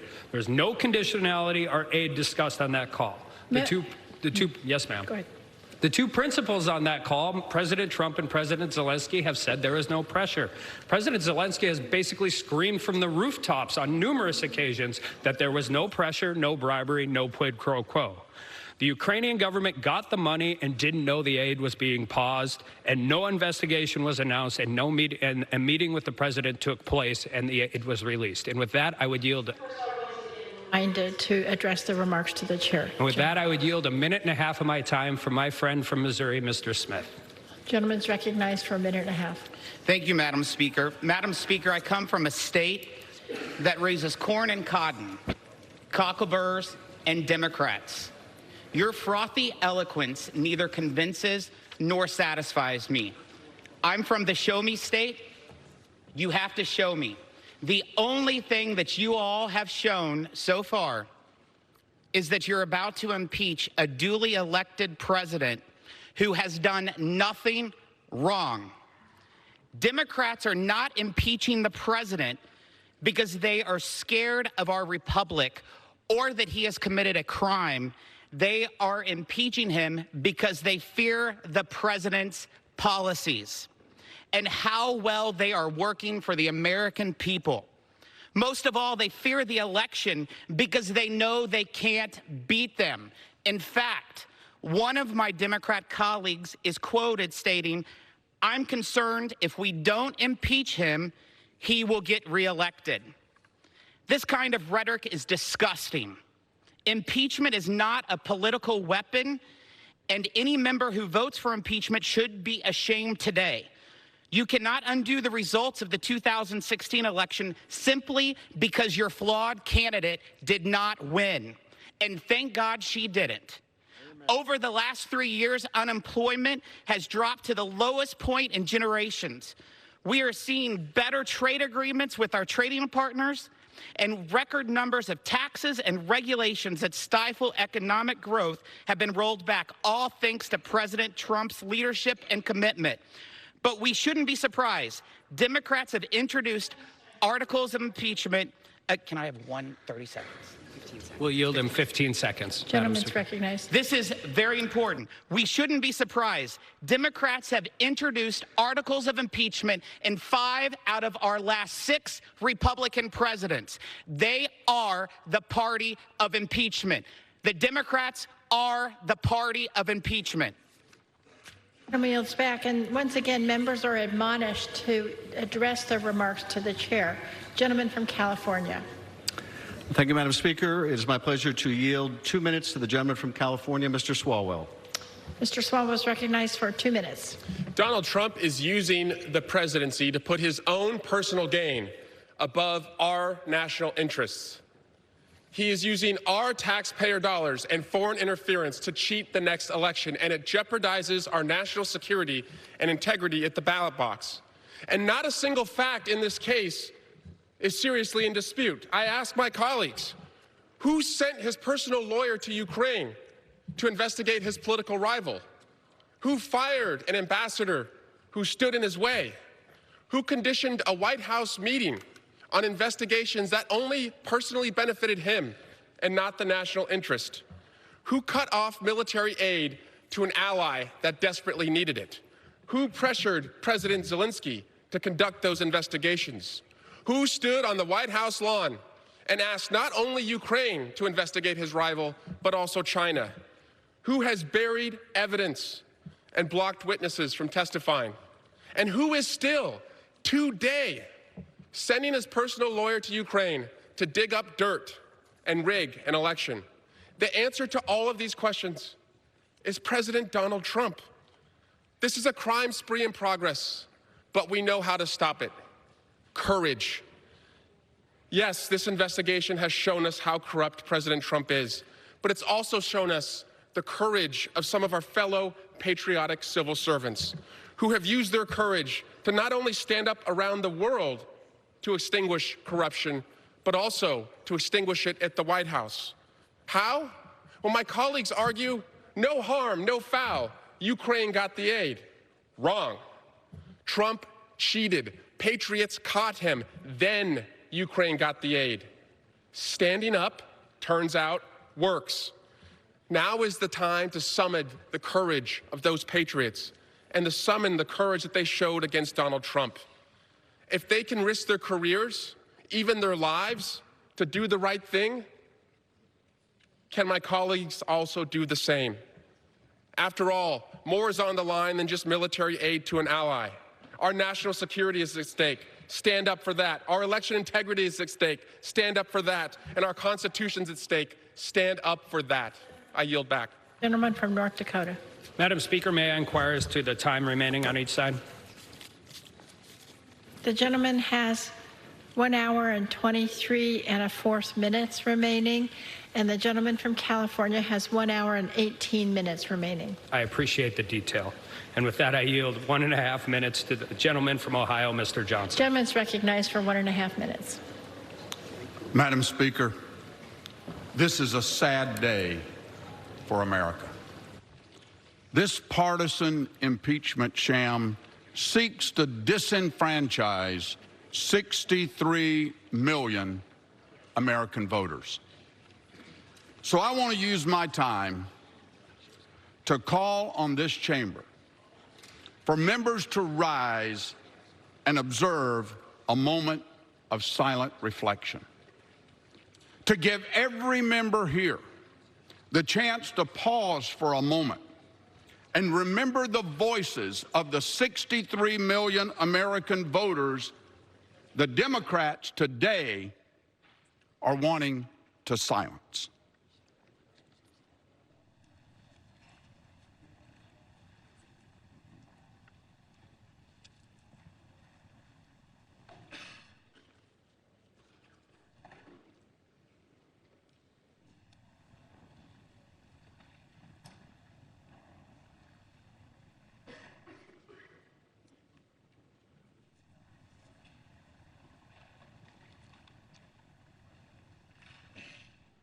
Madam Speaker, disenfranchising 63 million voters gives me 63 million reasons to vote no, and I urge my colleagues to do the same. Gentleman yields back. Gentleman from California. Madam Speaker, it's my pleasure to yield 2 minutes to Ms. Sewell, the gentlewoman from Alabama. Gentlelady is recognized for 2 minutes. Madam Speaker, it is with a heavy heart and a profound sense of the gravity of this moment that I rise today in support of the impeachment of President Donald J. Trump. To be clear, I did not run for Congress to impeach a president. I came to work every day on behalf of the hardworking people of Alabama's 7th Congressional District. But the facts are uncontested. The truth is clear, and I have been left no other choice. As a member of the Intelligence Committee, I sat in shock, in awe, as witness after witness came forward, their stories painting a clear picture of the president's abuse of power. They testified that the president had direct orders to withhold vital military aid for Ukraine and a White House visit in exchange for investigation into the Bidens. To date, all the military aid has not been released, and there still has been no White House meeting. The bottom line is clear. President Trump endangered our national security and the very essence of our democracy for his own personal political gain. Then President Trump sought to cover it up by subverting the oversight authority of Congress. If presidential abuse of power is left unchecked, we all become accomplices when he does it again. This cannot become the new normal, not on our watch. While President Trump's indefensible actions set in motion this event, my vote for impeachment today is not about the president. It is about my oath to defend and protect the Constitution of this United States of America and to make sure that I uphold and honor the sacred trust that my constituents gave me. President Trump has betrayed his oath of office. Let us not betray ours. I yield back the balance of my time. Gentleman from North Dakota. North Dakota. I'm from... You're back? I'm back. From Georgia. Thank you, Madam Speaker. I'm back. Also noticed some changes around here since we left, and I noticed I have a new manager on the other side who, as I came back in from getting a quick bite, noticed gave an eloquent defense of his side of this story that we're telling. I just wish we could have had that same eloquent defense before the Judiciary Committee where he could have been asked questions instead of just giving one side. With that, I yield a minute and a half to the gentleman from Pennsylvania, Mr. Keller. Gentleman's recognized for a minute and a half. Thank you. Madam Speaker, today will forever be remembered as a stain on our republic. These impeachment proceedings are not based upon facts, evidence, reason, or any inappropriate or impeachable actions by our president. Instead, the actions being taken by those favoring impeachment are a product of their disdain for President Trump, his America First agenda, and particularly a disdain by the other party for the 63 million Americans that elected him as president. Again, these articles of impeachment are not based on any facts, but rather on hearsay, presumptions, innuendo, and feelings. Feelings by Democrats and career bureaucrats who have wanted President Trump removed from office since the day he was elected. In defense of the Constitution, I urge all members to oppose both articles of impeachment. It is unclear who will judge those voting for impeachment today more harshly, history or voters. So, I want Democrats voting for impeachment today to know that I'll be praying for them. From the Gospel of Luke, the 23rd chapter, verse 34, and Jesus said, "Father, forgive them, for they know not what they do." Thank you, and I yield back. Gentleman yields back. Gentleman from California. Madam Speaker, my colleagues have referred to patriotic Americans who testified before the Intelligence Committee as career bureaucrats. I want to remind people just who those career bureaucrats are. They're people like Ambassador Bill Taylor, who has served this country for decades, graduated top in his class at West Point, served during Vietnam in combat, earned a Bronze Star, There are people like Colonel Vindman, served in Iraq, earned a Purple Heart. There are people like Ambassador Marie Yovanovitch, served in dangerous places all over the world, one of the most respected of all of our Foreign Service officers. These are the people that my colleagues would pejoratively label as career bureaucrats. And why? Because they have the courage to do their lawful duty, to answer a subpoena, to come and testify. And for this, they're called career bureaucrats. Well, we should have more career bureaucrats of that caliber. I'm pleased to yield 1 minute to the gentleman from California, Mr. Costa. The gentleman's recognized for 1 minute. Madam Speaker, I rise with a heavy heart. The two most difficult votes any member of Congress ever has to cast to vote to go to war are to impeach. Today, I will vote for the articles of impeachment. Over the last few months, I've listened carefully to my constituents. I've weighed all the available information to determine whether or not the president committed any wrongdoing. There are disturbing facts from this administration that inform my decision, including the president's own words.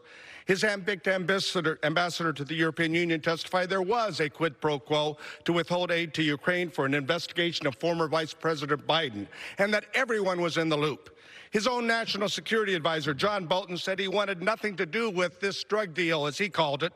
And then the president openly acknowledged that China and Ukraine should investigate Mr. Biden. There's much more evidence pointing to the president violating his own oath of office. I have not made this decision lightly, but I must uphold my own oath of office because I believe the president has failed to uphold his oath of office. The weight of history and my belief in the Constitution of the United States and our own national security interests have led me to this vote, and I yield back the balance of my time. Gentleman from Georgia.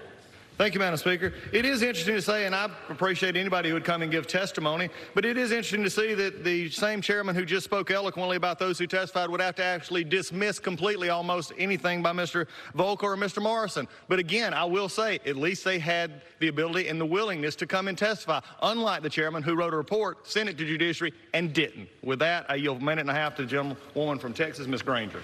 Gentlelady is recognized for a minute and a half. Madam Speaker, I rise today in strong opposition to the politically driven articles of impeachment that have been brought before the House of Representatives today. For the past 3 years, Democrats have been unable to accept the voters' choice to elect President Trump. They've used any and all undemocratic and unfair means necessary to try and remove him from office. My vote today is not only against illegitimate impeachment of our president, which began not with facts, but with a foregone conclusion. It is against House Democrats making a mockery of due process and the rule of law. This will not go anywhere in the Senate, so all Democrats have accomplished is postponing the important work of the American people sent there elected officials to Washington to do. This endless crusade of Democrats to remove the duly elected president of the United States has put partisan politics above the issues that Americans face today. It's time Democrats stop playing partisan games that hurt hardworking taxpayers. It's time for the American people to be Congress' priority again. I urge my colleagues to join me in voting no, and I yield back the balance of my time. Gentleman from California. Thank you, Madam Speaker. I am more than delighted to refer to the testimony of Ambassador Volker and Mr. Morrison. Ambassador Volker, who acknowledged that in retrospect he should have recognized that when they were calling for investigations of Burisma, it really meant the Bidens, and that to ask a foreign leader to investigate a political rival was wrong. Happy to refer to his testimony, as well as Mr. Morrison, who went to the National Security Council lawyer immediately after he listened to that telephone call, and who also testified that he was informed by Ambassador Sondland that the president wanted Zelensky in a public box, that he wanted him to be forced to go to the mic and announce these sham investigations. Happy to refer to their testimony as well, and now happy to recognize the gentlewoman from California for 2 minutes, Representative Speer. Gentlelady is recognized for 2 minutes. Thank you, Madam Speaker. My father fled Nazi Germany for America because he saw what happened when a despot became untethered. He fled because he believed in democracy, in the rule of law, and the right to vote. Before he died, he asked to be buried in a simple pine box with an American flag to symbolize his love of this country. Today, we are called upon to do our duty out of love of country. The president stands accused. We must judge him as we judge any of our fellow citizens on the facts and on the law. The facts show that the president's North Star is Russia, not the Constitution. There is no question that President Trump delayed military aid to Ukraine, our ally, as they were under attack by Russia, our adversary. There is no question the president withheld a meeting with President Zelensky at the White House, giving Russia the upper hand in peace negotiations with Ukraine. There's no question that President Trump promoted the Russian hoax that Ukraine attacked our election in 2016, a canard that has been proven to be a lie, a Russian lie. The only question is his motive. The fact is, his conduct and crimes are reprehensible and unquestionably impeachable. When I vote today, my father's legacy is deep, very deep within me. My father loved America, and I love America, and that is why I will vote to impeach the President of the United States. I yield back. Gentleman from Georgia. Thank you, Madam Speaker. I see how this is playing out. Instead of coming to testify for 7 or 8 hours and answering all questions, we're going to do it in pot shots as we go and take this. But again, let's talk about Mr. Volker again. He never testified that anyone wanted to investigate Vice President Biden. What he did testify to, which was left out, was that they wanted if the Ukrainians doing bad things placed Hunter Biden on the board of Burisma to avoid anything, that needed to be investigated and found out. Let's at least tell the story. Again, had plenty of time to do this in an actual hearing, not here. This is what they want. This is what they've been wanting. The majority has played this the whole time. So we'll play this out as long as they want to. It would have been better, though, if they actually had a case to have made it in the proper setting instead of not coming and not testifying. With that, I yield 1.5 minutes to the gentleman from Texas, Mr. Weber. Gentleman's recognized for 1.5 minutes. Thank you, Madam Speaker. You know, it's very interesting to hear the socialistic left Democrats that have a newfound appreciation for the Constitution and our founders' principles. Would that those same socialists, Madam Speaker, would afford unborn babies the right to life, liberty, and the pursuit of happiness as well. Madam Speaker, history tells us the first 3 impeachments in this country, crimes were involved. Johnson violated a law that Congress had just passed over his veto. Nixon was involved in a cover-up from Watergate. Clinton lied to a federal grand jury and instructed Monica Lewinsky to falsify an affidavit. Crimes. All instances of crimes. Now comes the socialistic-leaning D's, in my opinion, Madam Speaker, ostensibly reading the president's minds, knowing what his intent was, and dictating to us and the witnesses that were in the hearings what his mindset was, and that, quite frankly, they didn't believe that he had the right to be in charge of foreign policy. We heard ambassadors, and yes, we heard career bureaucrats, career diplomats, whatever you want to call them. They get to ride the bus. They don't get to drive the bus. The president is in charge of foreign policy. They said that the president had the audacity to use his judgment on foreign policy instead of theirs. Opinions. Suppositions, indeed. The very swamp he is draining is objecting. Who knew? Today, now during the earlier rule debate, comes the floor manager of the other side from Massachusetts, citing not facts witnesses, but newspaper articles, CNN, USA Opinions, editorials. Unbelievable, Madam Speaker. Americans are watching. The D's are delusional, deleterious, delirious, and in deep yogurt. I yield back. Gentleman from California. I would just remind my colleagues that Ambassador Volker said that the attacks on Joe Biden were meritless, and he tried to persuade Mr. Giuliani that there was no factual support for them. Proud to recognize the gentleman from Georgia, Mr. Lewis, for 2 minutes. Gentleman's recognized for 2 minutes.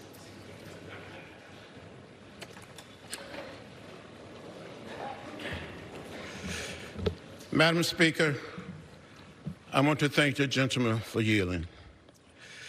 Madam Speaker, I rise with a heavy heart to support this resolution. When we came to Washington in 1961 to go on the Freedom Rise, we chose that day. When we came here on August 28, 1963, for the March on Washington, it was joyful. We met with a young president, President John Fitzgerald Kennedy. When we came here on August 6, 1965, for the signing of the Voting Rights Act, we were excited, hopeful. We met with President Lyndon Johnson, but today, this day, we didn't ask for this. This is a sad day. It is not a day of joy. Our nation is founded on the principle that we do not have kings, we have presidents. And the Constitution is our compasses. When you see something that is not right, not just, not fair, you have a moral obligation to say something, to do something. Our children and their children will ask us, what did you do? What did you say? For some, this vote may be hard, but we have a mission and a mandate to be on the right side of history. I'll yield back the banners of my time. Gentleman from Georgia. Thank you, Madam Speaker. I always like to be polite, and I do appreciate the gentleman from California confirming everything I just said in my statement just a moment ago. With that, I yield 2 minutes from the gentleman from Ohio, Mr. Winstrup. Gentleman's recognized for 2 minutes. Thank you, Madam Speaker. Since 2016, America has seen a pattern of failed and disproven attacks and allegations against President Trump. Today is the fourth impeachment-related vote since President Trump took office. It's yet another attempt to reach their predetermined conclusion of impeachment on a conclusion built on political bias, accusations, and innuendo. These repetitive and false allegations reveal a political obsession disguised as some kind of righteous oversight. When they didn't win at the ballot box, they pursued a Russian collusion narrative that Special Counsel Robert Mueller had to waste time and taxpayer dollars to prove false. When the Russia collusion malicious deception didn't work, Madam Speaker, Democrats sought a new path forward to impeach President Trump. They created a made-for-TV set of hearings, complete with witness auditions held in the basement of the Capitol. Despite all their efforts, the charges the House considers today lack evidence to support them. There wasn't one witness that said a crime or impeachable offense was committed. Madam Speaker, I remind my colleagues, no crime, no impeachable offense. That's a pretty good defense, if you ask me. I will work diligently to further reveal the truths and further reveal the abuses of power, Madam Speaker, that Democrats paid for and enacted during the last 3 years. Abuses of power from the other side of the aisle within this body and within our FBI. Americans deserve the truth. All in all, history will remember today as the political impeachment that set the precedent for presidents to be impeached every time there's a divided government. I oppose the articles before us today, and I yield back to the other side and their superior imaginations. Gentleman from California. I'm proud to recognize the gentleman from Illinois, Mr. Quigley, for 2 minutes. Gentleman's recognized for 2 minutes. Thank you, Madam Speaker.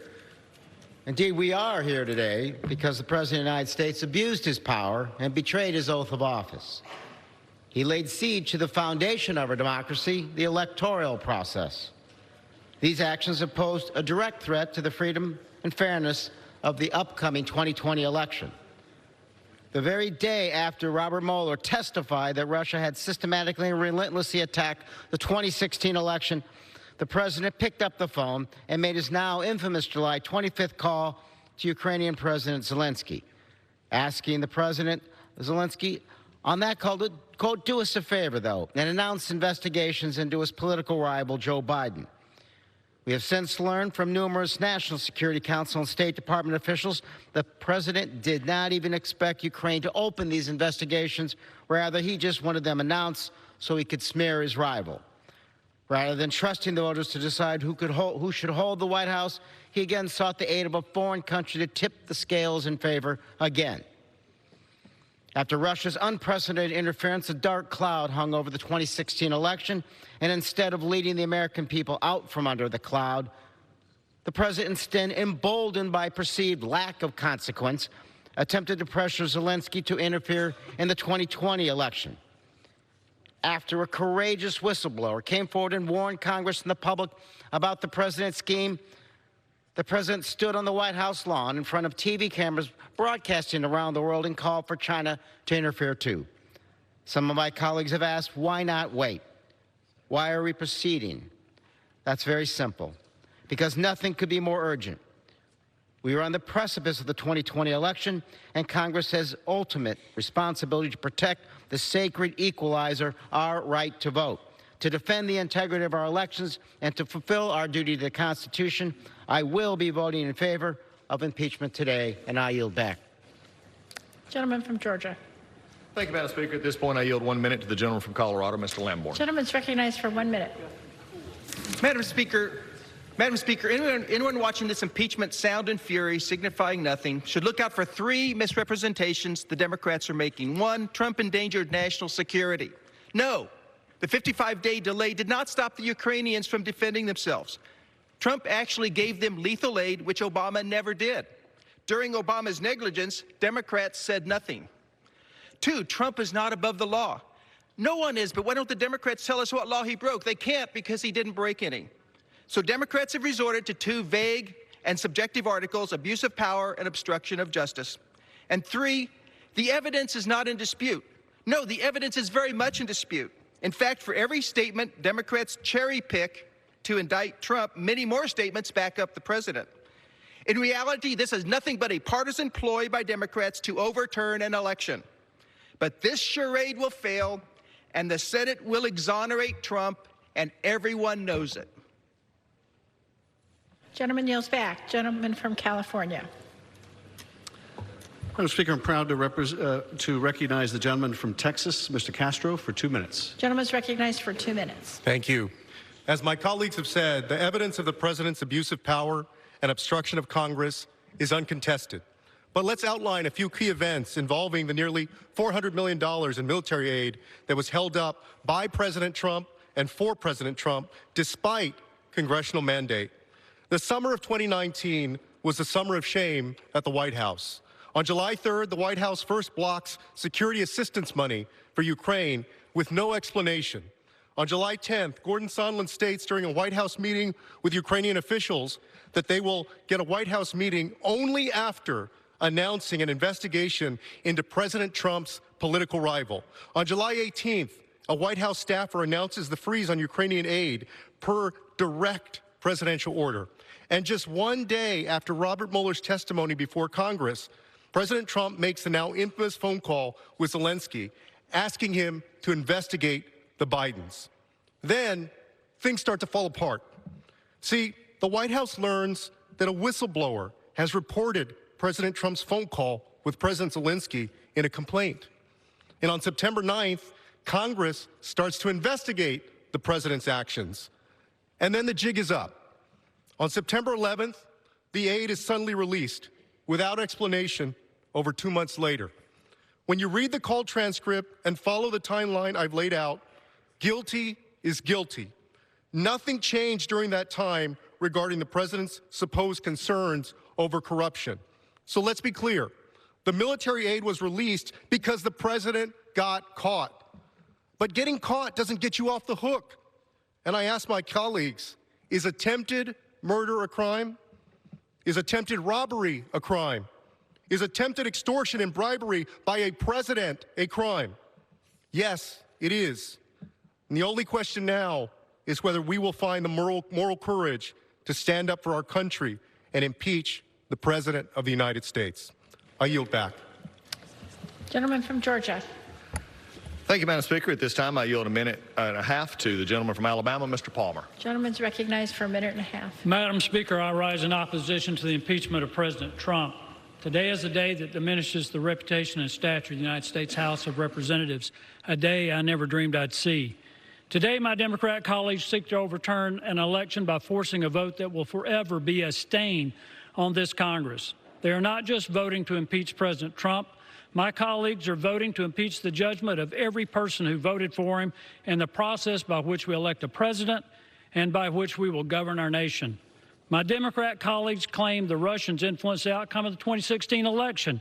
But based on their corrupt impeachment proceedings, it appears my colleagues have been influenced by how Russia conducts political trials. No real evidence, no real crime, no due process, and no justice.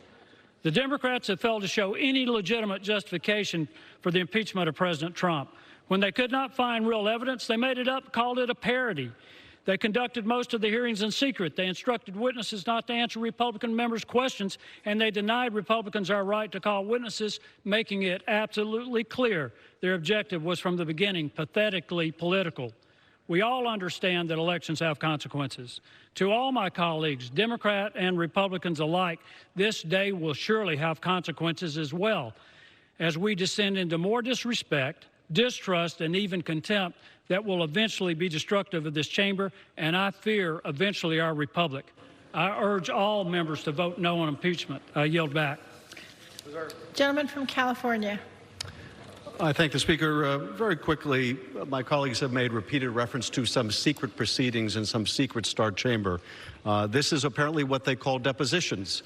I remind my colleagues that when they were in the majority, they conducted depositions, but they were different in this respect. In the depositions we conducted in the Intelligence Committee, over 100 members were able to participate. That's how secret they were. We revealed all of the transcripts of those depositions. The repetition of this falsehood does not make it true. It only makes the falsehood that much more deliberate. With that, I am pleased to recognize the gentleman from Michigan, Mr. Amash, for 2 minutes. Gentleman's recognized for 2 minutes. Thank you, Madam Speaker. I rise today in support of these articles of impeachment. I come to this floor not as a Democrat, not as a Republican, but as an American who cares deeply about the Constitution, the rule of law, and the rights of the people.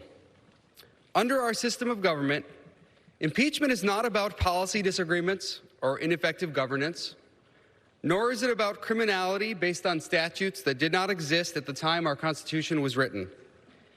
Impeachment is about maintaining the integrity of the office of the presidency and ensuring that executive power is directed toward proper ends in accordance with the law. The Constitution grants the House the sole power of impeachment and the Senate the sole power to try all impeachments. We in the House are empowered to charge impeachable conduct. The Constitution describes such conduct as high crimes and misdemeanors, but because it pertains to high office and relates to the misuse of that office. We need not rely on any other branch or body to endorse our determinations. We have the sole power of impeachment.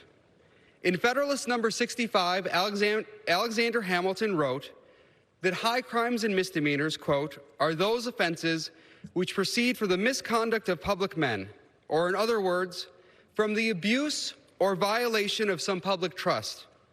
They are of a nature which may, with peculiar propriety, be denominated political, as they relate chiefly to injuries done immediately to the society itself, end quote.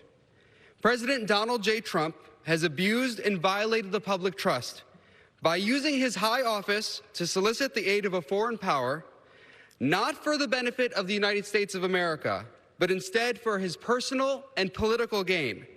His actions reflect precisely the type of conduct the framers of the Constitution intended to remedy through the power of impeachment, and it is our duty to impeach him. I yield back.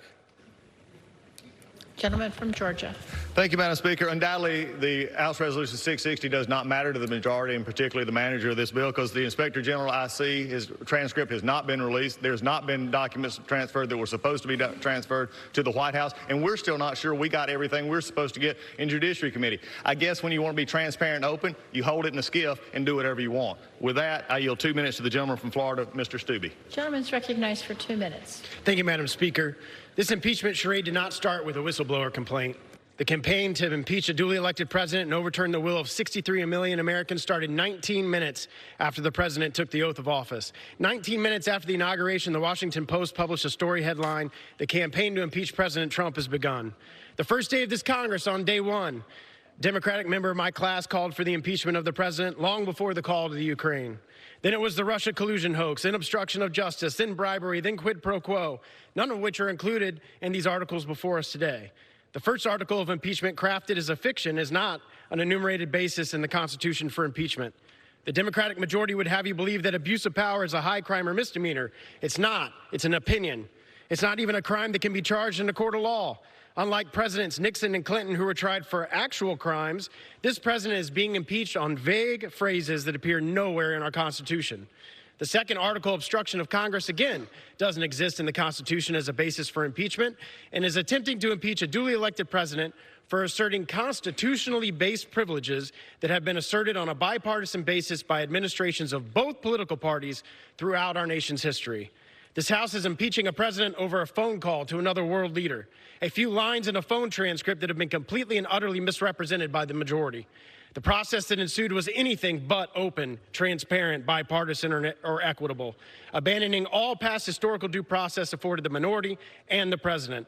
The Democrats ran a partisan investigation, refusing the rights of the minority, refusing the ability for the president's counsel to call witnesses, refusing to allow the president's counsel to cross-examine fact witnesses, and refusing a minority hearing day, just to name a few.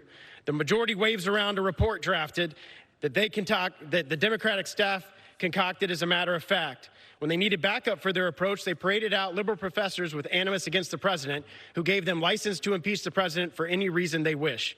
House Democrats are making themselves kings in a manner far worse and more obvious than what they are accusing the president of doing.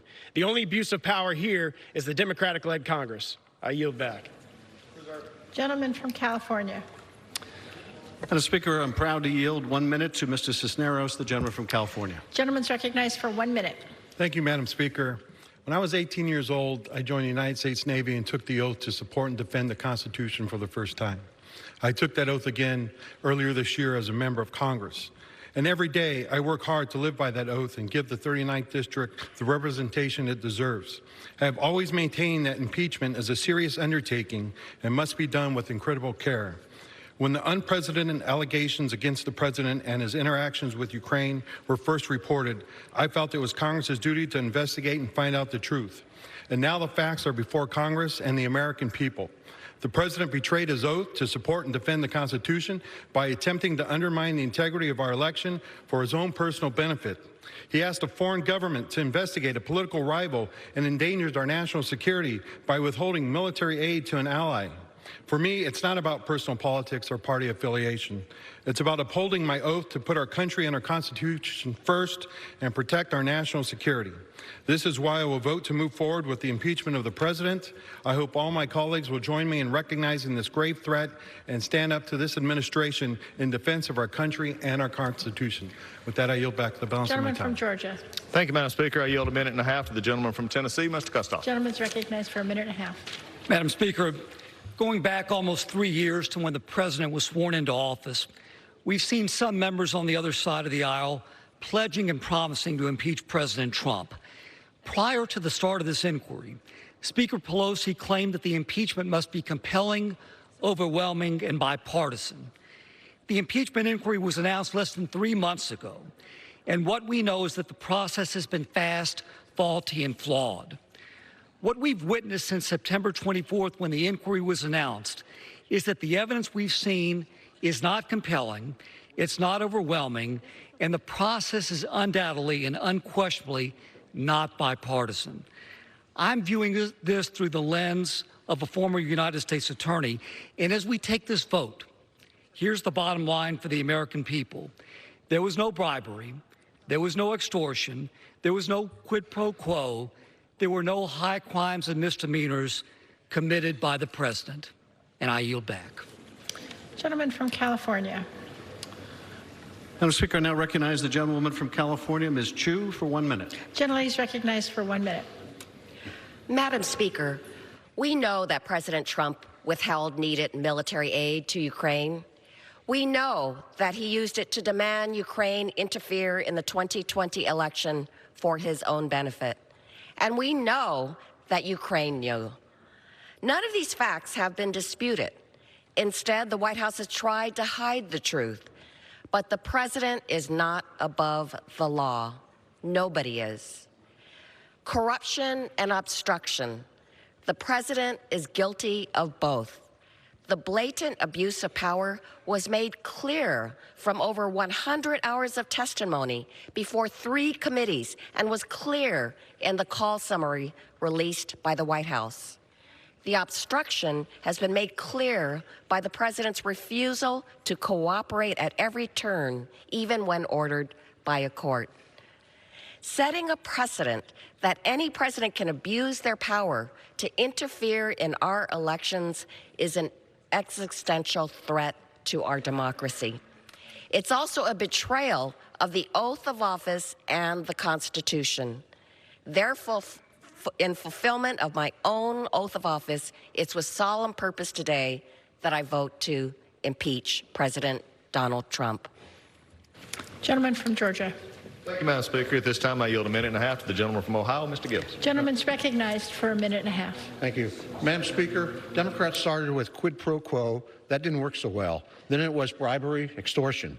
Then they brought their witnesses in, and not one can answer if they saw any evidence of bribery, extortion, or any crime when questioned. There was just silence. Then the witnesses, they always testified, I heard this from her, so-and-so, and so. When the Democrats brought their star witness in, Ambassador Sondland, when asked, he said, I presume the aid was held up. I presumed? Testimony was all hearsay, conjecture, and assumptions. So now it's abuse of power with no underlying crime, which is opinion. Abuse of power to the Democrats is they don't like his policies, or he treated a reporter harshly. Obstruction of Congress. You know, there are three co-equal branches of government. When the executive branch and the legislative branch have an impasse, that's when the judicial branch intervenes. They didn't do that. The Democrats didn't sought that route. Every president, including George Washington, could have been impeached based on these fact-less articles. There is no crime, there's no victim as Ukraine received their aid before September 30th deadline, and no witnesses that witnessed anything. This isn't about the rule of law. It's politics at its worst. It's disgraceful. It's time to end this charade and scam on the American people. I urge everybody to vote no on these articles of impeachment. I yield back. Gentleman from California. Madam Speaker, happy to remind my colleagues of Ambassador Sondland's testimony. He posed the question, was there a quid pro quo? The answer is yes. When he was asked about a quid pro quo involving the military aid, he said it was as clear as 2 + 2 = 4. I'm pleased to yield 1 minute to Ms. Schakowsky, the gentlewoman from Illinois. Gentleman is recognized for 1 minute. It is my adult son, Ian Schakowsky, whom I will always credit for my decision last June to support an impeachment inquiry. It had never been my goal to impeach a president, but Ian made such a compelling case. He reminded me of the oath I have taken 11 times now to support and defend the Constitution of the United States. He said, Mom, this is not about politics. This is not about party. And pushing back against my arguments, he said, this has nothing to do with the final outcome.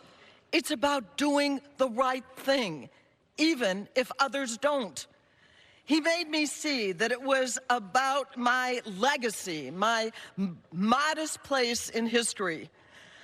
I want to thank you, my son, for helping me do the right thing today, to vote to impeach the President of the United States, Donald Trump, because no American is above the law. And I yield back. Gentleman from Georgia. Thank you, Madam Speaker. I also would like to remind the gentleman from California, Mr. Sondland, also said he had no direct evidence. He presumed that that was going on. I guess we're back to presumption again. Without a minute and a half to the gentleman from Texas, Mr. Flores. Gentleman's recognized for a minute and a half. Madam Speaker, on March 11th of this year, the Speaker of the House said the following in an interview with the Washington Post, quote, impeachment is so divisive to the country that unless there's something so compelling and overwhelming and bipartisan, I don't think that we should go down that path because it divides the country, unquote. I think most Americans would agree with that statement because it sounds thoughtful and reasonable. So here we are today to vote on the articles of impeachment. How did the majority party do in meeting the objectives set forth by the Speaker? Here are the answers. First, the only compelling attribute about this sham is the lengths the majority has gone to appease the radical socialist wing of their party. Second, the only overwhelming feature about this sham is the abuse of power by the majority and the reckless disregard for fairness by the majority throughout this entire circus. And finally, the only bipartisan activity related to this sham will be the votes against these flimsy articles of impeachment. I ask my colleagues to join me in opposing these deplorable articles of impeachment and to demand that the House get back to working on the priorities that hardworking families care about the most. I yield back. Gentleman from California. Madam Speaker, proud to recognize Mr. Ruppersberger for 1 minute, the gentleman from Maryland. Gentleman's recognized for 1 minute. Yes, Madam Speaker, I spent 12 years on the House Intelligence Committee, including 4 as ranking member. My bipartisan cooperation with the Republican chairman was widely recognized. When it comes to national security, there's no room for bipartisan politics. All 17 witnesses, mostly Trump appointees, told the same story during the Intelligence Committee hearings, each testifying that our commander-in-chief jeopardized American national security for the sake of his reelection. The president held hostage military aid for the fight against a common enemy, Russia. He willfully obstructed Congress's constitutionally prescribed impeachment powers. Over the last 2 years, I resisted calls to begin impeachment proceedings, and I resent those who say this is about reversing the election. This isn't about whether or not you like Trump. It's about upholding our Constitution. Allowing this conduct to go unquestioned sets a dangerous precedent and permanent damages our system of checks and balances. No one is above the law. President Trump's actions are a clear threat to our national security and democracy. We must uphold our oath of office and support these articles. I yield back the balance of my time. Gentleman from Georgia. Thank you, Madam Speaker. I yield a minute and a half to the gentleman from Michigan, Mr. Walberg. Gentleman's recognized for 1.5 minutes. Thank you, Madam Speaker. I rise today in strong opposition to these baseless articles of impeachment. Our founding fathers never intended impeachment to be a one-sided political weapon. Sadly, the majority has reduced this serious constitutional action to a purely partisan tactic to take down President Trump. History will not be kind to the vote today. It will be remembered as a rushed process that lacks credibility or transparency, with a predetermined outcome that puts a premium on political theater instead of facts. By any objective standard, the Democrats' impeachment case is the thinnest imaginable. There's no impeachable offense before us today. It's a complete and total sham. I close not by quoting a president from the past, but rather from the duly elected President Donald Trump. To my Democrat colleagues, through you, Madam Speaker, you are the ones interfering in America's election. You are the ones subverting America's democracy. You are the ones obstructing justice. You are the ones bringing pain and suffering to our republic for your own selfish, personal, political, and partisan gain. These are hard words, I know, but that is the sad reality of this entire process. I will proudly vote no today, a vote that upholds our Constitution, defends our president, and preserves the pillars of our nation's democracy. And now I yield back. Gentleman from California. Madam Speaker, I recognize the gentleman from Arizona, Mr. Grijalva, for 1 minute. Gentleman's recognized for 1 minute. I will vote in favor of impeachment today. The facts are irrefutable, and the ongoing obstruction and cover-up is shameful. You know, my parents came here as immigrants, and I'm proud to live in a nation that rewarded their hard work by providing a better future for my sisters and I. And as a first-generation American, and now a member of Congress, a story like mine is only made possible by a nation that upholds the rule of law and truly lives out the values enshrined in our Constitution. Mona and I are blessed with 3 wonderful daughters and 5 grandkids. Because of this living legacy and the legacy I intend to pass on to my grandchildren, my vote today is rooted in protecting their future. The underpinnings for impeachment are real and historic. Trump has perverted the rule of law, abused his power, and engaged in a cover-up. No amount of misdirection, lies, disinformation, tantrums, and cries of victimization by Trump and others can undo the abuse of power and obstruction of Congress that remain clear and present. The president leaves us no choice but to vote to impeach so that we can protect our democracy and correct the damage that's already done. I will vote in favor of impeachment of Donald J. Trump, not as a partisan act, but as a serious, urgent, and necessary one. And I yield back. Gentleman from Georgia. Thank you, Madam Speaker. I yield 1 minute to the gentleman from Texas, Mr. Brady. Gentleman's recognized for 1 minute. 21 years ago this week, I spoke here on impeachment. In this, sadly, history will not treat Democrats well. They'll be forever remembered as the Senator Joe McCarthy's of our time. So blinded by their hatred of President Trump, they abandoned American rights of due process and fairness and just decency. Reminiscent of Joe McCarthy, they assaulted the Constitution, took glee in secret hearings, blocked evidence, and switched charges like rogue prosecutors. Ultimately, they chose abuse of power because they practice it so well. President Trump committed no crime or impeachable offense, none.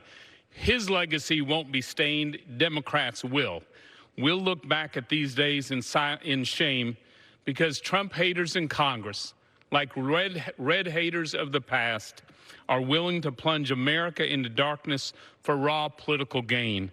This impeachment betrays the nation, the Constitution, and the American people. I vote no. Gentleman yields back. Gentleman from California. Madam Speaker, I recognize the gentleman from Texas, Mr. Doggett, for 1 minute. Gentleman is recognized for 1 minute.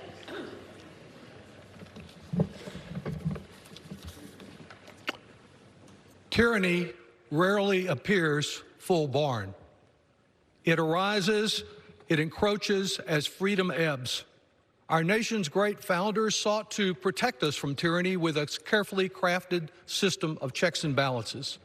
But now along comes a president who actually says he's constitutionally empowered to do whatever he wants, that he can neither be prosecuted nor even investigated for any crime, and that he can totally ignore any impeachment proceeding of which he disapproves.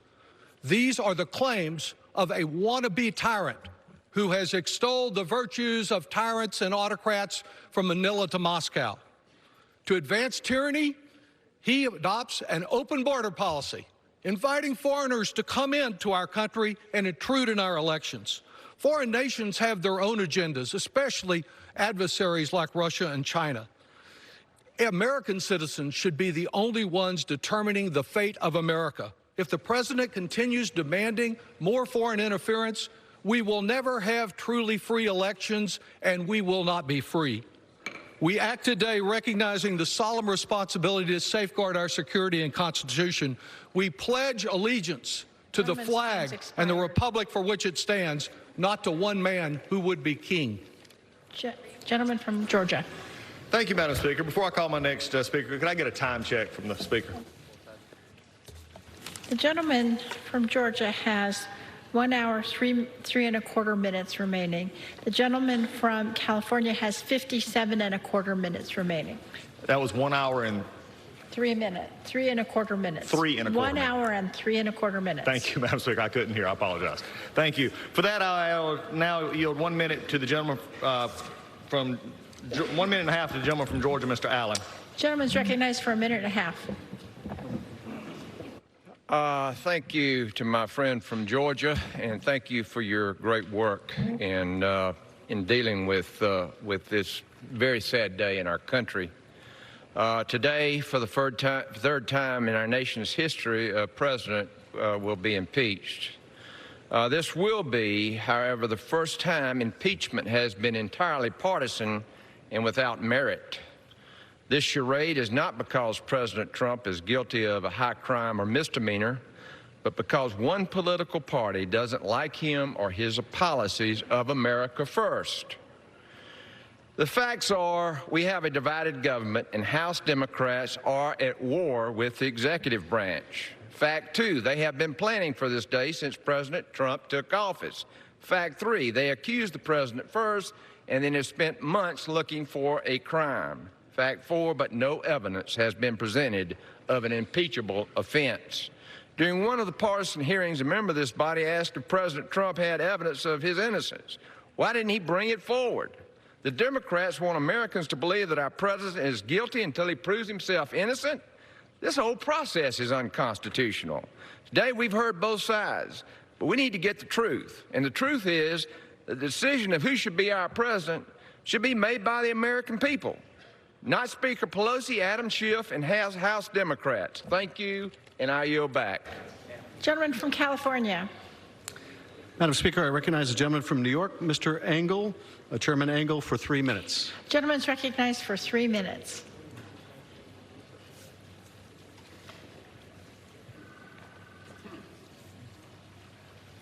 I thank my friend, Mr. Speaker.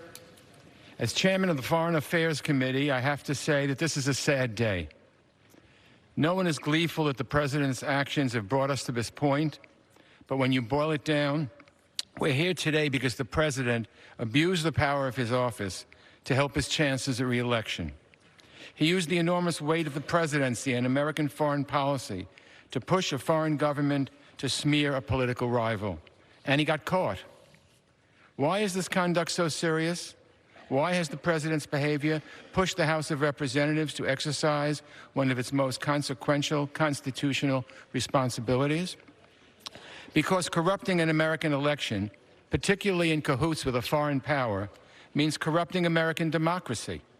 Our elections are at the heart of our democracy, the foundation of what makes our system of government great, our republic, if we can keep it, as Benjamin Franklin once said. If our elections aren't fair, then our republic cannot stand. Anyone who tries to fix an election is taking away the power of the American people to choose their leaders. If it happens at any level of government, it's toxic to our democracy. And this came from the highest level. In this case, it's even more serious, because what was the president willing to give up for this advantage? What price was he willing to pay? The price was our national security. When the president devised a shadow foreign policy that undermined our diplomacy and diplomats, when he held back assistance for Ukraine, who was embroiled in a war against Russia, when he pressured a foreign government to interfere in our elections, again, he sacrificed our security. He shook the faith of a loyal ally. He played right into the hands of Vladimir Putin. He weakened our country, all because he thought it might help his re-election bid. Only the president has that power to corrupt our foreign policy for political gain. And the moment he chose to do so, the moment he undermined our security in a scheme to undermine our democracy, whether he succeeded or not, and thank God he did not, at that moment it became an abuse of power. And a president who abuses his power for personal gain is exactly what the framers feared. It's why impeachment is in the Constitution. So we need to pass these articles. The president's actions have left us no choice. He cannot be allowed to undermine our democracy and tear apart the fabric that holds our country together. So I will vote for impeachment, and I yield back. Gentleman from Georgia. Thank you, Madam Speaker. This time I yield 2 minutes to the gentleman from Florida, Mr. Getz, the member of the Judiciary Committee. 2 minutes. 2 minutes. Gentleman's recognized for 2 minutes. This is not about the Ukraine. It's about power. Donald Trump has it, and House Democrats want it. And so with no crime, no victim, no evidence, no proof, no agenda for America, this impeachment charade marches on, following no rules and adhering to no sense of honor. The American people aren't fooled by dirty tricks. Voters will never forget that Democrats have been triggered into impeaching the president because they don't like him and they don't like us. Those who vote yes on today's articles of impeachment must carry the heavy burden of shame and guilt for as long as they serve in Congress, which won't be long because the American people will remember in November. Democrats would rather trip the president just to see him stumble than see America succeed. They'd rather impeach the president than work together for the common good of our country and our citizens. Democrats may have won the House in 2018, but they haven't forgiven Donald Trump for having the audacity to win the presidency. And they haven't forgiven you, the American people, for voting for him. The day before she was sworn into Congress, one member of the body said she promised to impeach the mother effer. She's not alone. Trump's impeachment was plotted and planned before the ink was even dry on his election certificate, and possibly before some Democrats could even point to the Ukraine on a map. In seeking the chairmanship of the Judiciary Committee, the gentleman from New York said that he was the strongest member to lead a potential impeachment. Democrats may not have known why they were going to impeach the president, but they knew it was an inevitability. Facts be damned. This impeachment is a slap in the face to the millions of Americans who voted for President Trump. The same Americans that Democrats in Washington have mocked as smelly Walmart shoppers and deplorables. This impeachment isn't legitimate. It's the radical left's insurance policy. But we have an insurance policy, too. It's the next election, and we intend to win it. I yield back. Gentleman from California. Madam Speaker, I recognize the gentleman from Vermont, Mr. Welch, for 2 minutes. Gentleman's recognized for 2 minutes. Madam Speaker, we, the people, have a common tie that binds us together now as it has since the founding of our country, and it's our shared respect for the Constitution of the United States.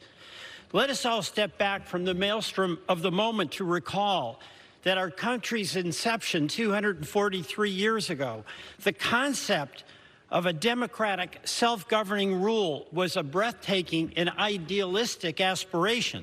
And when the 13 American colonies boldly rejected the rule of a British monarch, our founders were determined to form a government that would rule instead with the consent of the governed. Ensuring that this noble experiment endured through the ages was an enormous existential challenge. It was met with the adoption of the Constitution in 1788. And at its heart are two bedrock principles that have served as touchstones for our country ever since. First, it established America as a nation of laws where no person is above the law.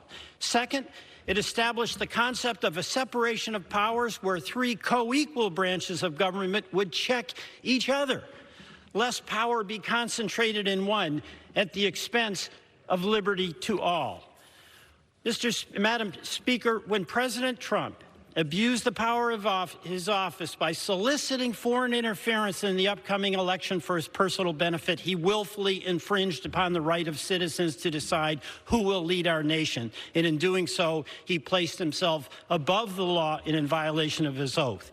And when he denounced, denied, and defied the clear authority of Congress to investigate his conduct, he repudiated our constitutional system of checks and balances and further violated his oath to preserve, protect, and defend the Constitution. And it is for these reasons I will cast my vote in favor of impeaching President Donald John Trump. I yield back. Gentleman from Georgia. Thank you, Madam Speaker. I yield 2 minutes to the gentleman from Arizona, Mr. Biggs. The gentleman's recognized for 2 minutes. Thank you, Madam Chair.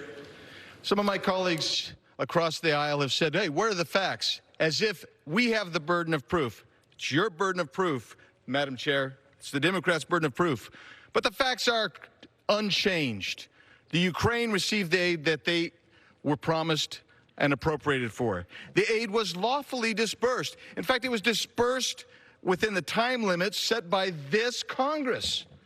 If you wanted it sent to them before September 30th, 2019, should have put that in the legislation. You did not. The Ukrainians gave nothing in return. The Ukrainian president said he felt no pressure, no coercion, no duress, no conditionality.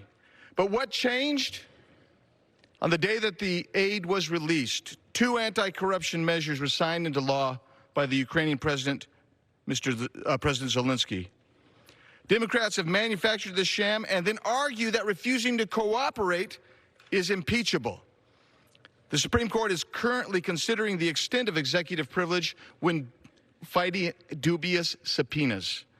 But instead of taking their process to court or waiting for the court to rule on the pending case, the Democrats chose to press forward because simply they said, we don't want to wait. We don't have time, they say. But failing to do so is an abuse of power of this institution that will have grave consequences for our republic. Now, when the other side claims they proceed with soberness, I'm bemused by media reports that indicate they have been admonished not to do a jig today when they win the vote, which we know they will. I am struck that solemnity of process shouldn't need to have an admonition against levity. This process has been partisan, vindictive, dishonest. In this impeachment, Democrats have lied about the content of the July 25th call, met secretly with the whistleblower, held Soviet-style hearings behind closed doors where the Judiciary Committee, the Committee of Jurisdiction, could not attend, blocked the President's counsel from participating in the fact-finding portion of the Inquisition. It has been a sham from start to finish, and I yield back. Gentleman from California. Madam Speaker, I recognize Mr. Scott for a unanimous consent request. Gentleman's recognized. Madam Speaker, I ask unanimous consent to revise and extend remarks in favor of both articles of impeachment. Without objection. Madam Speaker, I recognize Mr. Carson, the congressman from Indiana, for 2 minutes. Gentleman's recognized for 2 minutes. Thank you, Chair, and thank you, Madam Speaker. You know, Madam Speaker, as we continue and consider this historic impeachment vote, let's be clear that the President's actions seriously jeopardize not only America's national security, but the security of our closest allies. His actions threaten the goals of the U.S.-led NATO alliance. You see, Ukraine is a nation working hard to make its democracy stronger. And make no mistake, Ukraine is on the front lines of Russian aggression. Thankfully, U.S. military aid helps Ukraine defend itself against Russia and integrate itself into the European community. When our European allies are stronger, America is stronger. We are better equipped to promote democracy and put a stop to tyranny. But to President Trump, strengthening this valuable national security objective, Madam Speaker, was not as important as smearing a political rival. Madam Speaker, we know that he held nearly $400 million of aid to Ukraine until President Zelensky agreed to help him dig up dirt on his potential 2020 opponent. This aid was approved by Congress with strong bipartisan support.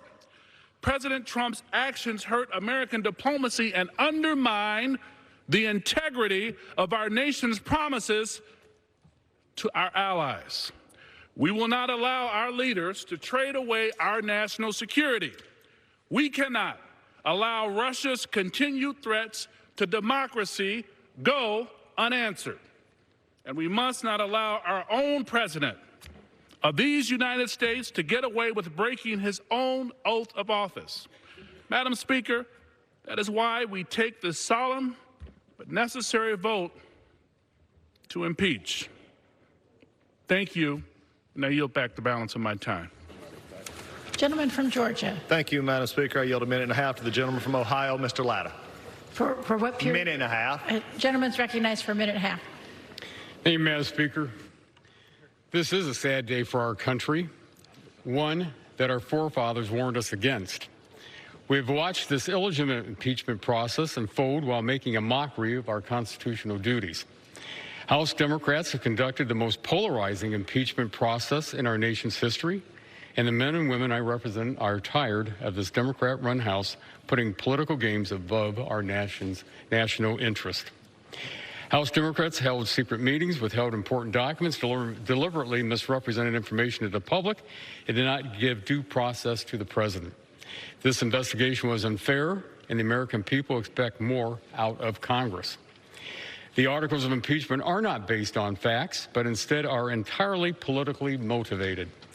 The truth is, there was no pressure put on President Zelensky, and the transcripts confirm that there was no conditionality. This inquiry has been rigged from the start, lacking fairness, transparency, and truth. It has been a waste of taxpayers' dollars and is based off the opinion of an unnamed whistleblower and hearsay. The accusations in today's proceedings do not align with the facts. This impeachment process is out of step with existing precedent for presidential impeachment proceedings and is not a process I will support. I urge my colleagues to put country first and vote in opposition to the articles of impeachment. Thank you, Madam Speaker. I yield back. Gentleman yields. The gentleman from California is recognized. I thank the gentleman. It is now my pleasure to recognize the gentlelady from New York. Chairwoman Maloney is recognized for 3 minutes. Gentlewoman from New York is recognized. Mr. Speaker, I rise today in support of the impeachment of President Donald J. Trump. President Trump abused the power of his office for his own personal and political gain at the expense of our national security. President Trump's wholesale obstruction of Congress is unprecedented, indisputable, and impeachable. President Trump is the first president in history to openly and completely defy all aspects of the constitutional impeachment process. In an attempt to cover up his abuse of power, he ordered the entire executive branch not to participate in the inquiry and directed it to defy lawful subpoenas from Congress. As chairwoman of the Committee on Oversight and Reform, I find this obstruction particularly offensive. Even President Nixon accepted Congress's impeachment authority and allowed his aides and advisors to produce the documents to Congress. And President Nixon allowed current and former staff to testify in both the House impeachment and the Senate Watergate investigations, including his chief of staff and White House counsel. By contrast, President Trump, without any legal basis, directed current and former officials not to cooperate with the House's inquiry, which resulted in 9 administration officials defying subpoenas for testimony. And in response to the House's inquiry, President Trump refused to turn over even not one single document to Congress in response to lawful subpoenas. Put simply, President Trump's actions are even worse than Nixon's. Let me repeat, President Trump's actions are even worse than Nixon's. Our founding fathers established a system of checks and balances that spread out power between the branches of government. They decided that no one would be a king, that no one is above the law, including the president. And they gave the responsibility of impeachment solely to the People's House. When President Trump defies our subpoenas and obstructs our impeachment inquiry, he seeks to place himself above the Constitution and above the law. We cannot let that stand. And if we do, then that's the end of Congress as a co-equal branch of government. And we've allowed President Trump to elevate himself above the law. It is our solemn duty under the Constitution to impeach President Trump for his blatant abuse of power and his obstruction of Congress. I yield back. Gentlewoman from New York yields. Gentleman from California reserves. Gentleman from Georgia is recognized. Thank you, Mr. Speaker. I yield 1 minute to the gentleman from Arkansas, Mr. Womack. Gentleman from Arkansas is recognized. I thank the gentleman for giving me this moment. Madam, or Mr. Speaker, years from now, history books will tell of this day. It will tell of a purely partisan effort to remove the President of the United States. An effort not built on a high crime or misdemeanor, not on a process in keeping with a high American standard of due process and equal treatment. This effort is rooted only in the governing party's hatred of a man elected President of the United States. Members on the other side of the aisle have been in pursuit of this moment since 2016. They are consumed by it. Earlier in this debate, one of our colleagues referred to our president as a domestic enemy. Our founders warned us about this day. That is why our nation has entrusted the future of the country with the outcome of elections, not the will of a party filled with contempt for a duly elected president. My hope is that when the historians write about this day, it is not written in the context of a nation that lost its way because its elected members chose hateful partisanship over the sacred oath that has protected this great republic since its founding. And I yield back. Gentleman from Arkansas yields. Gentleman from Georgia reserve. Gentleman from California is recognized. Speaker, I'm proud to recognize the gentleman from New Jersey, Mr. Malinowski, for 1 minute. Gentleman from New Jersey is recognized. Mr. Speaker, in America, when we call the fire department or enroll our children in school, we do not expect a government official to say to us, "I need you to do us a favor, though." Why would we tolerate a president using his awesome power to make foreign policy when the safety of our country is at stake, not for the people, but for himself? I will vote to impeach today because President Trump did just that when he shook down a foreign country to criminally investigate his political rival. If we fail to say that this was wrong, then any president will be free to ask a foreign power, be it Russia, China, or Iran, to help him hurt his political enemies at home. And every foreign tyrant and kleptocrat will know that America's foreign policy can be bought by doing our president a political favor. If you believe that our highest duty is to protect America, then search your conscience and ask, do you want our future presidents to behave as this one has done? Do not whisper in the shadows of the Capitol that you disapprove and then defend that conduct here today. Do your duty, keep your oath, defend your country. The gentleman's time has expired. Gentleman from California reserved. Gentleman from Georgia is recognized. Thank you, Mr. Speaker. At this time, I yield 1 minute to the gentleman from South Carolina, Mr. Wilson. Gentleman from South Carolina is recognized. Thank you, Mr. Speaker. Over a month ago, on November the 14th, I spoke on the impeachment hoax with points true then and still true today. After over a month of secret investigations into the administration, Democrats have now decided to open these controlled hearings to the public. This continues the deception by Democrats to mislead the American people. It's insulting.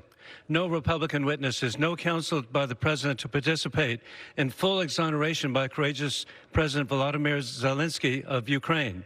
It is said that instead of focusing on funding our military through the National Defense Authorization Act, passed only last week, or passing the United States-Mexico-Canada agreement to create jobs, the Democrats continue, having wasted $30 million of taxpayers' money on the Russian hoax, now proceeding with a Ukrainian hoax. This partisan witch hunt diverts attention from the president's successes. The unemployment rate remains at a record low. There is record job creation, and the stock market again today is thriving, showing that President Trump keeps his promises. In conclusion, God bless our troops, and we will never forget September 11th and the global war on terrorism. Gentleman from Georgia reserved. Gentleman from California is recognized. Mr. Speaker, I'm proud to recognize the gentleman from California, Mr. Gomez, for 1 minute. Gentleman from California is recognized.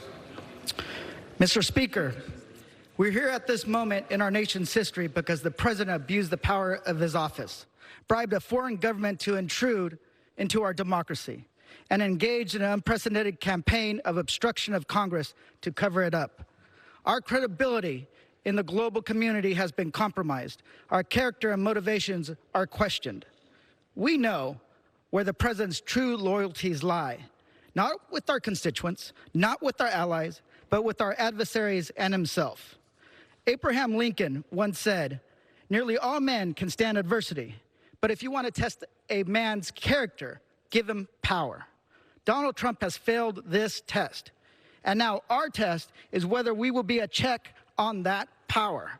Therefore, we must hold anyone to account, regardless of party or politics, who sets fire to the very institutions that define our nation and our values. And with this in mind, I will vote yes to impeach Donald J. Trump. I yield back. Gentleman from California yields. Gentleman from California reserved. Gentleman from Georgia is recognized. Thank you, Mr. Speaker. I yield 1.5 minutes to the gentlewoman from North Carolina, Ms. Fox. Gentlewoman from North Carolina is recognized. Thank you, Mr. Speaker. I rise in strong opposition to the process and to the resolution. When Congress sees fit to examine its solemn power of impeachment, it is imperative that it does so in genuine pursuit of justice, fairly, transparently, and objectively. Anything less is unacceptable. This partisan impeachment has fallen far short of that. Sadly, Alexander Hamilton's prediction in Federalist number 65 has come true, where he warned that in many cases, it will connect itself with the pre-existing factions and will enlist all their animosities, partialities, influence, and interest on one side or on the other. And in such cases, there will always be the greatest danger that the decision will be regulated more by the comparative strength of parties than by the real demonstrations of innocence or guilt. After years of investigations, hearings, and millions of taxpayer dollars, Democrats found no proof that the president committed a crime. No proof, as the vague accusations in these articles clearly reflect. A basic prerequisite for impeachment Impeaching for high crimes and misdemeanors is a charge that an actual crime was committed. These empty, baseless articles expose for the American people what this is: a desperate partisan attempt to avenge the loss of the Democrats' preferred candidate in 2016. We must respect American voters and reject these articles. Gentleman from Georgia reserves. Gentleman from California is recognized. Thank you, Mr. Speaker. Just a quick fact check before I yield to the gentleman from Massachusetts. My colleagues on the other side of the aisle claim that no Republican witnesses were allowed to testify. That is, of course, not correct. In the Intelligence Committee, 3 of the Republican requested witnesses testify. That is, 1 out of every 4 of the witnesses were Republican requested witnesses. That they incriminated the president did not make them any less requested by the minority. I'm now proud to recognize the gentleman from Massachusetts, Mr. Keating, for 1 minute. Gentleman from Massachusetts is recognized. Today I reflect on the imperatives of 2 sons of Massachusetts, John Adams, who in 1 sentence captured the very foundation of our country, saying, "We are a government of laws, not men." Translation: no one is above the law.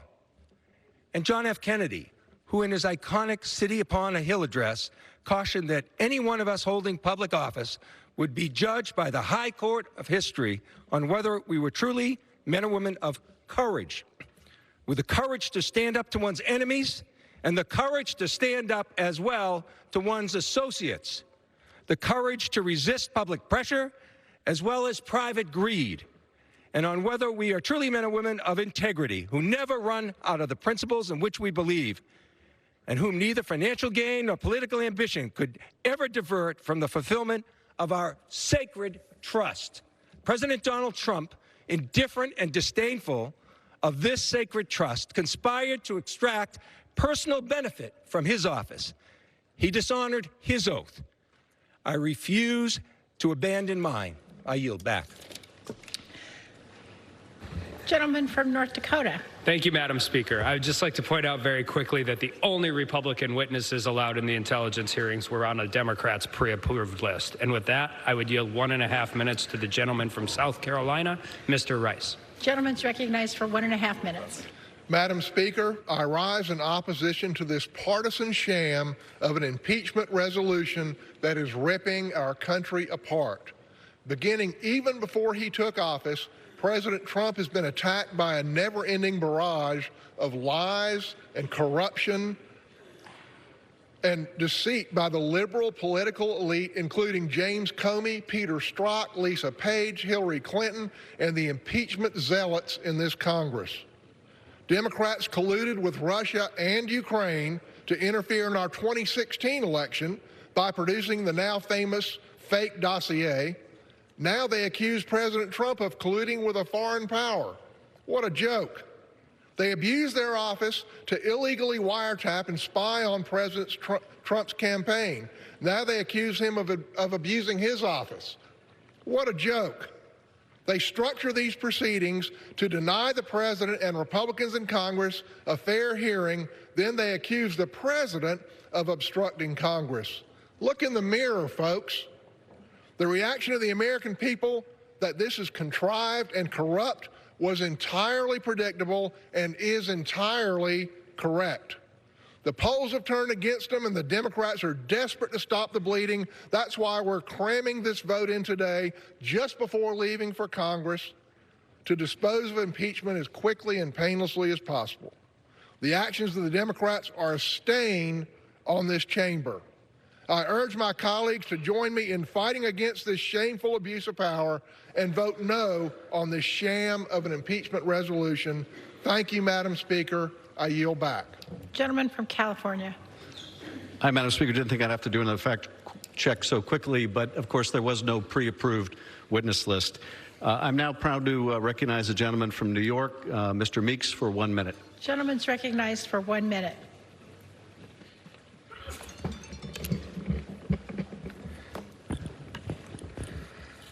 The decision to impeach a president of the United States is of enormous magnitude and utmost significance.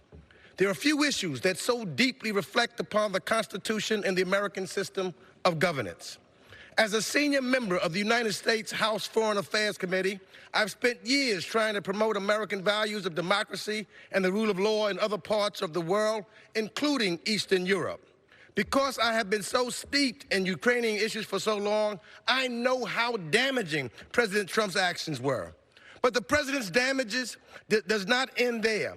He has consistently obstructed at every turn of this investigation.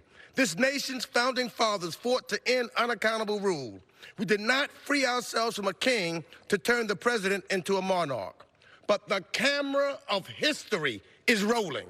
And I will cast my vote consistent with the principles of democracy, the rule of law, and our Constitution for the impeachment of President Donald J. Trump. I do so because I could not look my granddaughter or any member of future generations in the eye, having condoned actions that undermine our democratic system. And I urge all of my colleagues to do the same. May God bless the United States of America. Gentleman from Georgia. Thank you, Madam Speaker. I yield 1 minute to the gentleman from Nebraska, Mr. Bacon. Gentleman's recognized for 1 minute. Madam Speaker, I am strongly opposed to this impeachment. No law was broken. No high crimes or misdemeanors. No impeachable offenses. The Ukrainians received aid 1 week prior to the law's requirement, aid that was previously rejected by the administration before it. There was no investigation, and President Zelensky said he received no pressure from the Trump administration ever. Simply put, there is no quid pro quo and no crime. There's only the majority sustaining for the president, and that is not an impeachable offense. The elections are in 10 months, but the majority doesn't trust the American people. Too many have said that the impeachment is necessary so the president is not reelected in 2020, and that is shameful. Today's vote sets a new precedent for America. In the future, the majority will use impeachment as a tactic to remove a president simply based on partisanship. Our founders feared this, and I strongly oppose it. I want my statement to be in the record for the end of time to show I was on the side of the Constitution, that I opposed the majority taking down a duly elected president who committed no crime, and that I defended the truth. Madam Speaker, I yield. Gentleman from California. Madam Speaker, my colleagues continue to make the argument that the Ukrainians got the money. Yes, the president got caught, but they got the money. No harm, no foul. It is the equivalent of saying if you're pulled over by a cop and you attempt to bribe the cop and the cop doesn't take the money but arrests you, well, where's the crime in that? They didn't get the money. This is what my colleagues would have you accept. This is what my colleagues would have you accept, that because the president got caught in the act, we must look the other way. But of course, that's not the way the law works. That's not the way the Constitution works. That's not the way our oath of office works. Our oath of office requires us to impeach a president that abuses his power, whether he gets away with it or he gets caught. And in this case, he got caught. I'm now proud to recognize the gentleman from New Jersey, Mr. Norcross, for 1 minute. Gentleman's recognized for 1 minute. Madam Speaker, I rise today a time of grave concern for all Americans. This past weekend, I joined a bipartisan delegation traveling to Belgium, to Luxembourg, for the 75th anniversary of the Battle of the Bulge, a battle that over 19,000 Americans gave their lives. Today, we're called to preserve that democracy that they so bravely defended. Over 2 years ago, I was one of the first members in Congress to vote to advance the inquiry. Since then, I have withheld final judgment as I review the facts and heard the testimony. I believe there is overwhelming evidence, well beyond reasonable doubt, that President Donald Trump is guilty in both articles of impeachment, abuse of power and obstruction of Congress. Therefore, I will uphold my oath to protect and defend the Constitution of the United States in favor of impeachment. It is our solemn responsibility to honor all those who have fought and given their lives, to uphold the truth. In America, no one No one is above the law. Gentleman's I yield time's back. expired. Gentleman from Georgia. Well, I just love this. Again, pot shot it in when you can. Remember quid pro quo. Didn't work out real well for him because that was supposedly had pressure on Mr. Zelensky. You know, in fact, it didn't work out so well. You had to go poll test it. The majority didn't work out because focus groups didn't like it. So what do? We throw it in here, a bribe. Ooh, it's all in their report. But if they had a bribe or if they actually had a crime, it'd be in the articles. Guess what? He doesn't have it. He can't put it in there. This is all fluff and circumstance because they can't get to the president, and that's what's killing them. A minute and a half to the gentleman from Indiana, Mr. Bouchon. Gentleman's recognized for a minute and a half. Madam Speaker, House Democrats have been obsessed with impeaching President Trump since he was elected. He wasn't supposed to win. How could the voters support him, they asked. The American people were told the only way the Speaker would move forward with impeachment was if the case was compelling, overwhelming, and bipartisan. Yet the case for impeachment that has been rushed forward by House Democrats is anything but that. To be clear, neither of these articles of impeachment prove any wrongdoing or impeachable offense has actually taken place. Instead, House Democrats' case rests solely on hearsay testimony and presumptions from cherry-picked witnesses. The framers of the Constitution never intended impeachment to be used as a tool to settle political and policy differences. That's what elections are for. This is a sad and dangerous moment in our history as impeachment is being used to undo the will of the American people and silence the voices of millions of Americans in the process. Alexander Hamilton would be ashamed. I urge my colleagues to vote no on this partisan impeachment sham, and I yield back. Gentleman from California. Madam Speaker, I now yield 1 minute to Mr. Crow, the gentleman from Colorado. Gentleman's recognized for 1 minute. Thank you, Madam Speaker. Years ago, I took my first oath to the country, went to war, and fought alongside our nation's finest men and women. Some of them gave their lives for our nation. Not a day has passed that I don't reflect on those sacrifices. I learned during that time that our nation is built on sacrifice. We have overcome challenging times because people have decided to put aside their personal interests, their livelihoods, and yes, even give their lives to do what is best for our nation. Our founders created a system to ensure we would have no kings or dictators, a system that vested power in the people to ensure that no man or woman is above the law.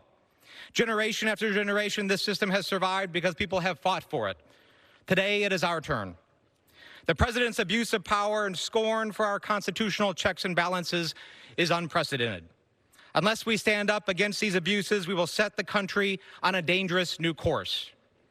My oath, my love of our country, and my duty to honor the sacrifices who came before us require me to act. To my colleagues, it is time to put aside our personal and political interests and honor those who have come before us. Thank you, Madam Speaker. I yield back. Gentleman from Georgia. Thank you, Madam Speaker. At this point, I yield 35 seconds to the gentleman from Georgia, Mr. Hayes. Gentleman's recognized for 35 seconds. The Democrats' new definition for evidence is allegations. Allegations based on hearsay, I might add. So they hurl allegations against the president, and then they say to him that it's not their responsibility to prove guilt, but the president's responsibility to prove his innocence. This has been a sham and an act of injustice against the president and against 93 million Americans who voted for him. And although this process was rigged from the beginning, Democrats never produced a single true piece of evidence. It's time for us to stop this hoax and vote against these articles of impeachment. Gentleman from California. Madam Speaker, I'm proud to recognize the gentlewoman from Virginia, Ms. Luria. For what period of time? I'm sorry, for 1 minute. Thank you. The gentlelady is recognized for 1 minute. Madam Speaker, I rise today in support of our Constitution, in support of the military members in harm's way who defend our Constitution, in support of Gold Star families who keep faith that their loved one's sacrifice was justified. I rise today in support of the oath I first took at 17 upon entering the Naval Academy and took 5 more times in my 20-year Navy career. An oath that comforted me in the years I spent away from my family, deployed around the globe. An oath that encouraged me to remain vigilant on the bridge of the ship at night. An oath that strengthened me when in command as I sent my fellow sailors into harm's way. And today, an oath that gives me resolve. Resolve to do what is right and not what is politically expedient. Resolve to stand with the President at the White House last week, and resolve to stand up to the President in this House today. I ask my colleagues to have the same strength and the same resolve. I yield back. Gentleman from Georgia. Thank you, Madam Speaker. I give 35 seconds to the gentleman from North Carolina, Mr. Walker. Gentleman's recognized for 35 seconds. When emotion supersedes the facts, the conclusion is cataclysmic. Today, we are wrapping up not a 3-month process, but rather a 3-year process with Democrats' disdain so much that it's led to the abuse of this very House. These are the same Democrats who promised America they saw evidence of Russian collusion. Do the American people trust them? Hell no, they don't. A growing number of American people have condemned this impeachment process, and that's with House Democrats setting the rules and then even bending and breaking the rules to fit their narrative. The majority of Americans see this circus for what it is. I wonder how many more will join them. I yield back. Gentleman from California. Madam Speaker, I recognize the gentlewoman from California, Ms. Eshoo, for 1 minute. Gentlelady is recognized for 1 minute. Madam Speaker, I rise today to defend our Constitution and our democracy by voting for the 2 articles of impeachment. The words of our sacred oath define our duty, and those words must be kept. Our founders' primal fear was that powerful members of our government would become, in Hamilton's words, mercenary instruments of foreign corruption. President Trump abused the powers of the presidency by ignoring and injuring national security and other vital national interests to obtain an improper personal benefit. He also betrayed our nation by abusing his high office to enlist a foreign power in corrupting democratic elections. Article 2, I agree with because it details the obstruction of Congress by the President by directing unprecedented, categorical, and indiscriminate defiance of subpoenas issued by this House of Representatives and abuse the powers of the presidency in a manner subversive to the Constitution.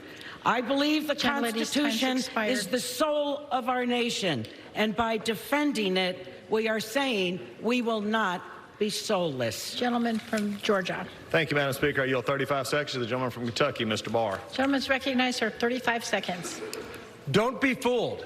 Democrats are not impeaching the president to protect national security. Democrats are impeaching the president for following a law that they themselves voted for. No less than 5 times in the last 6 years, bipartisan Congresses imposed on the executive branch an affirmative duty to ensure that the government of Ukraine was countering corruption. And for good reason. Ukraine is the 3rd most corrupt nation on earth. So the president not only had the legal authority to temporarily pause security assistance to Ukraine, he had a mandate from Congress to do it, and as a result, President Zelensky's government made historic anti-corruption reforms, making Ukraine a more reliable ally, countering Russian aggression. Far from compromising national security, the president's actions advance national security. Oppose this impeachment. A little over an hour remaining in this historic debate on Capitol Hill, the articles of impeachment against President Donald J. Trump. We're going to go back so you can catch up on all the day's news on your local news and on world news tonight. Before we do, let's bring in our team for some perspective on what we've been seeing all day long. And Mary Bruce, I want to begin with you on Capitol Hill. Almost perfect party lines today. You had 2 Democrats vote against the rule that set up this debate, and the Democrats brought in one former Republican, Justin Amash, to argue for impeachment on their side. Yeah, and George, what strikes me over the last many hours of debate here is that this isn't just your usual partisan fight that we see here so often on the Hill these days, but this has been a fundamental fight over what is right and what is wrong. And as you notice, it is very clear that both parties simply cannot agree on the facts here. It is also very clear that the president has solidified his hold on the Republican Party over and over again. They argue that Democrats are simply on a political crusade here. They say that they want to oust the president because they hate him. him and his supporters, and that they want to get rid of him ahead of the next election. While on the flip side, of course, Democrats insist the president cheated, that he abused his power by inviting foreign interference, and they say they simply had to act now because the president, Democrats argue, is a clear and present danger to our national security and the integrity of the next election. But when you take a step back here, it is clear that Democrats have the votes to impeach here in the House tonight. It seems very likely that they will acquit him in the Senate. The big remaining question then is, what is the lasting impact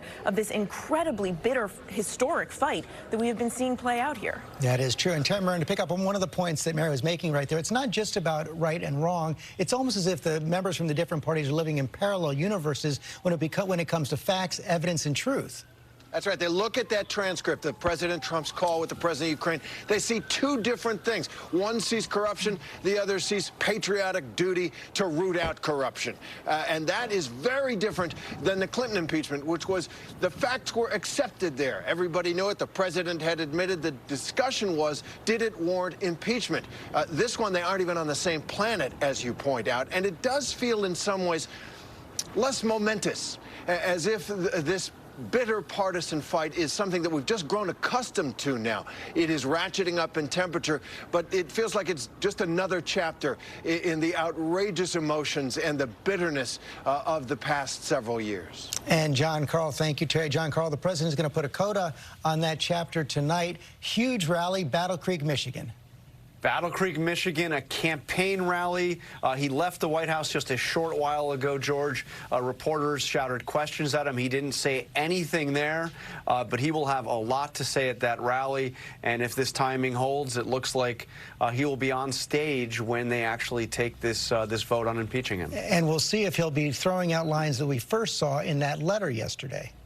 That letter of defiance, and also that we've seen today on Twitter, because although we have not heard from the president directly, he had, George, about 50, almost 50 tweets before noon today, many of them tracking along with the proceedings. Shortly after Speaker of the House Nancy Pelosi took the floor, he had an all-caps tweet saying such atrocious lies by the radical left and calling this an assault on America, an assault on the Republican Party. That will be the tone that you will hear tonight. Assault on the Republican. Thank you, John. Assault on the Republican Party, Cecilia Vega.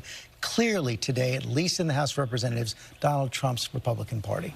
And they went to bat for him. Some of their defenses, though, I have to say, George, were eyebrow-raising. I think we heard one Republican congressmember from Georgia compare the impeachment of Donald Trump to Jesus' crucifixion, saying Pontius Pilate afforded Jesus more rights than the Democrats are affording the President of the United States right now. And another one compared it to the attack on Pearl Harbor, saying this is a day that will live in infamy. John was talking about that letter. The president himself called this, said that the Salem witch trials had more rights than what he's getting. But let's remind ourselves the facts here. The president was invited to participate in this. He refused. And in fact, there were 10 officials in his administration who defied subpoenas and did not participate in this. But I think at the end of the day, we are seeing a little bit of a shift. Some of these Republicans now going to bat for the president, saying outright, which we hadn't heard many of them say before, that they believe he did nothing wrong. You heard that phrase several times over the course of the day. But let's bring in our legal team for more on this right now. I was struck, you know, as you're watching all of the speeches all day long, most of them minute and a half, 2 minutes long, you know that at some level,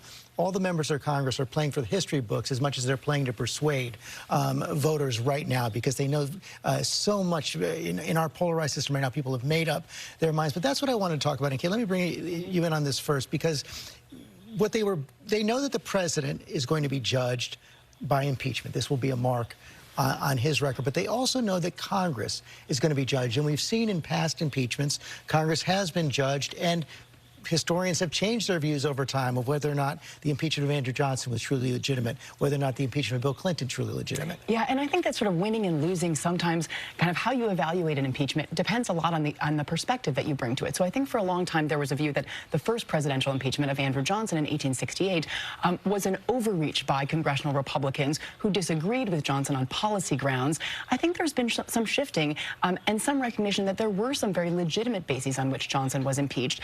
And although although Johnson wins in the short term, he's not removed in the Senate.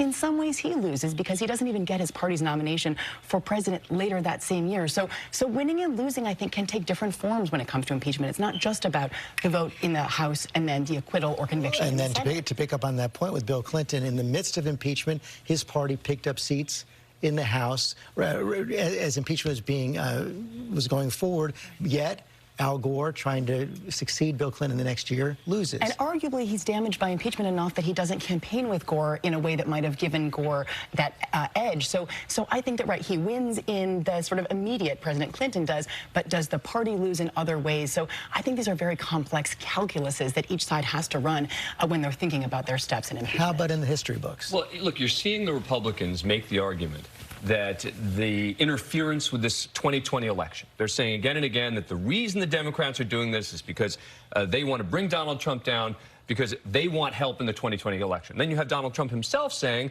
that this impeachment process is actually going to help Republicans in the 2020 election. You ask about history. What's so interesting to me is to hear both sides consistently referring to four things, one of them being the history books. Again and again, how history is going to judge this, both claiming history is going to judge them as the heroes and the other side as the villains. Number two, both sides citing the founders, looking back and citing particular things said by the founders or themes presented by the founders. They're both claiming they're defending the Constitution in their own way. And mostly they're both saying that this is a sad day. With maybe a couple of exceptions, but generally talking about how sad a day this is and both trying to own it. I still don't think the Democrats are making what would be the strongest argument they could make, which is I think they ought to be saying we are ready to embrace Mike Pence as president. Because I think once they say that, it sort of knocks down the argument to some degree. We're trying to have a coup here. We're trying to overthrow the election. Who would believe a Democrat if they said that? Well, you know what? They have to be able to say that. I mean, if you're a Democrat and you're not willing to say the words, I'm ready for Mike Pence as my president, then what are you doing in an impeachment process? I mean, the impeachment process, in theory, is to get rid of Donald Trump. Hillary Clinton's not going to become president. Nancy Pelosi's not going to become president. It's going to be Mike Pence. And so I think it is a much more palatable argument for the undecideds out there, rather than the partisans, to say, look, we accept it. We accept it's going to be Mike Pence, and that's okay. But they're not saying it. At one point today, we heard Chairman Nadler remind Republicans that he would be the president. But he's not saying, I'm not saying you have to say you want it. I'm just saying you have to say, we're ready to embrace it. And I think that just comes across as a more moderate position and practical position for Democrats to make it. They're not making. Melissa Murray, these lists and letters that people send around often have a partisan cast. We have seen in recent days, I think 750 American historians come out and say they believe impeachment in this case is justified. And the historians are usually not a hyperbolic bunch. They are surveying the record. They're looking at past impeachments, looking at past presidential misconduct, and determining that in this particular case, this really is grave enough to warrant taking what for many is the ultimate step, really calling for the removal of a president and having to weigh the possibility that, in fact, you are kind of nullifying a past election. You're not necessarily going back and installing Donald Trump's competitor, as the Republicans seem to be saying in today's debate, but you are nullifying the will of the people to some extent because you're removing someone that they have elected. But isn't that the only reason that impeachment is actually in the Constitution, because you needed that remedy between elections? Well, I didn't say the historians are constitutional law scholars. Right? So if you're looking at this from a constitutional framework, and a number of the representatives today who are law school trained were making arguments that did not bring this up at all, but impeachment is in the Constitution not to nullify elections per se, but to be there as a remedy in case elections can't work. And in this case, because the purpose of the misconduct is to interfere with the election will not be able to work if you believe these allegations. And in fact, impeachment is the only remedy when the political process is so completely corrupted. And you've actually seen that's the point that Adam Schiff is making most forcefully. Chair Moran, I want to bring you in on this point as well. So much of, I think, on either side, they're handicapped, but perhaps on the Republican side a bit more than the Democratic side, by not knowing all of the facts. And we are going to know more, a lot more, not just 10, 20, 50 years from now, been 10 months from now. That could well be. This could metastasize beyond this one phone call and these witnesses. It could be that there were other instances that Rudy Giuliani was doing the private bidding of Donald Trump. There's no evidence of that right now, but they are definitely going forward and won't have that. Historians might. John Bolton might write his memoirs in a way that would open this case again, but this is their shot. And I would say this, that supermajority of 67 senators that are needed, that two-thirds majority to remove a president, that was put in the Constitution by politicians. Those framers understood the democratic politics that they had embraced. And they realized that this would not happen unless there was huge public support for it. That's not the case here. It's never been the case. We've never done it. No, in fact, it's divided public right now. Mary Bruce, walk us through what more we can expect when we come back at 7 tonight for the close of the debate and the final votes. They are now making their way through the final remarks of this debate, George, over the next half an hour, 45 minutes. Then, of course, finally, we will have the votes. Speaker Pelosi will preside over the two votes on the two different articles of impeachment. She has been sitting here in the chamber listening throughout all of this debate. There are, of course, those two charges, abuse of power and obstruction of Congress. And then, of course, that will be the moment of history. It is clear that Democrats have the votes to impeach the president for just the third time in American history. And then we do expect that later this evening we will hear from Speaker Pelosi as well. And then, of course, after that, well, the ball is in the Senate's court. The ball will be in the Senate's court, Kate Shaw. And before we go on and bring you in on this, that assumes that Speaker Pelosi, after a vote tonight, actually appoints House managers to go make the case and sends them over to the Senate. Right. So Mary's right that the ball will be in the Senate's court, but only if the House decides to pass the ball. Really, the House controls the timing. So the Speaker would have to appoint managers and then would have to actually deliver via those managers the articles to the Senate. And there is some sort of quiet talk, I think, today in the last couple of days, law professors have been proposing, and some Democrats seem to be thinking at least about some strategic choices that might slow or pause the delivery of the articles to the Senate in order to get some concessions regarding the format and this length and sort of substance of the trial. The argument there, Dan Abrams, is that the president wants an acquittal, wants it quickly. If you hold to the managers, you might have more leverage in negotiation over witnesses. Right. In particular, the Democrats want the witnesses they couldn't get in front of the House. They want the Mulvaney's. They want the Boltons. And, you know, I think it's hard to imagine a scenario whereby the Democrats hold this up and the Republicans in the Senate say, OK, we'll call Mulvaney, we'll call Bolton, et cetera. I just don't see how that possibly happens as a practical matter. And it doesn't seem that the Speaker really is interested in having this linger in the House. She seems to be eager to get this over to the Senate. I think she wants to move this on to the next chamber. Again, the strategery of it is really intriguing, but I think it's very likely that this just moves on in the traditional way and goes directly to the Senate. Okay, stand by here. As I said, we are going to take a break now for about an hour, so you can catch up on all the day's news with your local news and, of course, a full wrap-up on World News Tonight with David Muir. You can continue to follow this House debate right now on ABC News Live. And, of course, we're going to be back at 7 o'clock for the final moments of the debate and those final votes of the two articles of impeachment against President Donald J. Trump. This has been a special report from ABC News.